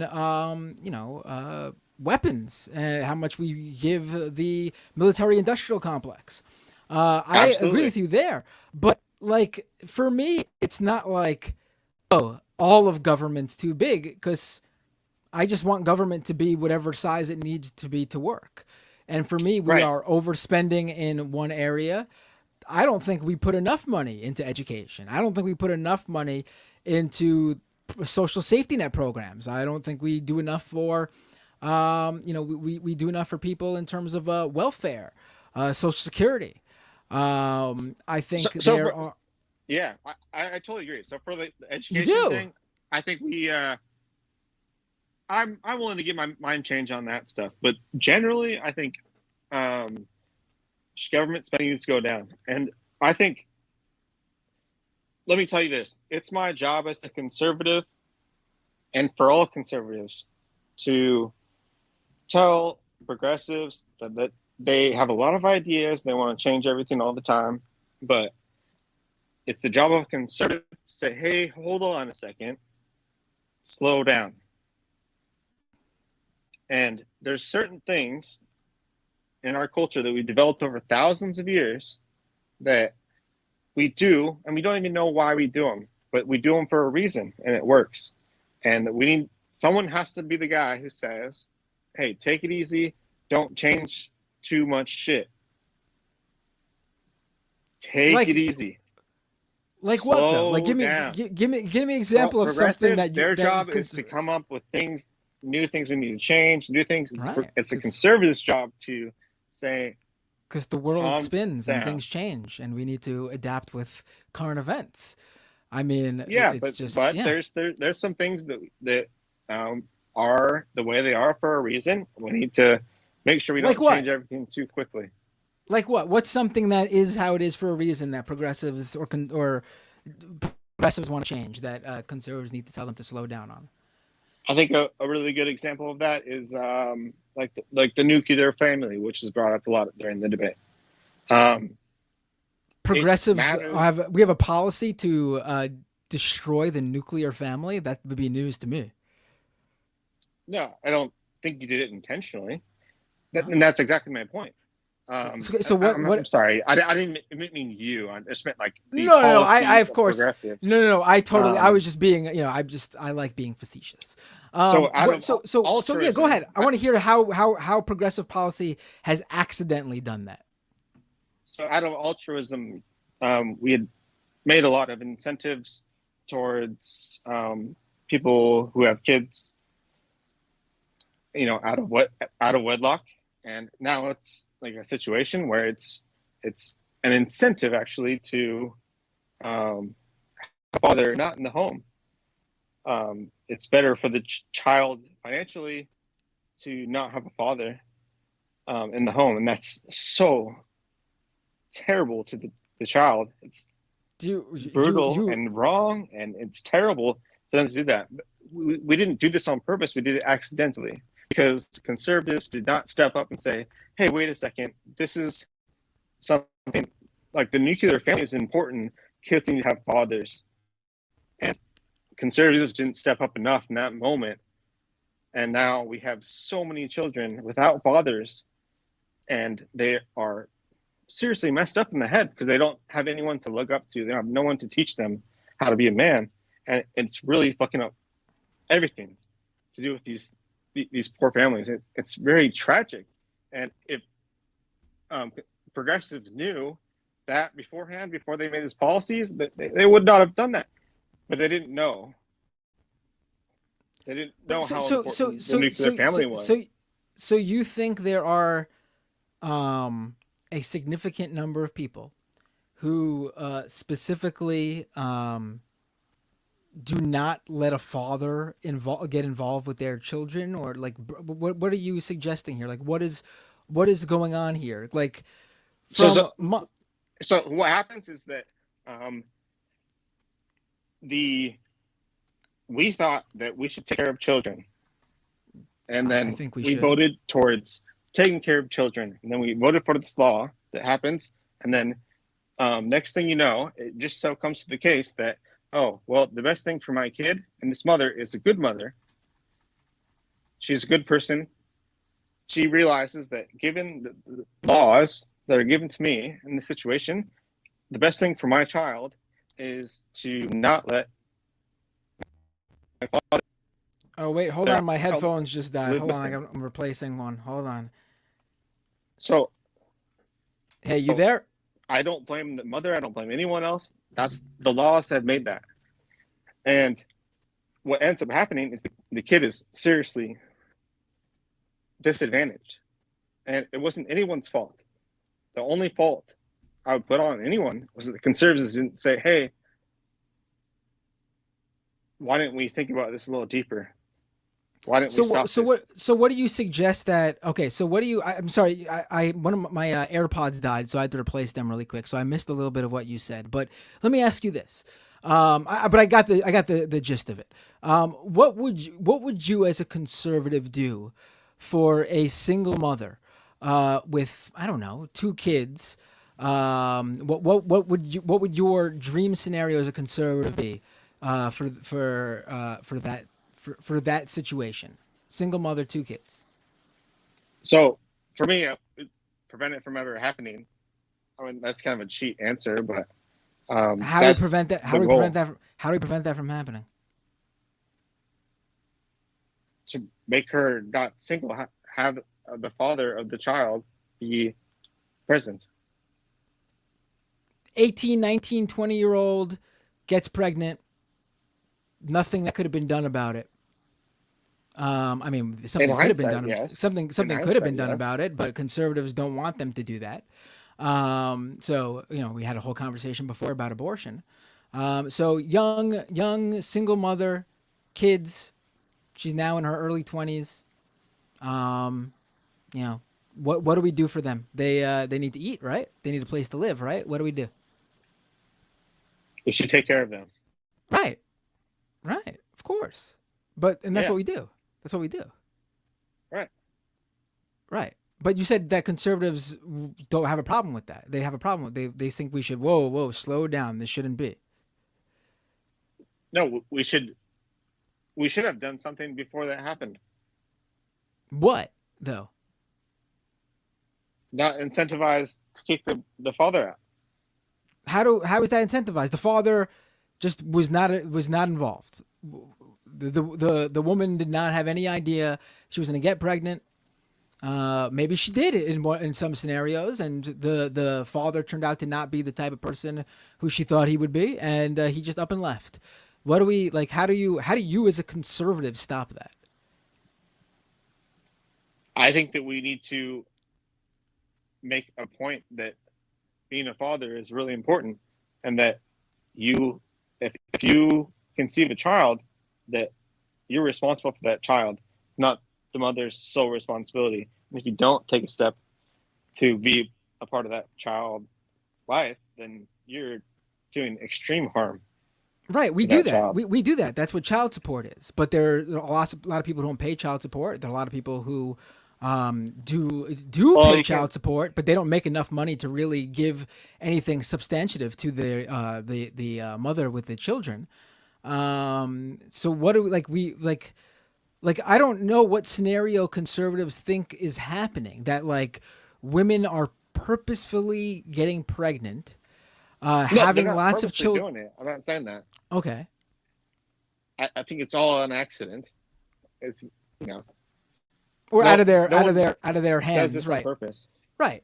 Well, there are conservatives who think they do, but I'm glad you're not one of them. It's terrible for everyone. Right, but listen, I don't get what you're saying should be done though. Like if a woman has children and she needs to provide for them, but she's a single mother, she can't go to work because who's going to watch the kids? Or maybe she does go to work and she needs to pay for childcare, and she's a lucky person who's able to afford childcare to begin with. But then also, childcare isn't cheap, so they're paying for childcare, and after they pay for childcare, the amount of money they make isn't enough to sustain a living wage for a mother with two kids. I mean, I don't know what the whoa you're going too far here is by giving them. I think like I don't know the situation in each and every state. But I think in New York, the max amount that they can, a single mother with two children can receive something like $35,000 a year or something like that. In overall, the entirety of welfare benefits, I believe. Food stamps. Yeah. I mean, that's not a lot of money for raising two kids, and that's New York. Yeah. I mean, I stayed a couple nights in New York. It's expensive as shit. Right. Like here's the thing that really confuses me about the conservative ideology. Like we don't want to teach children about sex. We don't want to educate them on what sex is and what could happen from sex. But so we don't want that to happen. But then they go ahead and get pregnant because they don't know what happens when you have sex. But then we don't want them to get. But then we don't want them to get abortions, right? So then we have young people having kids when they're not in a situation in their life where they are educated, have a job or any sort of job prospects. But then we complain about giving those people money just to survive. But also, it's the party that really cares about children, but doesn't want to give them money. Like I'm like really straining here. And I think I'm being quite generous too in how I know there are people in the chat who would probably phrase this in a much different way, but I don't understand where the issue lies for conservatives then, in terms of slow down. Okay, you don't want to teach them about you don't want them to learn about sex. You don't want them to have abortions. You care about kids, but you don't want to give them money. So what's the solution? Like you're just saying like fathers should stay with their. I mean, we could say that till the cows come home. It still happens, and it's still going to happen. It doesn't matter what I mean. Another thing that's been detrimental to the nuclear family is the fact that the cost of living is so much money and wages haven't kept up with it, that in a lot of families, it is a requirement for both parents to work. And that means they spend less time with their kids because both parents are now working. And then, of course, money issues is oftentimes a major point for the I guess decay or destruction of that familial relationship, and oftentimes is a major factor in divorces. But conservatives don't want to help there either. They want businesses to run rampant in terms of how they can. They don't even want a minimum wage. They think people, if someone wants to take a job for $1, they should take a job for $1 an hour. Like that's where I'm I'm throwing this all at you here, but it's like this never-ending circle of, I don't want this to happen, but I support all the reasons that it does happen. And then that secondary issue, you don't want that to happen, but you support all the reasons why it happened. And then that third issue, you don't want it to happen, and so on. Like it's just like a human centipede of conservatives saying, we don't want this to happen, but we're gonna let it happen. But then we also don't want to stop the causes of it happening. Right. So I basically agree with you on most things. So what I'm saying is that the more you try to do, the more you're gonna fuck it up. I'm sorry, say that again. The more you try to do fix it, the more you're gonna fuck it up. I don't think so. I think giving people. I honestly, that's my belief, that you and the government, if they try to do more, they're gonna fuck it up more than it already was. And I think you're absolutely right that the economics have a massive contribution to that. And I think some of the policies with energy and foreign policy and not dealing with corruption are the primary issues. And I think that's, to bring back Trump, I think that he hit some of those. I didn't vote for Trump for any of those social policies we've been talking about. I voted for Trump on the wall issue and his foreign policy issue and his pro-jobs. And, I don't think he really needed to cut capital gains tax. But I saw, when Trump was in office, an enormous gain from the lower income. And all of these issues that we're talking about started getting better really fast.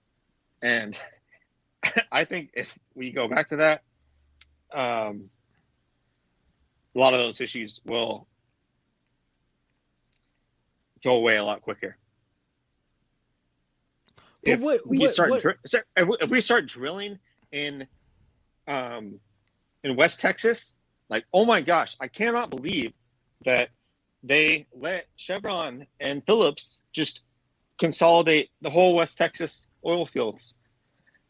It's such corrupt bullshit that they did that. Like, there was thousands and thousands of independent contractors and companies drilling, making gas prices down to $2, and it was amazing. Everyone got the benefit of that.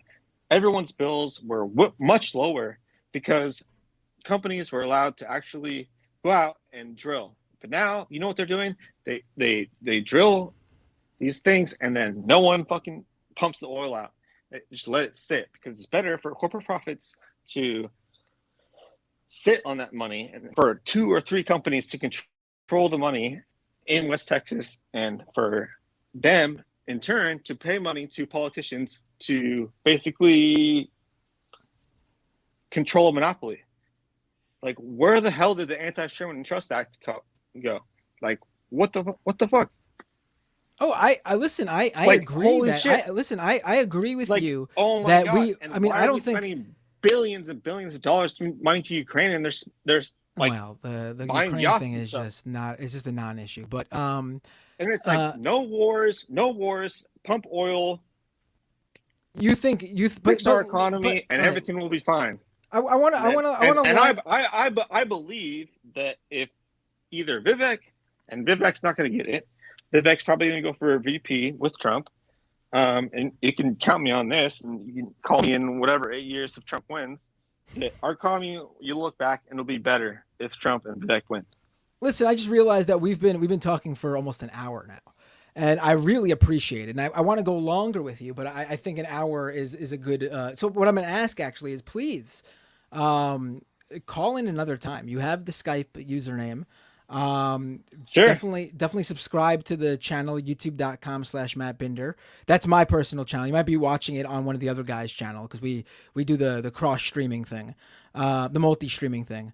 We might cross streams too sometimes, but but follow me there. And anytime I'm on and I'm taking calls, I'd be happy to take your call and continue this conversation. Absolutely.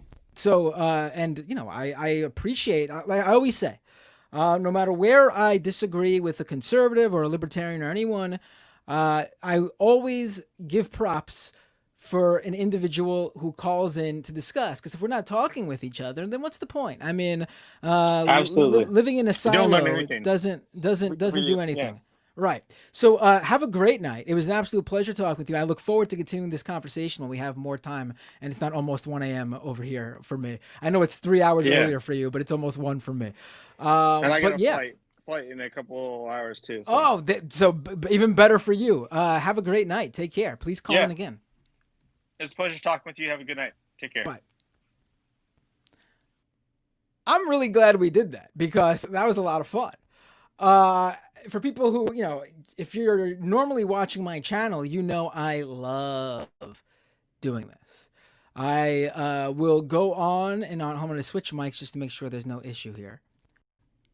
You should still hear me. I want to make sure you do. You should hear me.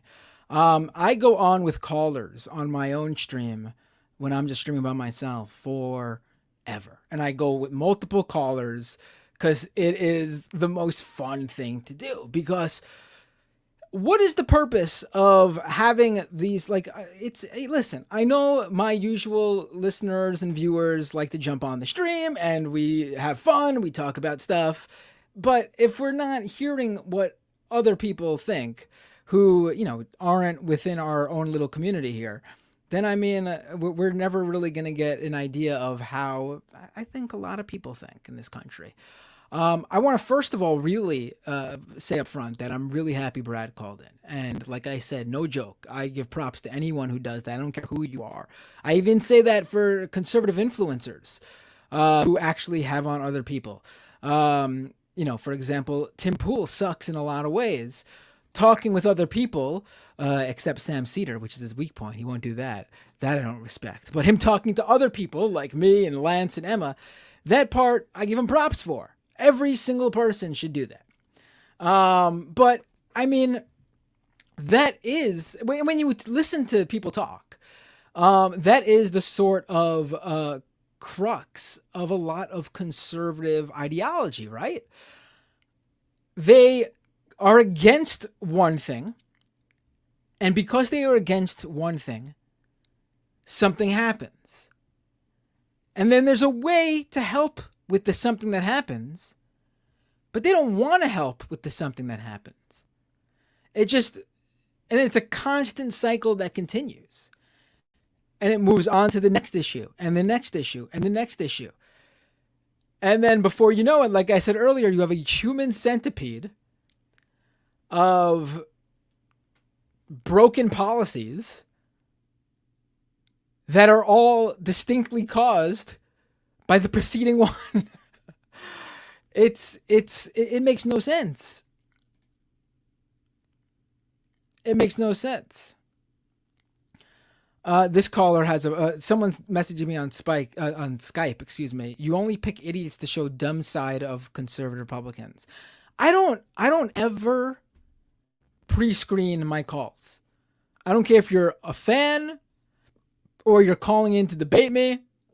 I have never pre-screened. This is not the person who I just spoke to. This is someone else who wanted to talk. It's 1 a.m. on my end. I would be happy to take your call the next show. I'll absolutely do it. I mean, I don't know how long. I mean, I'm feeling myself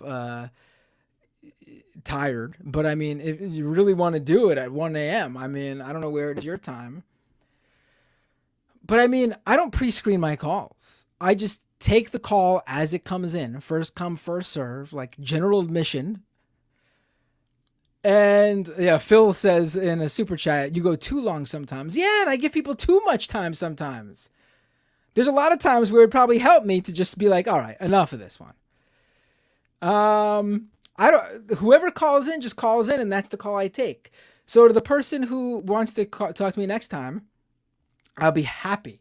In fact, I will put you at the front of the line. Please follow me, youtube.com/MattBinder, twitch.tv/MattBinder. Next time I am live and taking calls, stream just me, I am 100% taking calls. I don't know if I'll be able to figure out the phone system for tomorrow's stream with the other guys for Leftist Mafia. Everyone you just saw for the debate stream, I'm going to be on with them again tomorrow night, 8:30 p.m. for our usual Thursday night Leftist Mafia stream. I don't know if I'm going to figure out how to get them to hear the calls. I don't think we could do the call-in again with them not hearing it. It was just a last-minute idea to just test it out. And we realized that 50% of it worked, the other 50% didn't. But I will be happy to take your call next time. 100. I'll put you at the front of the line. This, and this is, it's not just to rag on. I don't think I'm ragging on him, but to even like critique the caller's arguments. But what you heard from the caller was just a non-media prepared version of what you heard on the debate stage tonight. There was no difference between what the 8 people on the stage tonight were saying. In fact, I think the caller was better in terms of he was without a doubt in certain aspects, specific policy aspects, probably more liberal, or I should say to the left, not on the left, more to the left than how right-wing all the people on the debate stage were tonight. But the line of argument, it's pretty much the same. GPT Vivek, Chat GPT Vivek was a great line from Chris Christie. I will give him that. Anyone who anyone who heard that, I mean, that is him, isn't it? Chat GPT candidate. Anyway, I feel myself getting tired. All the super chats that came in tonight, we'll read them on the streams tomorrow. If you want to tune into my version of that stream, youtube.com/MattBinder. I know I'm live still on David's stream, Mike's stream, I think Ben Dixon's stream, right? I don't even know who else is still on right now. If you're usually a subscriber to theirs or watch via them, make sure you subscribe to my channels too. Tomorrow is 8:30 p.m. I'm also on the Majority Report tomorrow. The Majority Report with Sam Cedar, although I'm not on with Sam Cedar. I'm on with Emma Vigland and Brandon Sutton. So I'll be on Majority Report tomorrow afternoon. And then Leftist Mafia with all the people you saw in with us tonight for the debate at 8:30 p.m. And yeah. Who should I raid over on Twitch, by the way, before I say farewell? There's let me see who I should raid here. Who's doing debate stuff? Anyone?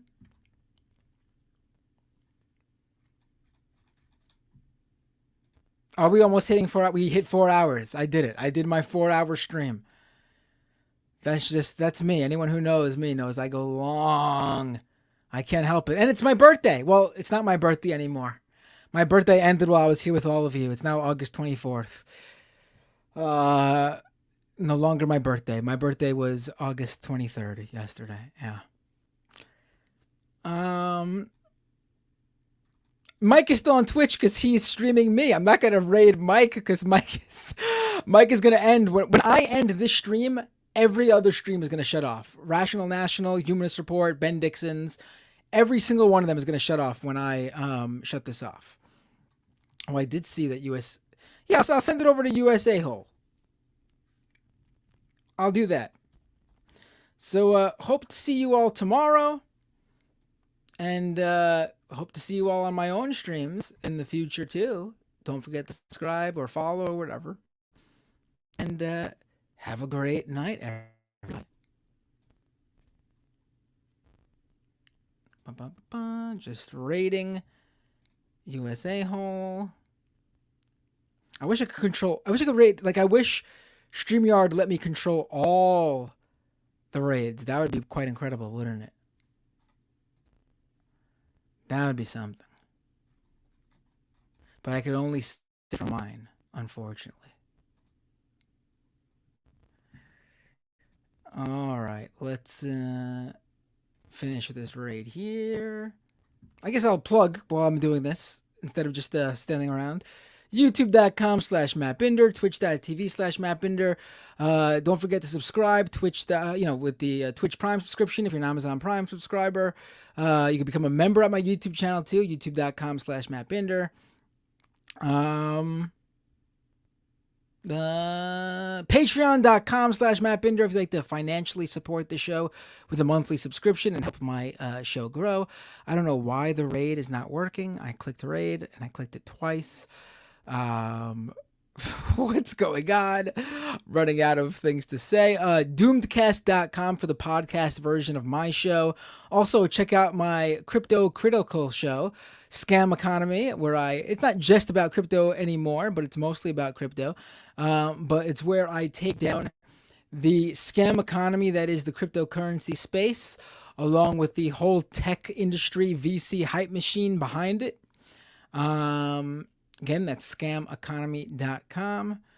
And why isn't this raid working? What the hell? There we go. It just worked. All right. Take care, everyone.